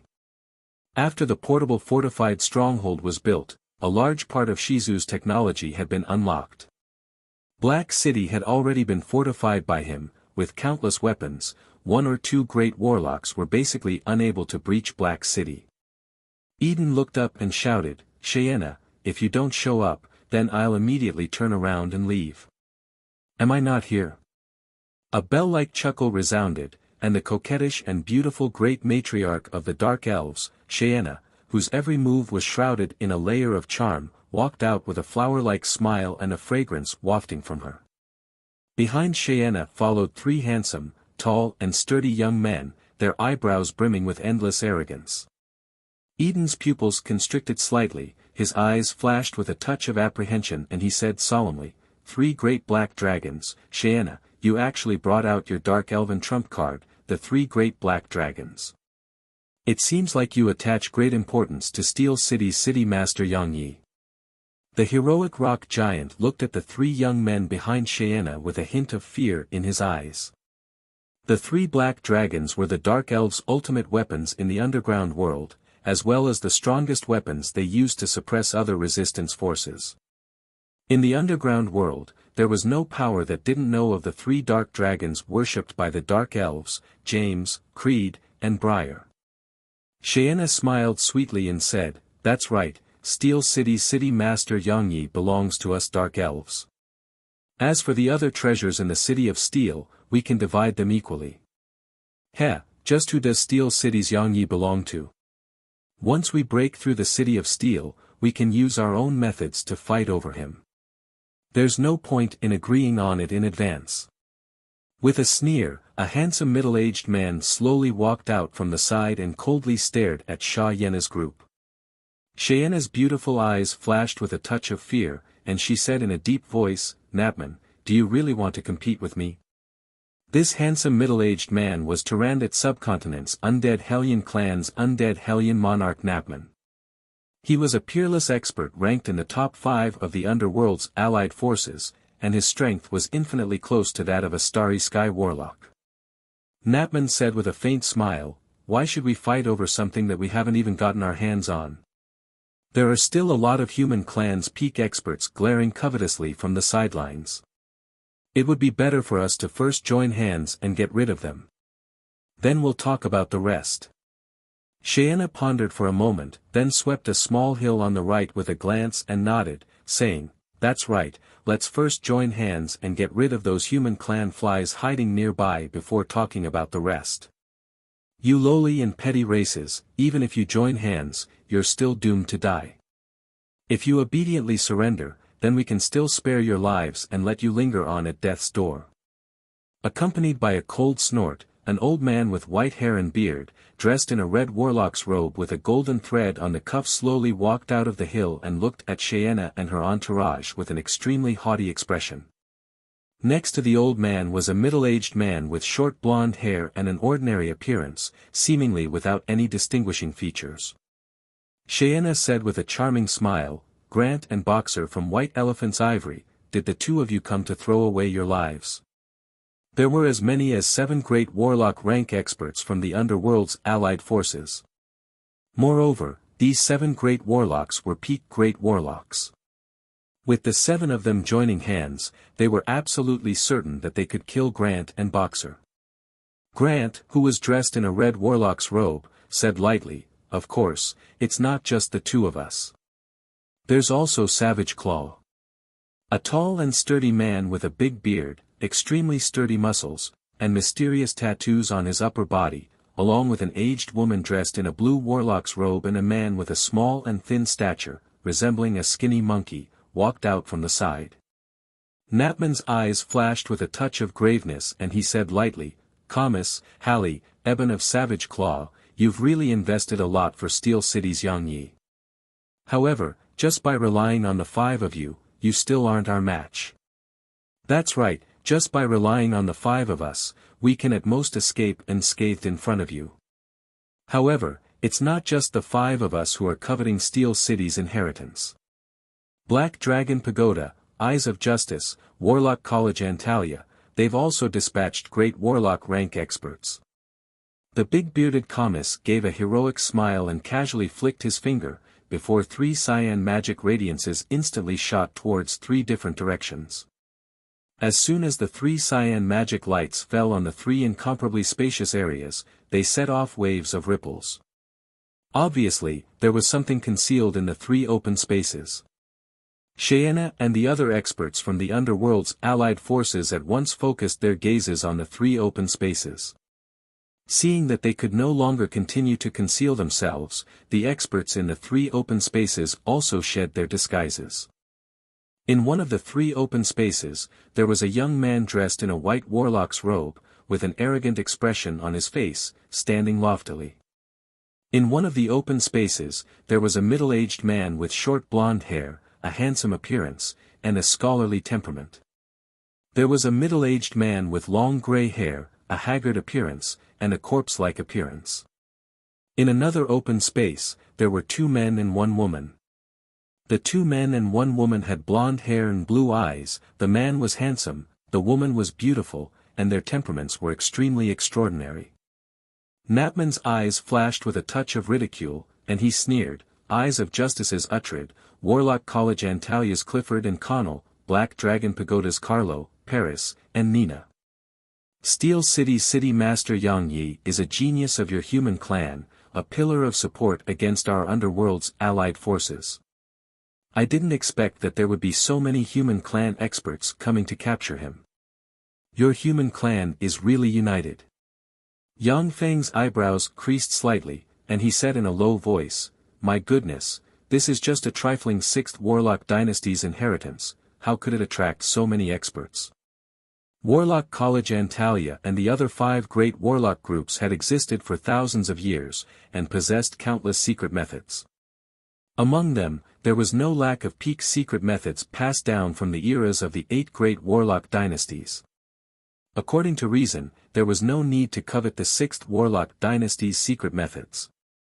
Carolina's vision was extremely brilliant, and she hit the nail on the head and pointed out the crux of the matter. Our 6 great warlock groups possess countless secret methods.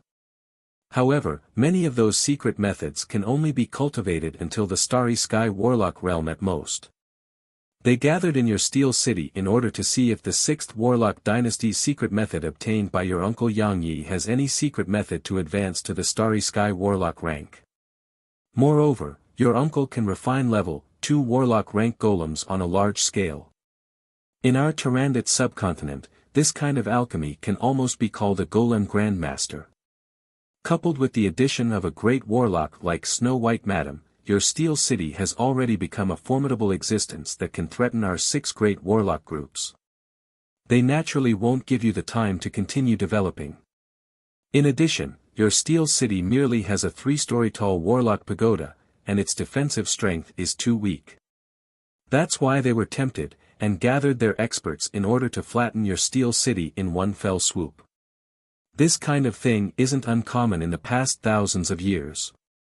Your Steel City's performance during this period of time has been too eye-catching, Carolina analyzed in a clear and organized manner. Yang Feng suddenly said, if it wasn't for Cordelia, then wouldn't Rose Garden also have a part in besieging Steel City? Carolina said very calmly, perhaps. Yang Feng smiled slightly, no longer pursuing the matter, and his gaze fell on the screen. Napman sneered, Clifford, Steel City is a force attached to your Warlock College Antalya. For you to act so openly against him, aren't you afraid that the people below will be bitterly disappointed? Clifford smiled faintly, inverting the truth as he said, Yang Ye's nephew Yang Feng recklessly killed people, and is now no longer a person of our Warlock College Antalya. Moreover, Steel City colluded with the Hellions in an attempt to subvert human clan, it's a heinous crime, and is already a public enemy of our Tyrannid subcontinent's human clan. As one of Tyrannid subcontinent's guardians, Warlock College Antalya is duty-bound to root out such scum. Napman said merrily, Yang Yi colluded with us Hellions, how could I, the undying Hellion monarch, not know about it? Is this the intention of Warlock College Antalya alone, or is it the intention of everyone? Grant's eyes flickered with endless resentment, and he enunciated each syllable, of course it's the intention of everyone.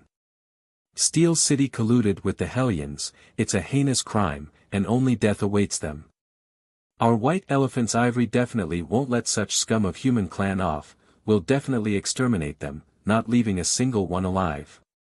Dephilia killed Grant's grandson, Rymont, in the Rose Garden. She also destroyed one of Grant's clones. Grant wished that he could skin Yang Feng and Dephilia alive, and at the same time, he also hated Steel City, which Yang Feng came from, to the bones. After listening to Grant's words, Eyes of Justices uttered only sneered. Savage Claws Camus and the other two also sneered without saying a word. Black Dragon Pagoda's three great experts also chuckled without saying a word, clearly tacitly agreeing with Grant's slander.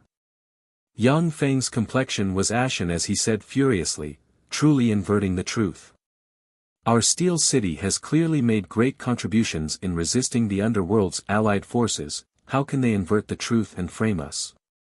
Although Yang Feng hadn't gone all out, but he had, after all, resisted the underworld's allied forces and killed more than 100,000 Hellions.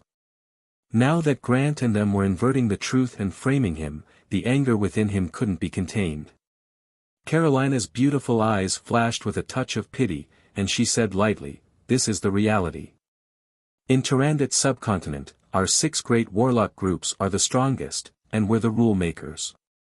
If we say that you colluded with the Hellions, then even if you didn't, you'll still bear the crime of colluding with the Hellions.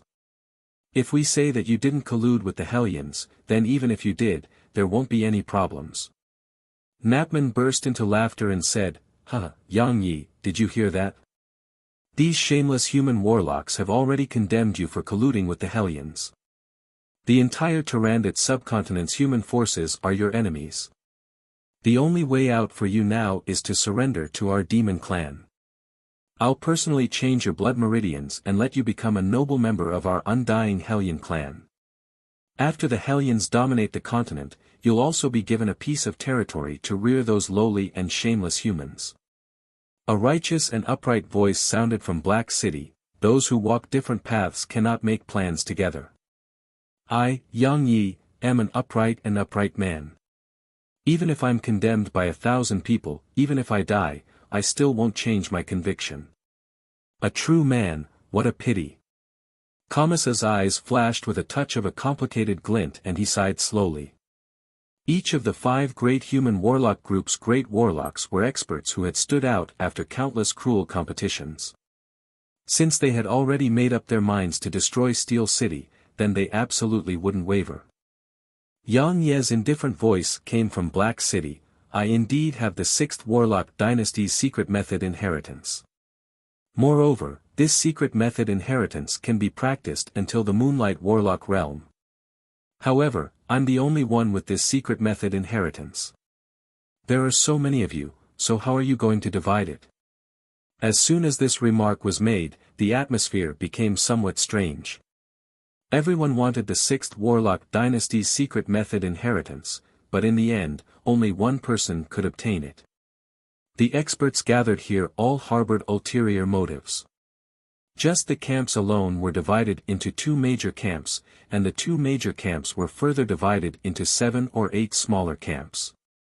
Especially the human side, although they had 11 great warlock rank experts, but the 11 great warlock rank experts came from different forces, and some were even mortal enemies who hated each other. In a real fight, they might not be able to defeat the 7 other race great warlock rank experts. Chapter 158. Heh heh. Yang Yi, there's no use in your shallow sowing of dissension. Grant said with a cold smile, I propose that we first join forces to break through Steel City and capture Steel City's city master, Yang Yi. Then, we'll fight over that person based on our own abilities.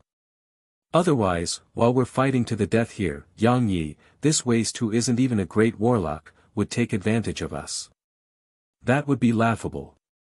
Napman pondered for a moment, then nodded and agreed, all right. The rest of the great warlocks were also wily old foxes. They pondered for a moment, then agreed to Grant's proposal. Although Yang Feng's words had planted a seed of division in their hearts, but Grant's proposal had struck deep into their hearts. They didn't want to fight each other in vain, and then let Yang Feng take advantage of them and kill them all. The great warlocks had just agreed, when countless Gauss cannons madly swept across the city wall, and a dense hail of bullets madly bombarded the great warlocks.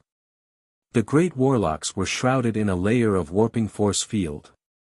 The countless Gauss cannons' shells were warped, unable to break through the layer of warping force field, and were deflected to the side. With a flick of Clifford's wrist, a black book-like legendary secret treasure book of Gaia appeared in his hand. He silently recited an incantation. The book of Gaia in his hand flipped open a few pages, and an incomparably terrifying level, for Earth attribute spell was instantly released from the book of Gaia. Rumble. Rumble. Rumble. In the surroundings of Black City's city wall, the earth shook and the earth cracked. The incomparably sturdy city wall also shook unceasingly, teetering on the verge of collapse. The Gauss cannons embedded in Black City's city wall also shook unceasingly, and their trajectories deviated from their original trajectories. If it wasn't for Black City's city wall being repaired after Yang Feng took over, then it would have already cracked and collapsed. Earth attribute spell. I'll lend you a hand. The rock giant Bonardine laughed loudly, and erupted with a terrifying life force. He pressed his huge hands towards the earth, and an incomparably terrifying fluctuation of earth attribute spell appeared below Black City's city wall in a flash. Rumble. Rumble. The ground beneath Black City's city wall cracked, and the terrifying crack swallowed large sections of the city wall. Large sections of Black City's walls collapsed and fell into the cracks underground.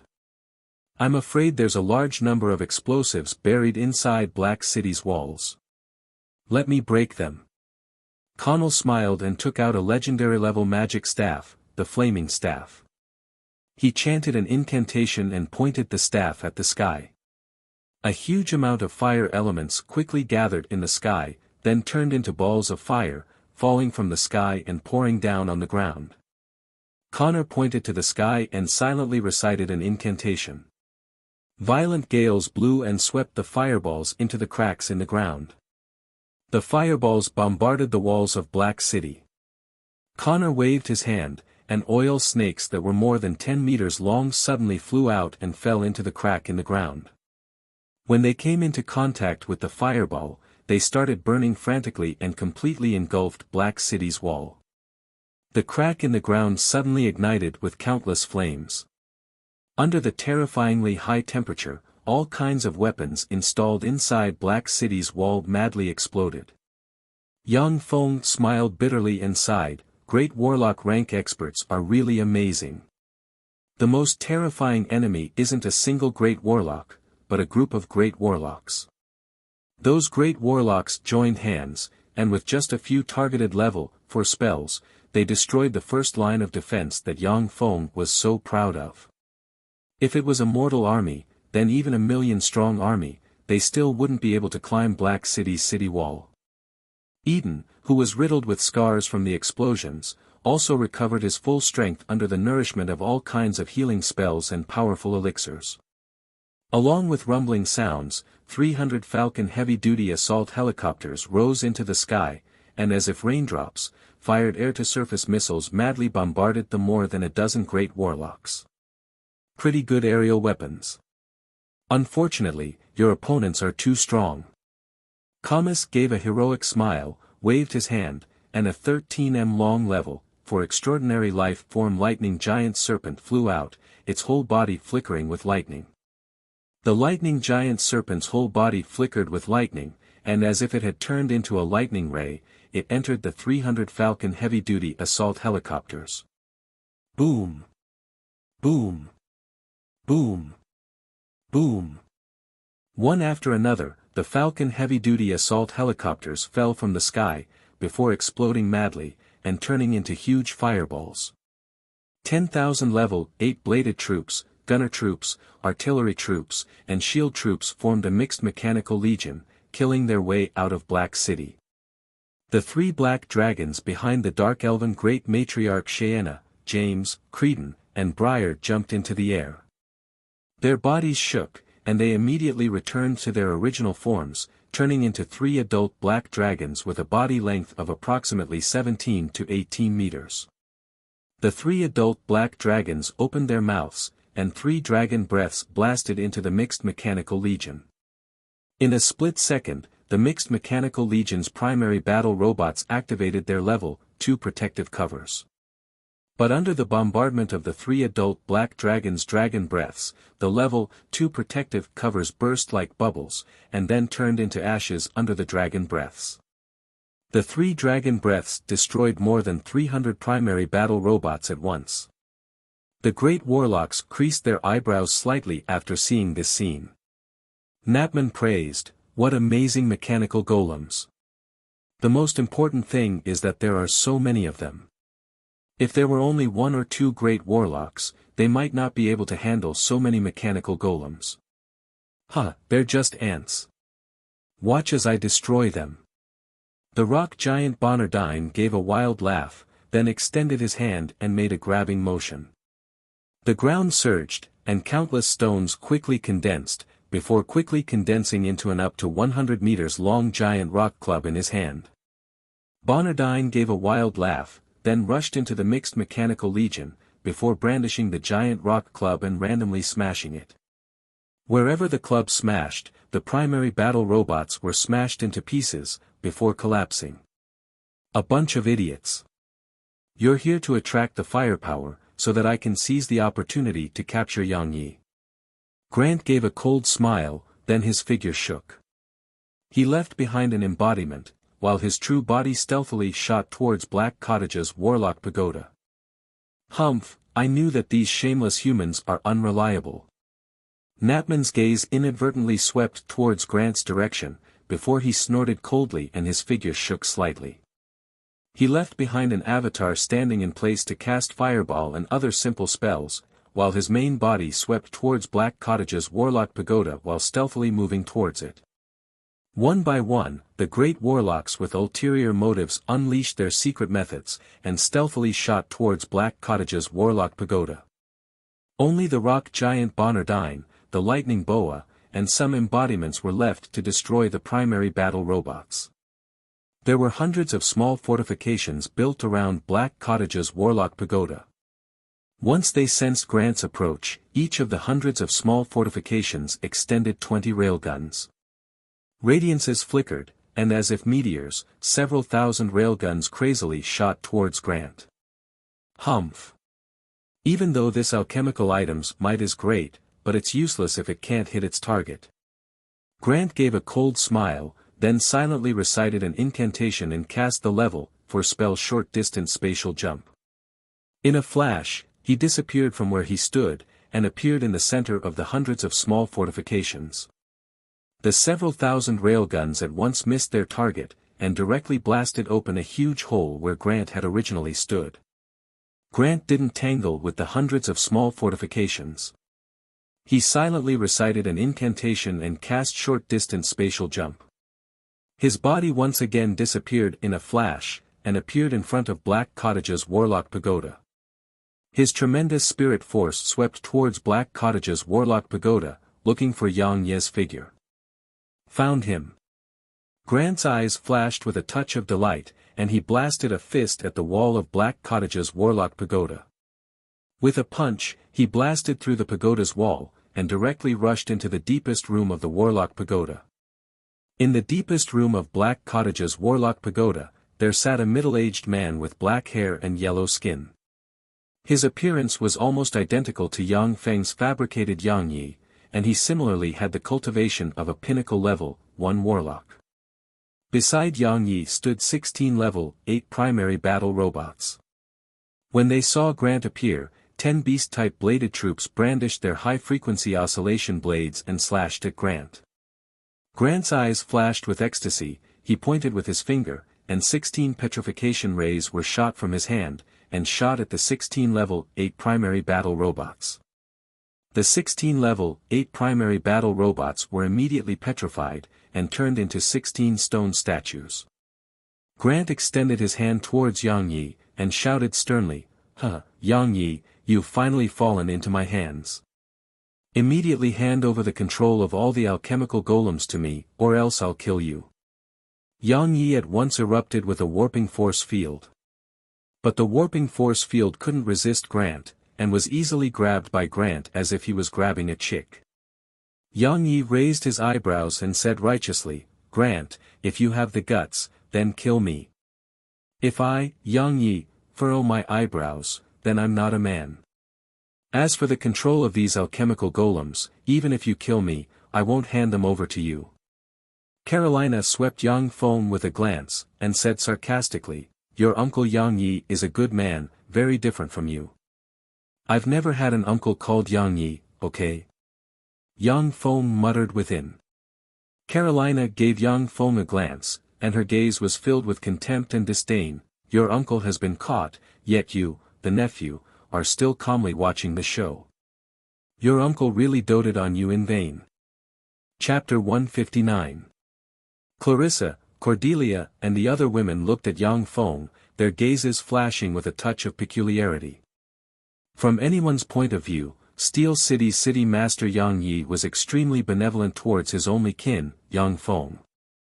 Not only did he spend a lot of resources to help Yang Feng practice cultivation, but he also sent the great warlock Dephilia to act as Yang Feng's bodyguard. Only then did he end up with his lair empty and was captured by Grant. Cordelia promptly took the opportunity to express her loyalty. Master, why don't we hurry over now? I have a pet, a level 3 extraordinary life form hurricane wyvern. With its speed, coupled with my secret method, we can reach Black City within 6 hours. Yang Feng gave a confident smile and said faintly, no need, let's continue to quietly watch the show. Seeing Yang Feng brimming with confidence, the several women beside him were somewhat apprehensive within. Only Dephilia had some vague conjectures in her mind. Grant's eyes flashed with a touch of malevolence and savagery. He laughed wildly and said, Yang Yi, since you've fallen into my hands, then your life and death will be in my hands. If I want you to live, then you'll live, if I want you to die, then you'll die.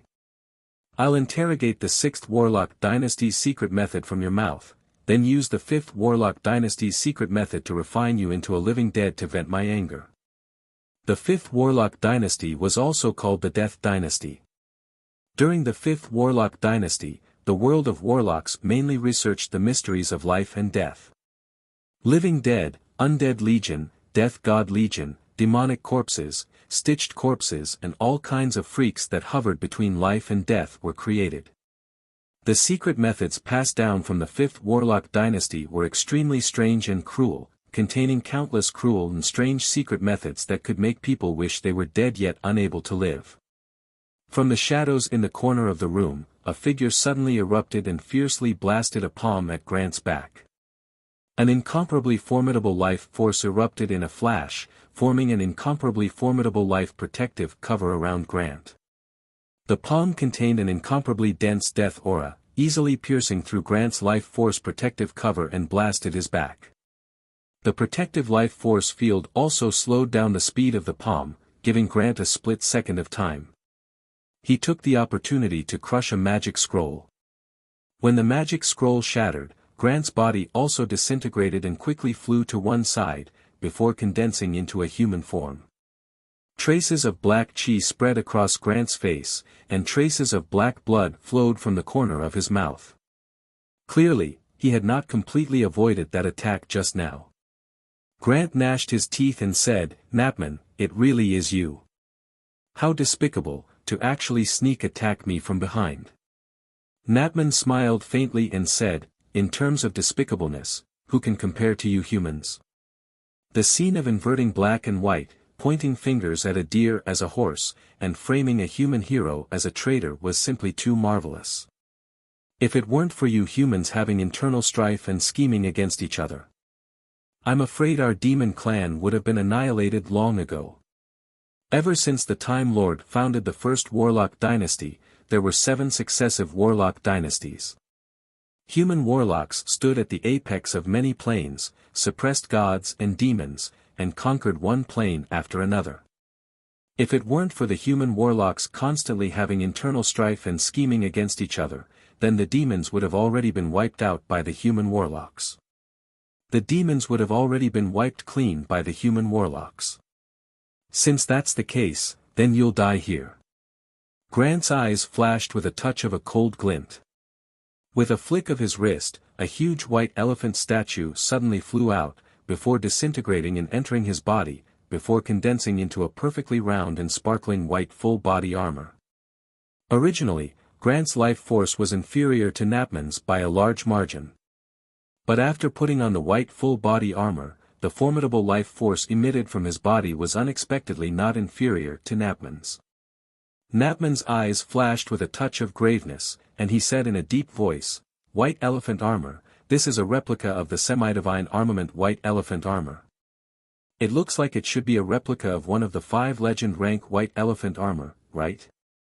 After discovering the ancient warlock relic, White Elephant's Ivory's founder obtained all kinds of secret method inheritances and formidable secret treasures. Finally, he founded White Elephant Ivory, this formidable warlock group. The most powerful secret treasure at the founder of White Elephant's Ivory possessed was the semi-divine artifact White Elephant Armor. If the conditions were right, White Elephant Ivory's successive masters would replicate the formidable secret treasure White Elephant Armor. In the history of White Elephant Ivory, a total of 7 legend-rank White Elephant armors had been replicated. However, 2 of them had disappeared during the war. Grant opened his mouth and spat out a black aura of death. He was brimming with confidence, and said with a cold smile, "That's right, Napman. My true strength might not be your match. But if you fight with me, the one to die will definitely be you. Because we're humans, we're good at using weapons, while you're just some lowly and petty beasts." Human warlocks were proficient in a variety of secret methods and countless spells, which allowed them to rise above other races step by step. Among them, alchemy was the most important secret method of human warlocks. Even if human warlocks tempered their spirit and fleshly body through a variety of secret methods, their strength was still weaker than that of many extraordinary life forms. Through alchemy, they refined a variety of secret treasures with mystical powers, which allowed them to rise above other races. "You're too arrogant. Even if you have the white elephant armor, the one to die will definitely be you." Napman sneered and operated the Undying Hellion clan's inherited secret method Undying 9 transformations. His life force changed, and countless black aura of death revolved around him, making him look like a peerless Hellion. Napman extended his hand and grasped at empty air. The countless death aura in his hand condensed into a pitch-black blade of death. Suddenly, the blade burst out and strangely appeared in front of Grant. Accompanied by a frightening negative force, the blade chopped towards Grant. Grant silently recited an incantation and pointed with his finger. A huge elemental white elephant condensed from countless elemental forces suddenly flew out of his hand. With an angry roar, it swung its thick trunk and fiercely lashed at Napman's long blade, causing it to be directly sent flying. Napman's figure twisted and strangely appeared above the elemental white elephant. As if a siege hammer, his fist smashed into the elemental white elephant's head. A formidable death force instantly rippled and dented the elemental white elephant's head. Grant's complexion paled slightly. He silently recited an incantation, pointed at Napman, and conjured the level, for spell Great Weakness. A grey radiance shrouded Napman. Napman's physique suddenly dropped by a few grades. His figure retreated briskly and he silently recited an incantation. Death aura condensed on his body, dispersing the magic power of Great Weakness. Grant continued to urge the elemental white elephant to madly attack Napman. At the same time that Grant dealt with Napman with all his strength, a killing intent suddenly erupted from under the shadow of a table behind him, and a completely transparent figure suddenly burst out. Shit!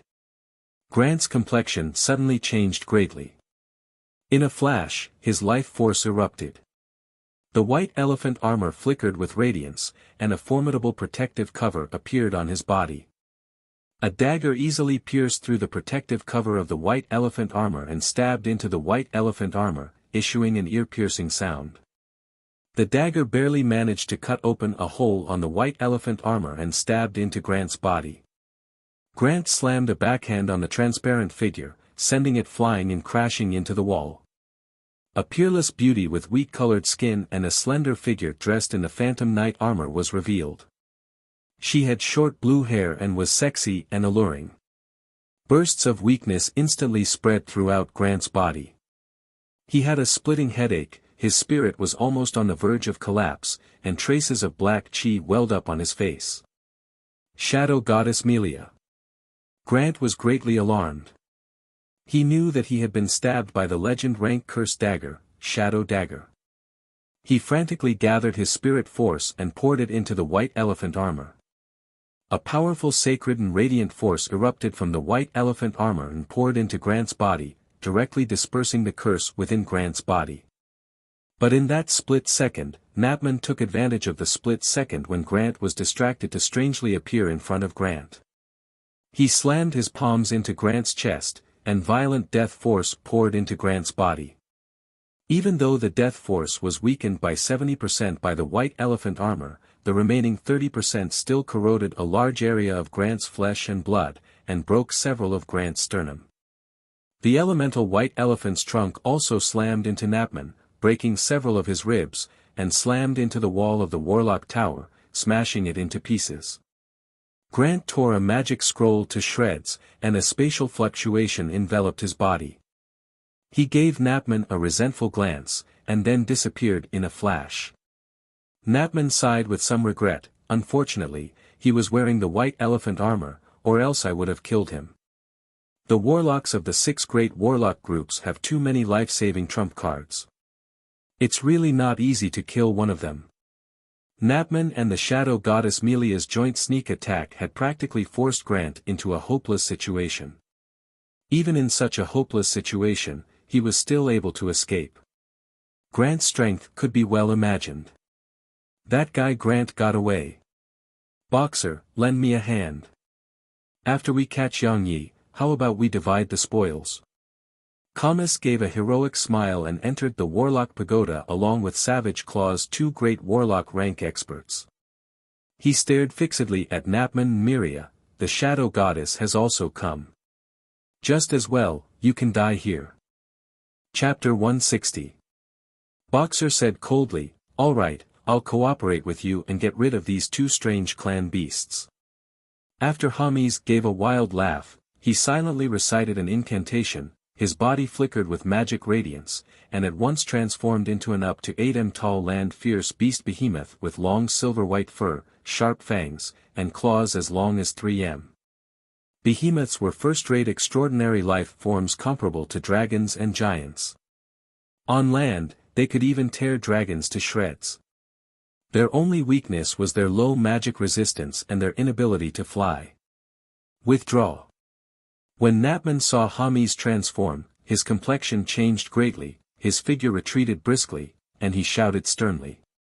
In such a narrow terrain, a single slap from the behemoth could slice Napman into pieces. Myri's figure retreated briskly, before crashing into the wall of the Warlock Pagoda, before breaking through the wall and shooting into the distance. Hamis transformed into a behemoth took a big step forward, brandished its claws, and slapped at Myri. A copious amount of blood splashed, as Myri's arm was forcibly sent flying by Hamis transformed into a behemoth with a slap. Myri took advantage of this opportunity to escape from the Warlock Pagoda, before flying into the sky. Boxer's gaze was ice-cold, he silently recited an incantation, pointed at Myri in the sky, and cast the level, for spell flight restriction. The level, for spell flight restriction could only prohibit a single person from flying in the sky. It didn't have much of an effect in a large-scale battle, but in a small-scale battle, it was an extremely terrifying spell. As if a headless fly, Myri dropped from the sky, before landing on the ground. Haley silently recited an incantation, pointed at Hamis, and a level, for spell super physical constitution strengthening fell on Hami's body. After Hami's transformed into a behemoth, many level 1 and level 2 spells no longer had much of an effect on him. But the level 4 spell super physical constitution strengthening could strengthen his physical constitution by another 30%, becoming even more terrifying and savage. Even if a dragon fell to the ground, it would still be easily torn to pieces by him. The level 4 spell super physical constitution strengthening was also a level 4 spell that many body-tempering great warlocks would solidify in their spirit sea. Hami's eyes flashed with an incomparably ferocious glint. With a furious roar, he pounced madly towards Merli. Just as Hami's was about to reach Merli, the 3 black dragons opened their jaws and spat out 3 dragon breaths towards the behemoth that Hami's had transformed into. AI, who was as thin as a monkey, arrived in front of the Beeman behemoth. With a flash of magic radiance, he transformed into a 3-meter-tall rhombohedral mirror demon, a level 4 extraordinary life form with mirrors on each side. Among level 4 extraordinary life forms, the rhombus mirror devil was the weakest in terms of battle prowess. However, it had a mystical characteristic, that was, it could reflect most spell attacks. Only Moonlight Warlock rank spells could kill it with absolute power. When the 3 dragon breaths hit the rhombohedral mirror devil, they immediately rebounded and blasted into the 3 black dragons, burning them and causing them to scream miserably. Hami's incarnation of the Beeman behemoth seized this opportunity and arrived in front of Merli. With an ominous glint in its eyes, it fiercely slapped at Merli. The shadow goddess Merli wasn't a match for any of the great warlocks present in a frontal confrontation. However, the shadow goddess she believed in also had the divine authority of assassination. She was also one of the most frightening assassins. If she wasn't killed, then Tyrannid subcontinent's great warlocks wouldn't be able to eat or sleep in peace. Merli's complexion remained unchanged. She tore a magic scroll, and her whole body at once turned into black smoke, scattering in all directions. Hami's incarnation of the Beeman behemoth's palm slapped empty air, before fiercely slamming into the ground, tearing open huge cracks. In an instant, Melia appeared in a dark corner of Black City a kilometer away. She directly merged into the shadows and disappeared. Cheyenne treaded the air, just like a goddess. With the semi-divine armament Dark Scepter embedded with 6 level 4 extraordinary life form crystals in her hand, she pointed at the 3 black dragons, and cast the level 4 divine spell Dark Force Enhancement. Rays of black divine light were released from the Dark Scepter and entered the bodies of the 3 black dragons. With the support of the divine light, the strength of the 3 black dragons suddenly increased by 40%. God said that the power of God cannot be defied.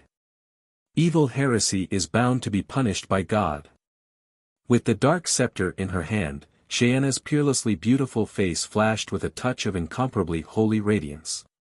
She silently recited a prayer, pointed at Hami's, and cast the level 4 divine spell God's punishment. A black divine light descended from the sky and shot towards Hami's.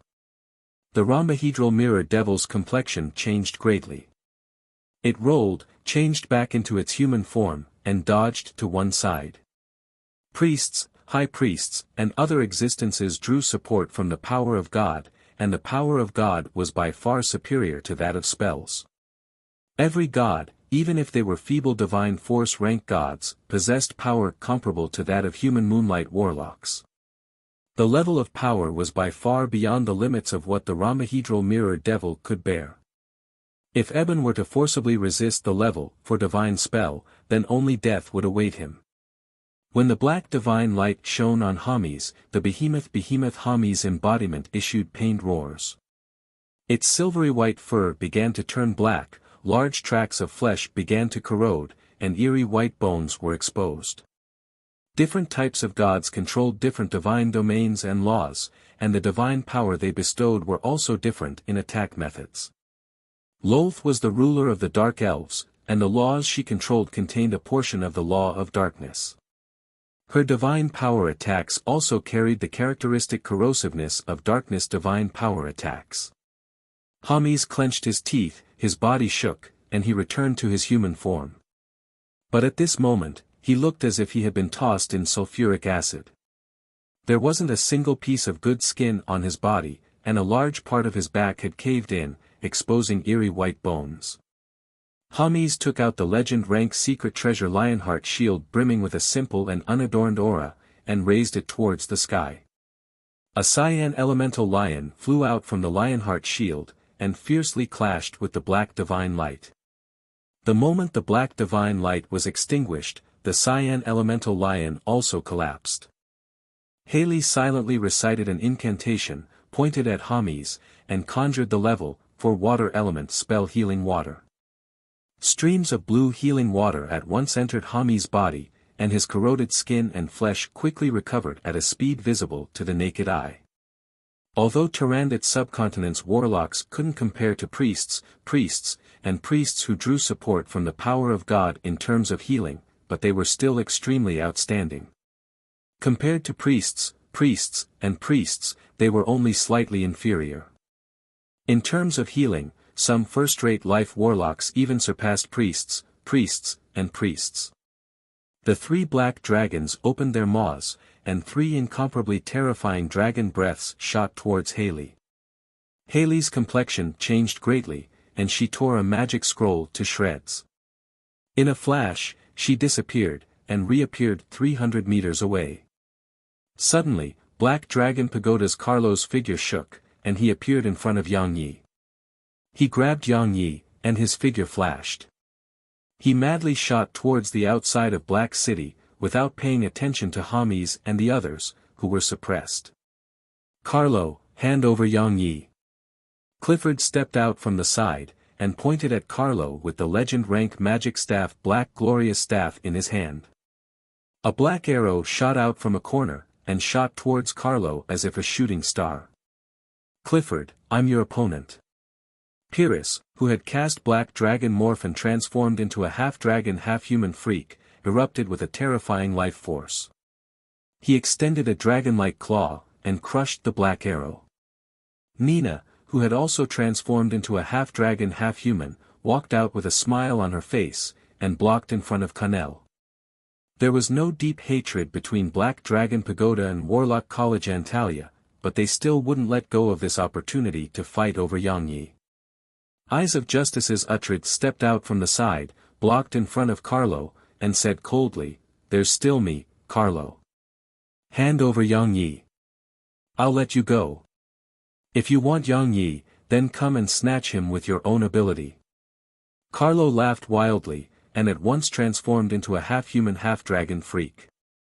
He erupted with a terrifying strength infinitely close to that of a pinnacle starry sky warlock, and rushed towards Uhtred. The entire Black City trembled and wailed amidst the battle between the great warlocks. Countless buildings were smashed, and debris splashed everywhere. On the other side, Yang Feng looked at the great warlocks fighting inside Black City. Although the battle was fierce, but they left each other some leeway, and didn't have any intention of fighting to the death. Yang Feng creased his eyebrows slightly, and felt somewhat dissatisfied. "You've all fallen into the trap. Very well, all of you can go and die now. Do it." Yang Feng's eyes flickered with a cold glint, and he immediately ordered. The nuclear warheads buried inside Black City detonated at the same time in a split second. Boom! Along with a world-shaking blare, the entire Black City was shrouded by the might of the nuclear warheads, and the entire city was blown away. Endless light and heat instantly engulfed the great warlock rank experts who were still fighting inside Black City. A mushroom cloud rose into the sky, the earth in a radius of several thousand li shook, and birds and beasts fled in all directions. Z. At the same time as the nuclear warheads detonated, Rose Garden's holographic projector, where Yang Feng was located, flashed, and nothing could be seen. All the video monitoring equipment were either blown to pieces or interfered with by the nuclear explosion. Carolina was dumbstruck, and her words became somewhat unclear. "What's this? You blew up the entire Black City?" Cordelia also had a lifeless expression, and her beautiful eyes were filled with incredulity as she looked at Yang Feng. Clarissa also had a look of incredulity on her face as she looked at Yang Feng. Even if a great warlock rank expert went all out, they still wouldn't be able to blow up Black City with a spell. Even a Starry Sky warlock wouldn't be able to accomplish this. Only Moonlight warlock rank experts and above, whose strength was comparable to that of a god rank warlock, could possibly wipe out Black City with a spell. Yang Feng said with a cheerful smile, "That's right, I blew up Black City. This Black City was originally a trap set by me and my uncle. As long as a great warlock rank expert enters, then no matter how many come, they'll all die." Black City was directly blown up by the nuclear warheads, burying a large number of great warlock rank experts in one fell swoop. Whether it was the Underworld's allied forces or Tyrannid's 6 great warlock groups, they were all hit hard. This was the best time for Steel City to develop. Carolina suddenly felt a chill in her heart, and was filled with lingering fear. Cordelia's and Clarissa's beautiful eyes also flashed with a touch of alarm and lingering fear. If it wasn't for Cordelia's betrayal of Rose Garden, then one or both of them might have gone to Steel City. In that case, they would probably be blasted to death by the nuclear explosion. Clarissa's pretty complexion changed. She hesitated for a moment, then clenched her fists and said in accusation, "Yang Feng, there are still hundreds of thousands of ordinary people in Black City. Don't tell me that you don't have a guilty conscience." Carolina's and Cordelia's beautiful eyes flashed with a touch of disapproval. In their eyes, ordinary people were ants, and they wouldn't bat an eye no matter how many died.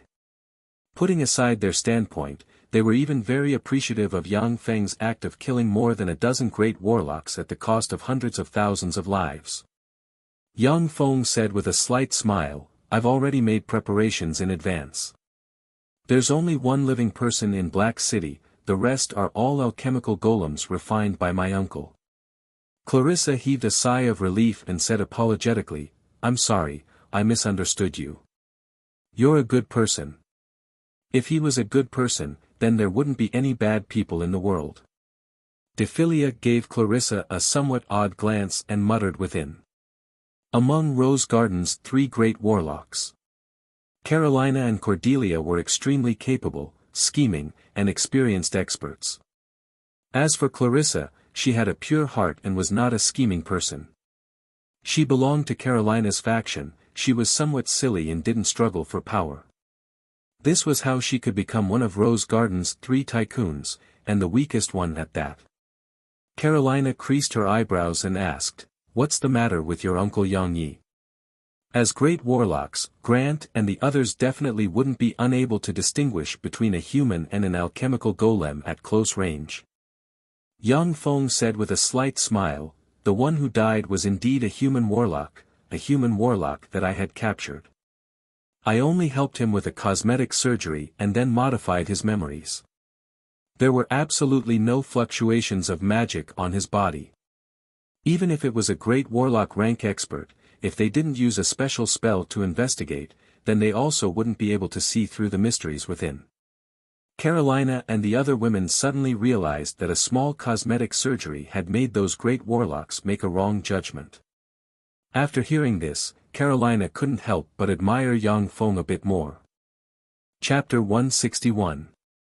On the other side, after the nuclear explosion, 10,000 Thunder Demon heavy-duty transport aircraft flew over from afar. They were so dense that they practically covered the horizon.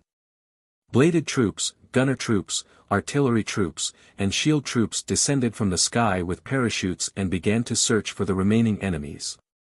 Although according to the calculations of the portable fortified stronghold's optical computer, there was a 90% probability that Black City's great warlocks had been completely annihilated.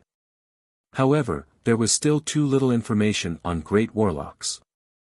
Moreover, Black City's experts were Tyrannid subcontinent's peak experts. No one knew how many life-saving trump cards they had, therefore, Yang Feng dispatched a large number of primary battle robots to search for the remaining enemies as well as loot. Once the primary battle robots entered the nuclear explosion's radiation area, all kinds of images were directly transmitted to Rose Garden. The three-dimensional holographic projector then directly broadcasted the scene of the radiation area. The area where Black City was originally located had already been completely sunken, forming an enormous hole several tens of meters deep and a dozen kilometers wide. Everywhere was deathly still, shrouded in a gray haze of radiation. All kinds of extremely broken wreckage as well as crystals could be seen everywhere. Even through the holographic projector, the people present could still feel the might and terror of the nuclear explosion. Carolina and Cordelia were slightly alarmed, as they had a deeper understanding of Steel City's might and terror. Clarissa was different.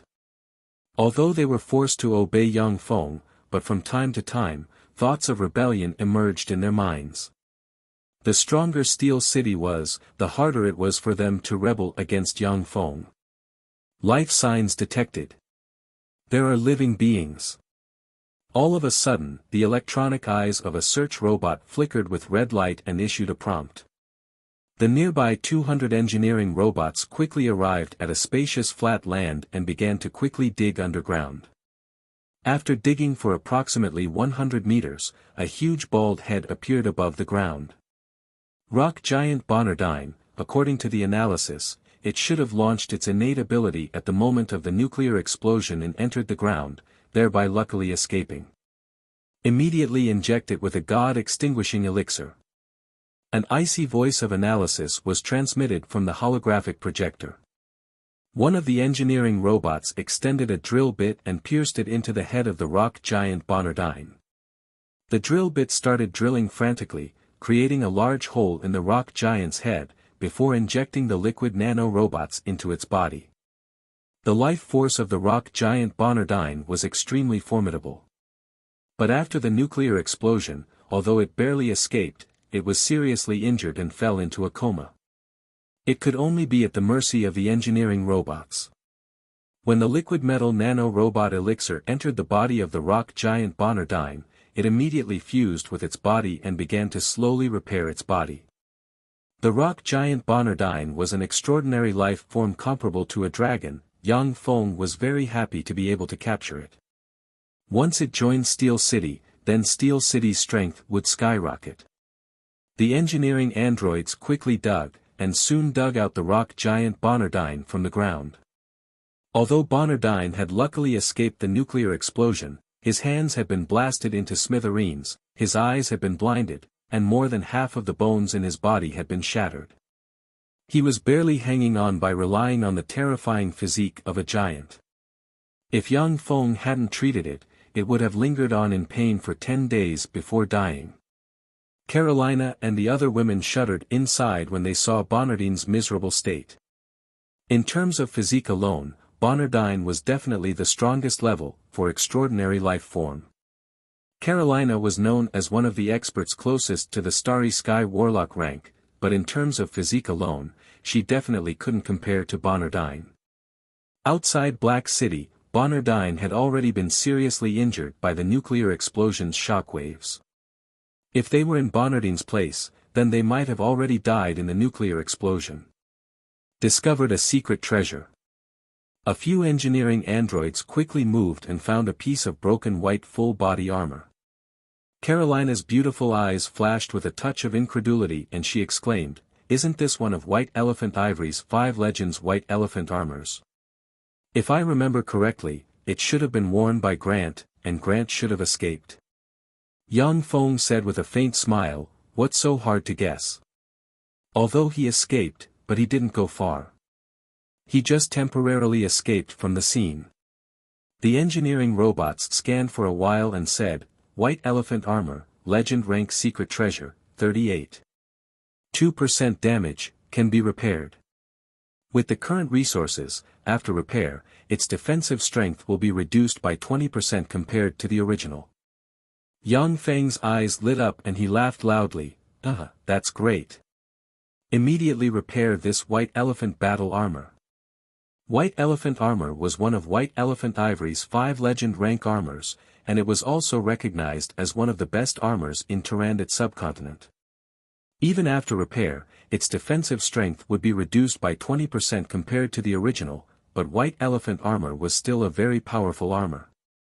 Even though Rose Garden's master Carolina saw the legend rank white elephant armor, but she was also slightly envious. Carolina said solemnly, "The white elephant armor is here, which means that Grant is dead.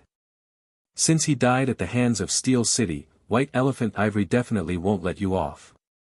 Yang Feng sneered, "Heh heh. After this battle, does White Elephant Ivory still have the strength to threaten Steel City?" Carolina was immediately at a loss for words. White Elephant Ivory only had 4 great warlocks. Now that 2 of them had been killed by the nuclear warheads, White Elephant Ivory had suffered heavy losses. Under the circumstances of the underworld's allied forces wreaking havoc, they didn't dare to act rashly. If 1 or 2 more great warlocks died, then White Elephant Ivory's base would become very dangerous, with the possibility of being overturned at any time. The engineering robots continued to clean up the battlefield, finding broken legend rank equipment. Carolina was alarmed when she saw the broken legend rank equipment, as if she was watching the scenes of Tyrannid Subcontinent's all-powerful great warlocks falling one after another. The underworld's allied forces had spent countless years, roped in an unknown number of human traders, and paid a huge price, only to kill 7 human great warlocks and severely injure 3 human great warlocks. But now, Yang Feng had killed 11 human great warlocks with a nuclear cleanse. He had practically killed half of the humans' high-end forces, rewriting the balance of high-end forces between both sides. Yang Feng looked at the statistics and creased his eyebrows slightly. 3 dragon crystals, this means that 3 black dragons were killed. It's a pity that their blood and other parts were destroyed in the explosion. There's only 1 Hellion core, and it seems to belong to Eden. In that case, it's very likely that the undead Hellion monarch Napman and the great matriarch of the Dark Elves Shaena survived. Clarissa said worriedly, "Yang Feng, so many of our human great warlocks have died. Now, the power balance between our humans and the underworld's allied forces is completely out of balance. What should we do?" This time, the 7 great forces had besieged Steel City. Among them, apart from Eyes of Justice, which had only dispatched a single great warlock, the rest of Tyrannid Subcontinent's 5 great warlock groups had dispatched nearly half of their great warlocks to besiege Steel City. Now that so many great warlocks had died, the 5 great warlock groups didn't dare to rashly dispatch their great warlocks. As a result, the situation had become even more dangerous. As for the underworld's allied forces, although they had also lost 5 great warlock rank experts, but they had a large number of races and a large number of great warlock rank experts. The death of 5 great warlock rank experts was something that they could accept, as it wouldn't affect the overall situation. Carolina said, somewhat rejoicing in his misfortune, "Moreover, with your explosion, apart from Rose Garden, you've offended all the forces in Tyrannid Subcontinent. Later on, it'll be difficult for you to move an inch in Tyrannid Subcontinent. No forces will be willing to associate with your Steel City." Yang Feng had detonated Black City, and had offended practically all the forces in Tyrannid Subcontinent. It was truly a case of being the enemy of the whole world, with no place to hide. Yang Feng said with a confident smile, "So what? Strength is righteousness. As long as I'm strong enough, then I'm righteousness. Those who are my enemies are all evil, and will be purified and eradicated." Yang Feng turned towards Carolina and said with a slight smile, "Originally, I planned to go to Rose Divine Pool to practice cultivation for a period of time. However, the situation changed so quickly, it seems that I'll have to adjust my schedule. Carolina, Cordelia, Clarissa, I need a complete corpse of a level, for extraordinary life form. Don't tell me that you don't have it. If you're lying to me, then I'll be very disappointed. I can guarantee that you won't want to see me disappointed." Carolina looked at the beaming Yang Feng and felt a slight chill in her heart. She shuddered at the thought of Yang Feng's ruthless methods. She was silent for a moment and then said, "I have 15 complete corpses of level, for extraordinary life forms. This is the accumulation of Rose Garden's successive generations." Cordelia said with a sweet smile, "I have 3 complete corpses of level, for extraordinary life forms. I bought one of them, and killed the other two. Cordelia may look docile and submissive towards Yang Feng, but in fact, she was Rose Garden's second strongest expert. If the disparity in equipment wasn't taken into account, then her strength was only slightly inferior to Carolina's. If the disparity in equipment was taken into account, then she would be completely crushed by Carolina. I only have half of a Starfire Raven's corpse for research, Clarissa said with a somewhat red face. She was one of Rose Garden's 3 tycoons, yet she didn't even have a complete corpse of a level, for extraordinary life form. It could be seen how miserable she was. Chapter 162. 3 days later, Warlock College Antalya, Black Dragon Pagoda, Eyes of Justice, Savage Claw, and White Elephant's Ivory, the 5 great warlock groups issued a public declaration, declaring that Steel City had colluded with the Underworld's allied forces, that they were guilty of the most heinous crimes, and that they were traitors of humanity.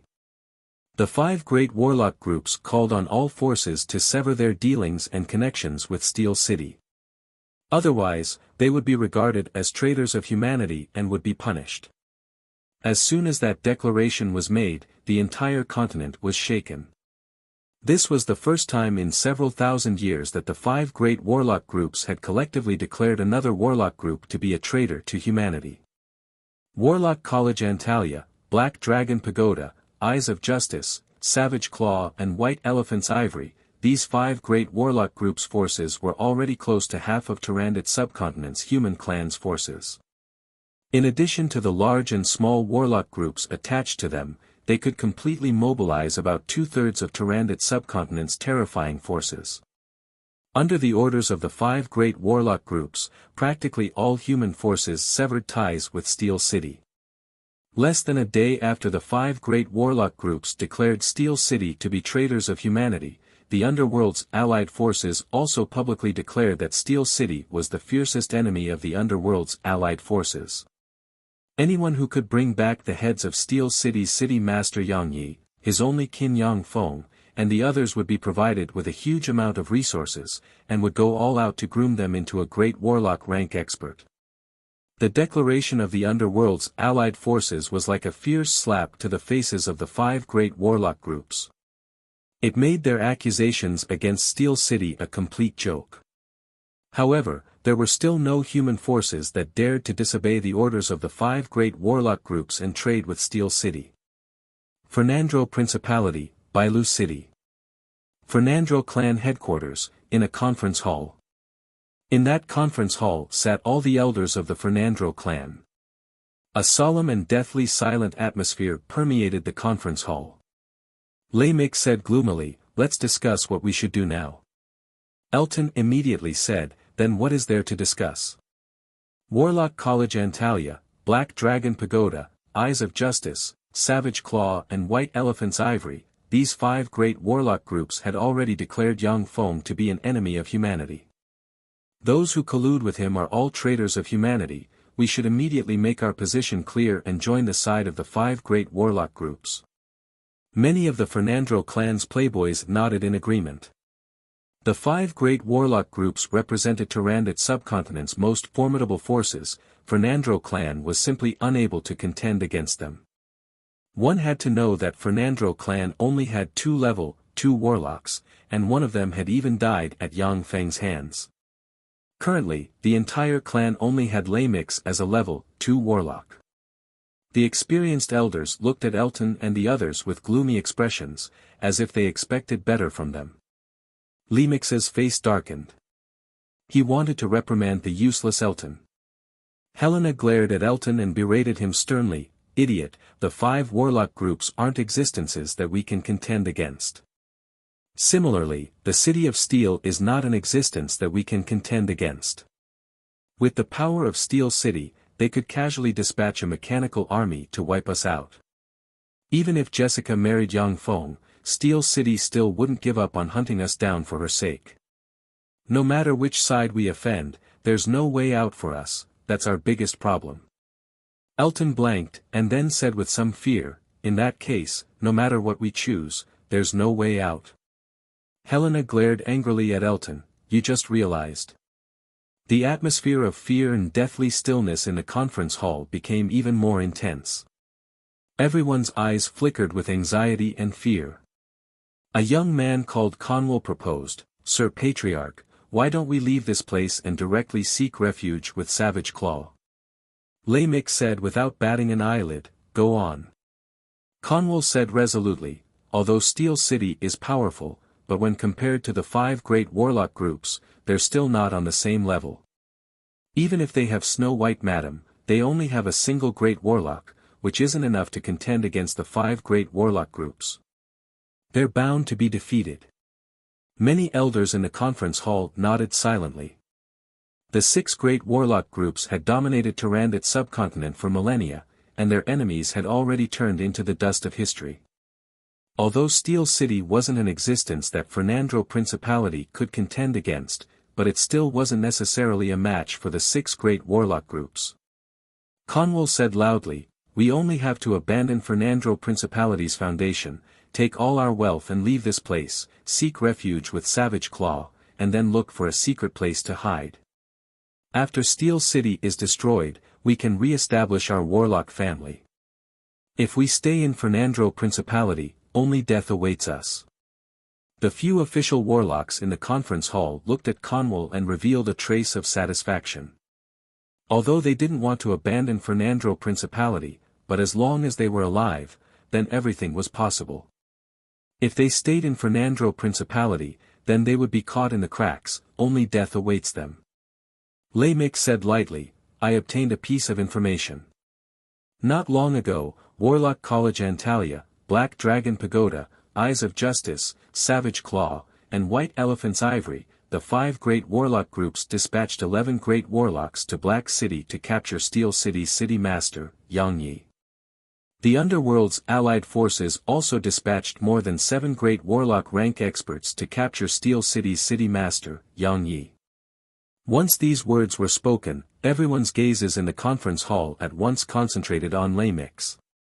Anusha's beautiful eyes flashed with incredulity and she exclaimed, "Impossible, 18 great warlocks acting together, even a Starry Sky warlock can contend against them. Did they fail?" The gazes of everyone in the conference hall were brimming with astonishment. Warlock College Antalya, Black Dragon Pagoda, Eyes of Justice, Savage Claw, and White Elephant's Ivory, the 5 great warlock groups had announced that Steel City was a human rebel, which meant that they didn't succeed in capturing Yang Yi. Everyone, including Anusha, didn't dare to believe that Steel City's city master could escape from the hands of 18 great warlock rank experts. Lamech sighed faintly and said, "As a result of that battle, the entire Black City was blasted into ashes and became a forbidden area.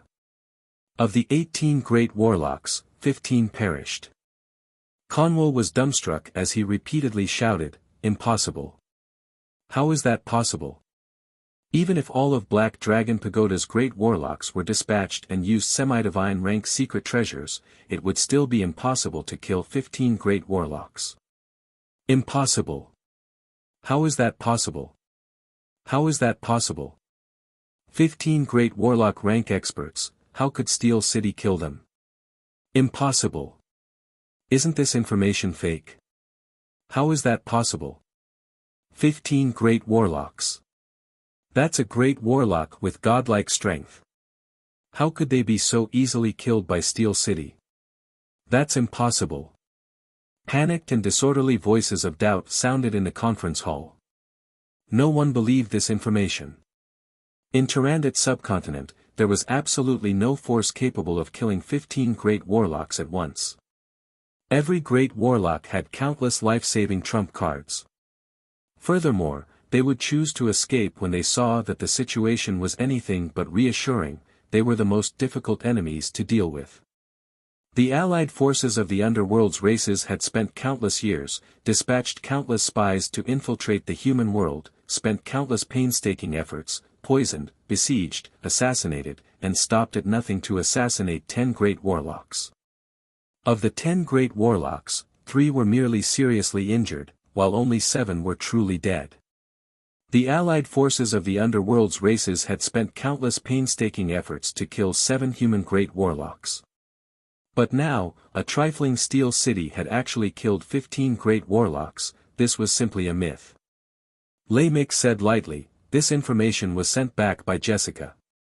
Reportedly, she saw it with her own eyes. Furthermore, White Elephant Ivory's legend rank secret treasure White Elephant's Tusk, Warlock College Antalia's legend rank secret treasure Book of Gaia and other legend rank secret treasures have already become Steel City's spoils of war and are being toyed with by Yang Feng. Once this statement was made, everyone in the conference hall inhaled a mouthful of cold air. Jessica was a genius carefully cultivated by Fernandro clan. She was also very loyal to Fernandro clan. The information she sent back definitely wasn't fake. But in this way, Steel City's foundation and strength would have to be re-evaluated. Anusha couldn't help but feel a touch of deep jealousy and envy when she heard that. She deeply hated herself for not replacing Jessica and going to Steel City to form a marriage alliance. An ambitious girl like her naturally wasn't willing to be ordinary, she wanted to become even more powerful and have a longer lifespan. In order to become stronger, a huge amount of cultivation resources was indispensable. And becoming the wife of a formidable warlock group's young master was the fastest shortcut to obtain a huge amount of resources. Lei Mix said with a faint smile, Jessica has already sent a message, she wants us to join Rose Garden. As long as we throw ourselves into Rose Garden's embrace, then with Rose Garden's protection, Warlock College Antalya wouldn't be able to do anything to us. That's a good idea. Jessica actually wants us to join Rose Garden, she's really capable. Since Jessica said so, then we'll do as she says, there's nothing wrong with that. Sounds of approval came from the conference hall. After hearing that Steel City had killed 15 great warlocks in one fell swoop, Jessica's status in Fernandro clan once again received a huge boost. Everyone was clear that whether Fernandro clan could obtain glory in the future or not, it all depended on Jessica's future performance. Lei Mix revealed a trace of a smile. Before long, Fernandro Principality announced that it had joined Rose Garden, becoming one of Rose Garden's subsidiary forces. Chapter 163 Black Dragon Empire's Satsuma Marquisdom's Baza City. Ares, dressed in the green-fanged lion armor, was patrolling above the city wall along with a team of human warriors. These days, Ares had been nurtured by Yang Feng with a large amount of resources. He had already directly promoted to an Earth Knight rank expert.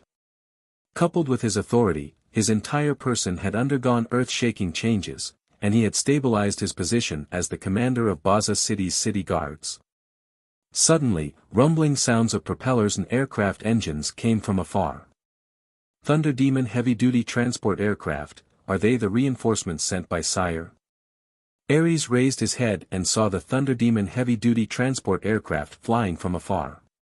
His eyes flashed with a touch of shock, so many Thunder Demon heavy-duty transport aircraft.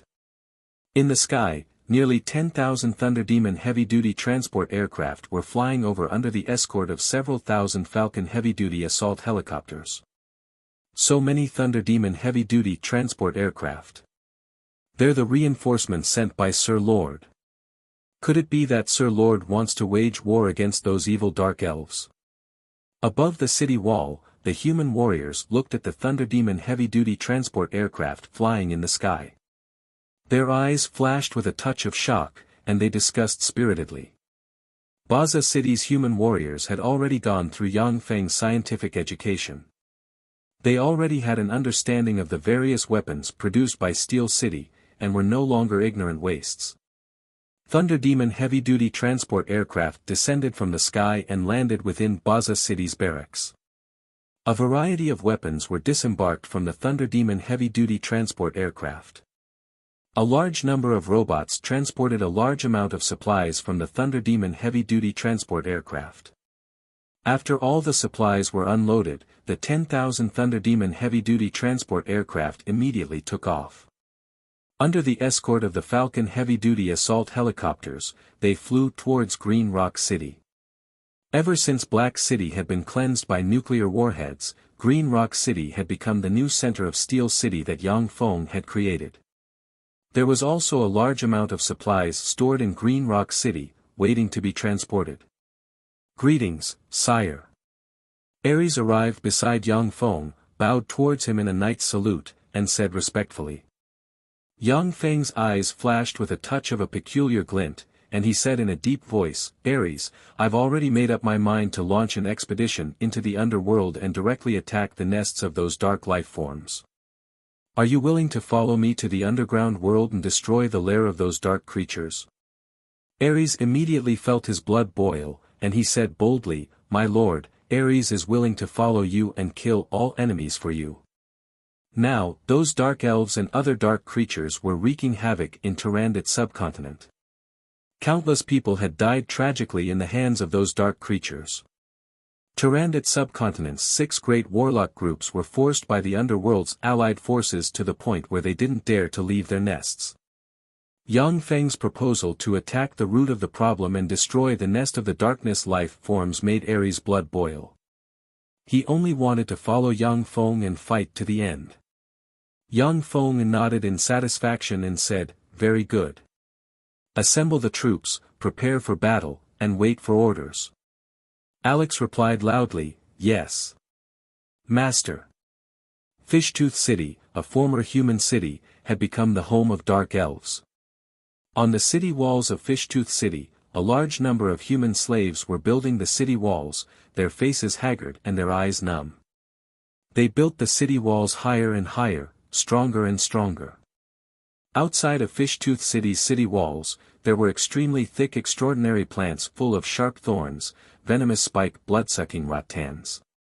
The sharp thorns of the extraordinary plant's venomous spike blood-sucking rattans could easily pierce through human armor. Once a human was stabbed by the venomous thorns, they would fall into paralysis and their blood would be sucked dry by the venomous spike blood-sucking rattans. Outside Fishtooth City, there was a 20 wide moat. The Dark Elves had also lured a shoal of extraordinary life forms black-scaled piranhas into it. The shoal of black-scaled piranhas was extremely terrifying. Even if a level 3 warlock fell into the moat, if they couldn't cast a spell in time to escape, then they would still be devoured by them. Damn bastards, why haven't the reinforcements arrived yet?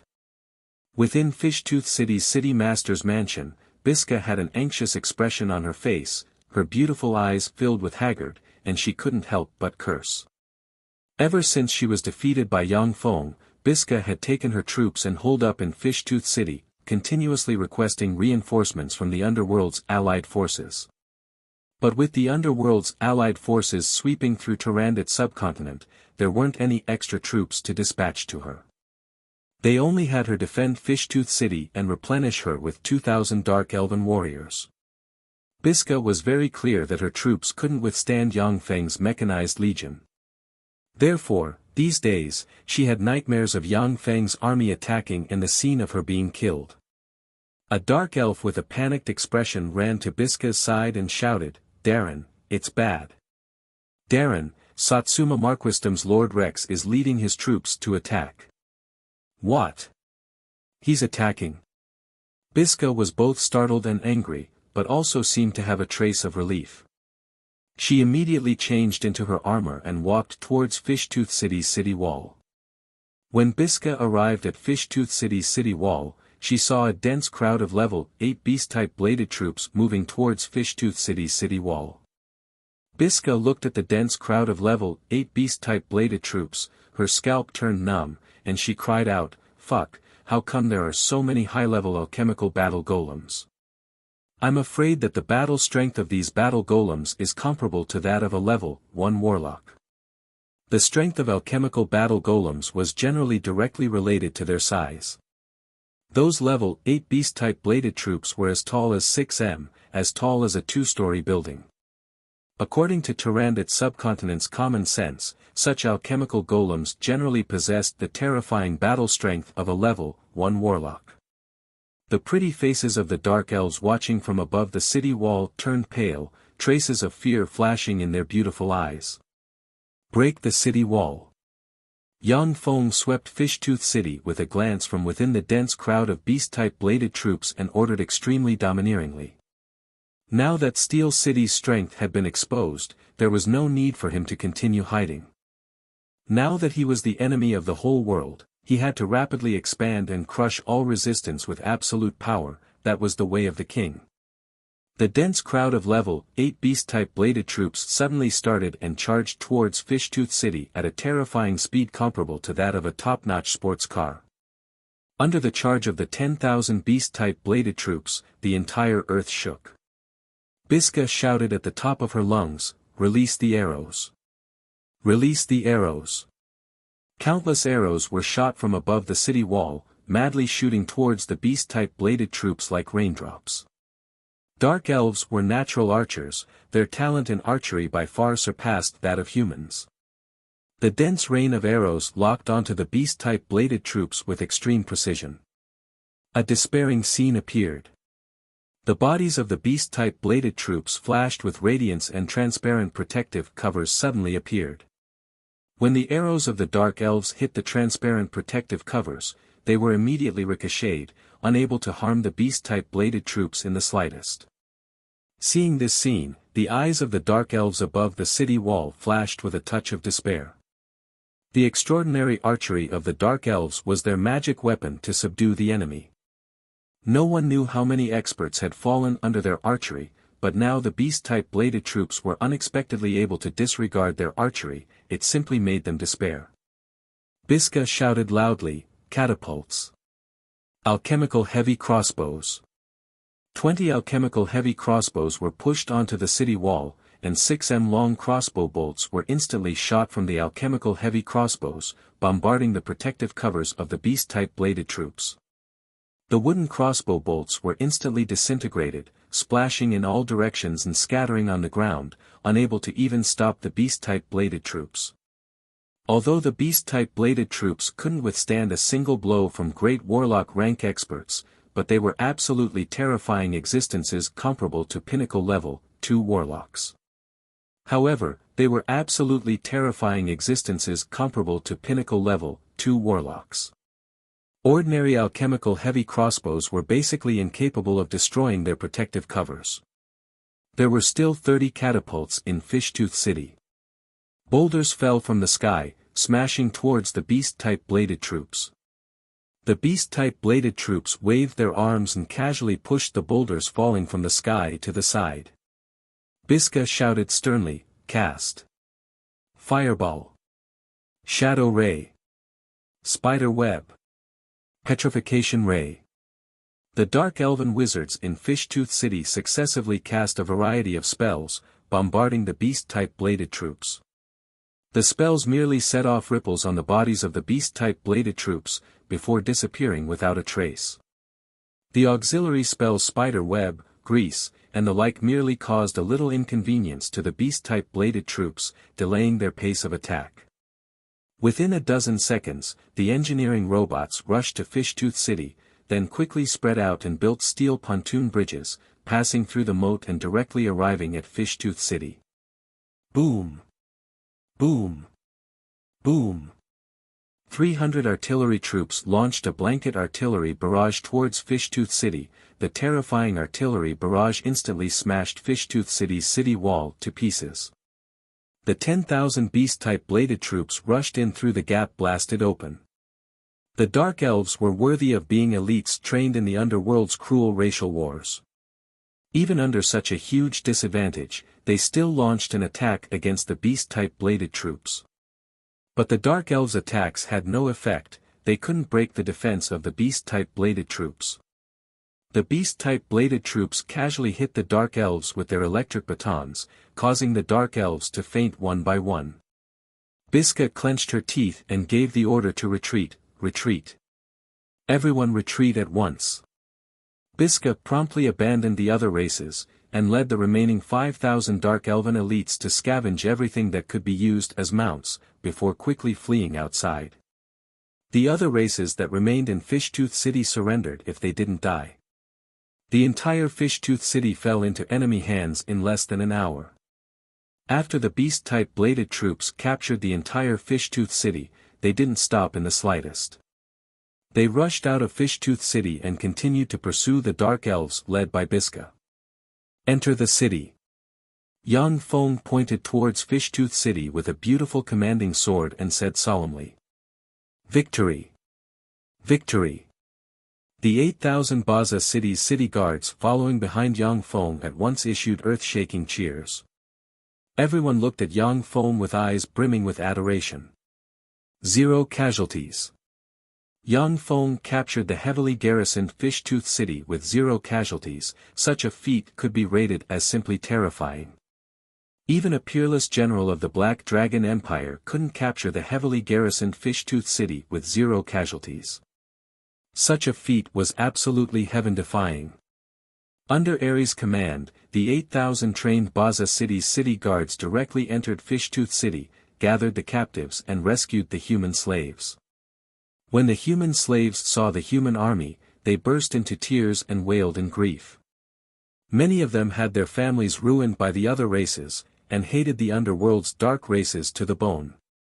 Now that Yang Feng captured Fishtooth City, it was tantamount to saying that he was their savior, allowing Yang Feng to easily win the hearts of Fishtooth City's people. Biska, along with more than 300 dark elves, was shuttling through the jungle. From time to time, the screams of dark elves could be heard from behind them.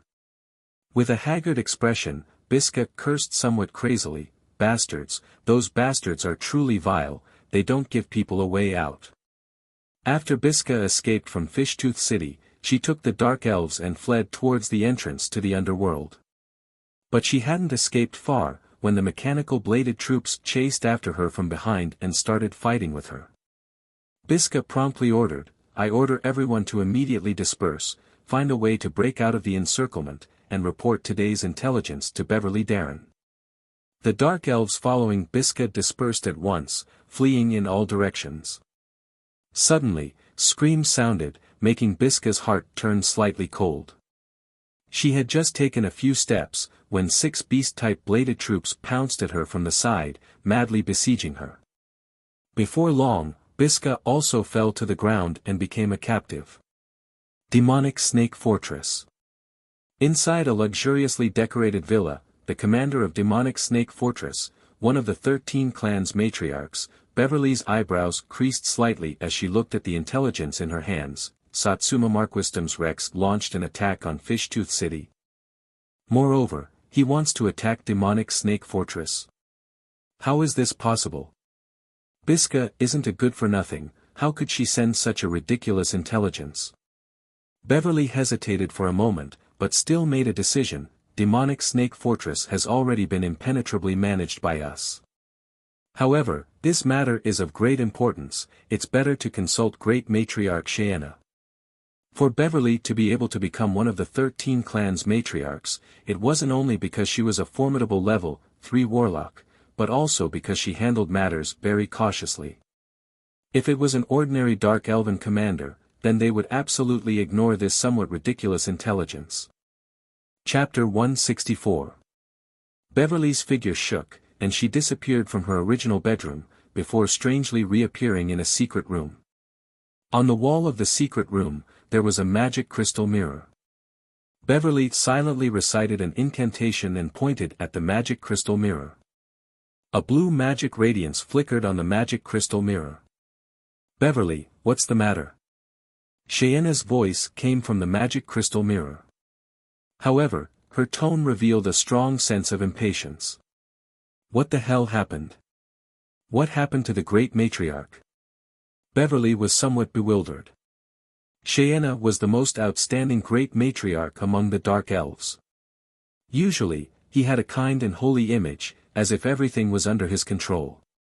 Even when facing the 13 dark elven clans' matriarchs, he had never been impatient. But now, her attitude was clearly somewhat odd. However, although Beverly was bewildered, she still reported the intelligence to Cheyenne verbatim. Cheyenne's cold voice came from the magic crystal mirror. "Demonic Snake Fortress's commander is you. You can make your own decisions on these trivial matters. Later, don't bother me with these trivial matters." Beverly was dissatisfied, yet she said respectfully, "Yes. Great Matriarch, third layer of the underground world, in the depths of the holy spring divine pool in the great temple of the city of dark elves. Cheyenne was soaked in the milky white holy spring divine pool. Her whole body was covered in frightening scars. Her originally peerless face had been burned beyond recognition, and her charming body was covered in disgusting radiation abscesses. She no longer had legs in the lower half of her body. In the center of the nuclear explosion, Cheyenne had practically exhausted all her trump cards before barely escaping the calamity. However, not only were her legs blasted away, but she was also heavily poisoned by radiation. Her injuries were extremely serious. Cheyenne silently recited an incantation, pointed with her lily-white finger, and cast the level for divine spell Great Healing on herself. Black divine light at once shone on Cheyenne's body.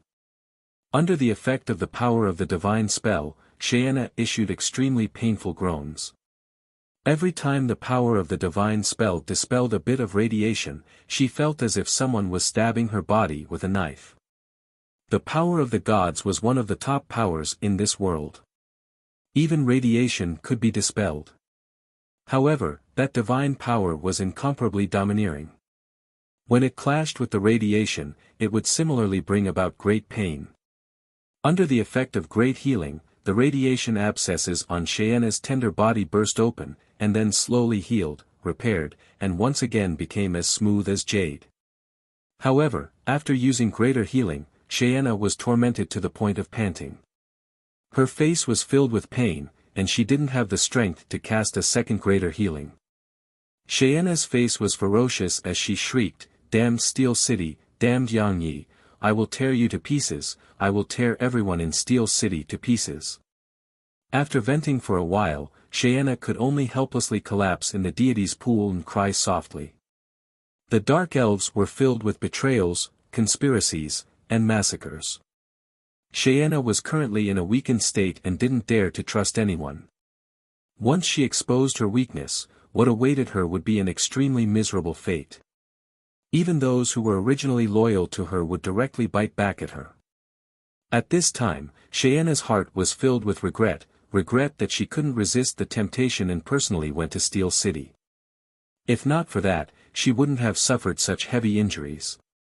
Even if she was a legend-ranked priest, with the help of Goddess Loltha's divine power, it would still take her half a year to recover. And this half a year would be the most dangerous half a year. If she didn't pay attention, she would be consigned to eternal damnation. Cheyenne was a woman who had risen to the throne of the great matriarch through countless conspiracies and massacres. She was keenly aware of the strangeness. There's a conspiracy, there's definitely a conspiracy. Otherwise, how could all of us have coincidentally gathered at Steel City at the same time? This is definitely someone's doing. Cheyenne thought through clenched teeth. From the point of view of the beneficiary, this conspiracy should be a trap set by Steel City to catch us all in one fell swoop. Steel City's beasts, each and every one of them deserves to die. Hatred brewed in Cheyenne's heart. Inside demonic Snake Fortress, Beverly didn't dare to be the slightest bit negligent. She immediately implemented military control over demonic Snake Fortress. All the human slaves were locked up and strictly guarded. Within demonic Snake Fortress, all the weapons were transported out of the warehouses and placed on top of the city wall. The entire demonic Snake Fortress entered a state of martial law. On the other side, after Yang Feng captured Fishtooth City, he left it to Ares to pacify, while he himself took 200,000 level 8 primary battle robots into the underworld. After going through a fierce battle, ordinary armies had to rest and reorganize before they could continue fighting. Otherwise, their battle prowess would be greatly reduced. But level 8 primary battle robots were different. They were robots. As long as they had enough energy, then they could continue fighting until they were completely destroyed. This was also one of the most terrifying characteristics of robot warriors. So this is the underworld. Sure enough, it's not a place for people to stay. No wonder human warlocks didn't occupy this place. Once they entered the underworld, they were shrouded in endless darkness. In the underworld, it was practically impossible to see one's fingers in front of one's face. Only some rare fluorescent moss and other fluorescent plants emitted traces of extremely gloomy radiance. The air was filled with a damp and sticky aura. Analysis complete. The humidity contained in the air is by far greater than that of the surface world. Unless one promotes to a level 1 warlock, otherwise, even an Earth Knight rank expert would suffer from serious rheumatism and arthritis after living in this area for 5 years. Ordinary people living in such an environment would fall ill within a year. Yang Feng had just had a thought, when the optical computer quickly reported the analysis to him. Yang Feng mused silently, although ordinary people are like ants in the eyes of warlocks, but the foundation of human warlocks is still ordinary people. Ordinary people are unable to live in the underworld, therefore, it would be very difficult for human warlocks to conquer the underworld. This is also the reason why the underworld was abandoned. However, for the ancient warlocks to be able to completely conquer the underworld, the strength of the ancient warlocks was really terrifying. The underworld was still under the control of human warlocks during the time of the 8th Warlock dynasty, the Dawn dynasty. Tyrannid subcontinent's underworld was also under the control of the ancient warlocks belonging to the Dawn dynasty, and was transformed into a trial ground. After the collapse of the Dawn dynasty, the underworld once again returned to the hands of the dark races, and became a land of despair for humans. Humans only had some bridgeheads like demonic Snake Fortress in the underworld, where they traded with the underworld's major races. Turn on the lights. Yang Feng ordered, and the 200,000 primary battle robots turned on their searchlights, brightly illuminating the places they passed. Once the 200,000 primary battle robots turned on their searchlights, a dense swarm of thumb-sized extraordinary life-form vampire moths immediately flew towards the 200,000 primary battle robots. Vampire moths were the most commonly seen extraordinary life forms in the underworld. Once they saw light, they would be attracted by the phototaxis of life forms, and then they would suck the life forms dry. Many human experts who came to the underworld weren't prepared.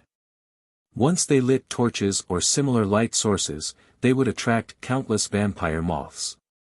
Among those terrifying blood-sucking moths, even level 3 warlocks had the possibility of dying. Electrify. Crackle, crackle. Following Yang Feng's order, the 200,000 primary battle robots were electrified. When the dense swarm of vampire moths touched the 200,000 primary battle robots, they issued crisp sounds, and then fell to the ground. OM. OM. OM. Along with a series of insect cries, all sorts of strange poisonous insects were attracted by the searchlights, and they rushed to the 200,000 battle robots before exploding with a crackling sound and emitting a charred smell. The 200,000 primary battle robots practically crushed countless insect corpses as they marched towards demonic Snake Fortress. Yang Feng's scalp turned slightly numb when he saw the countless insects pouncing towards him, and he was brimming with curiosity. How did Black Dragon Empire's demonic Snake Corps pass through this path?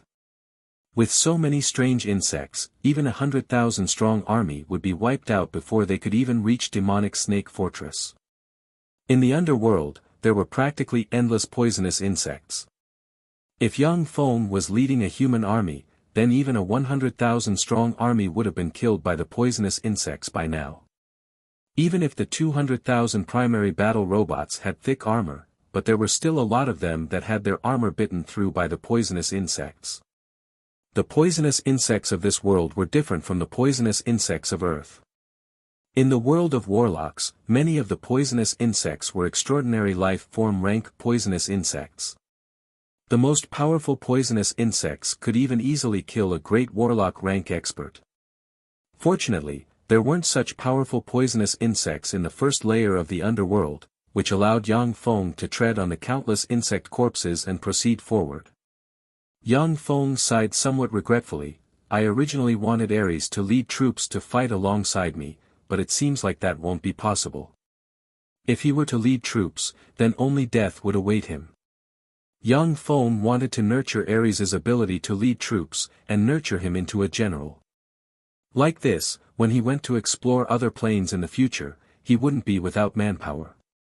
Even in the world of warlocks, planar colonization was an extremely abstruse subject.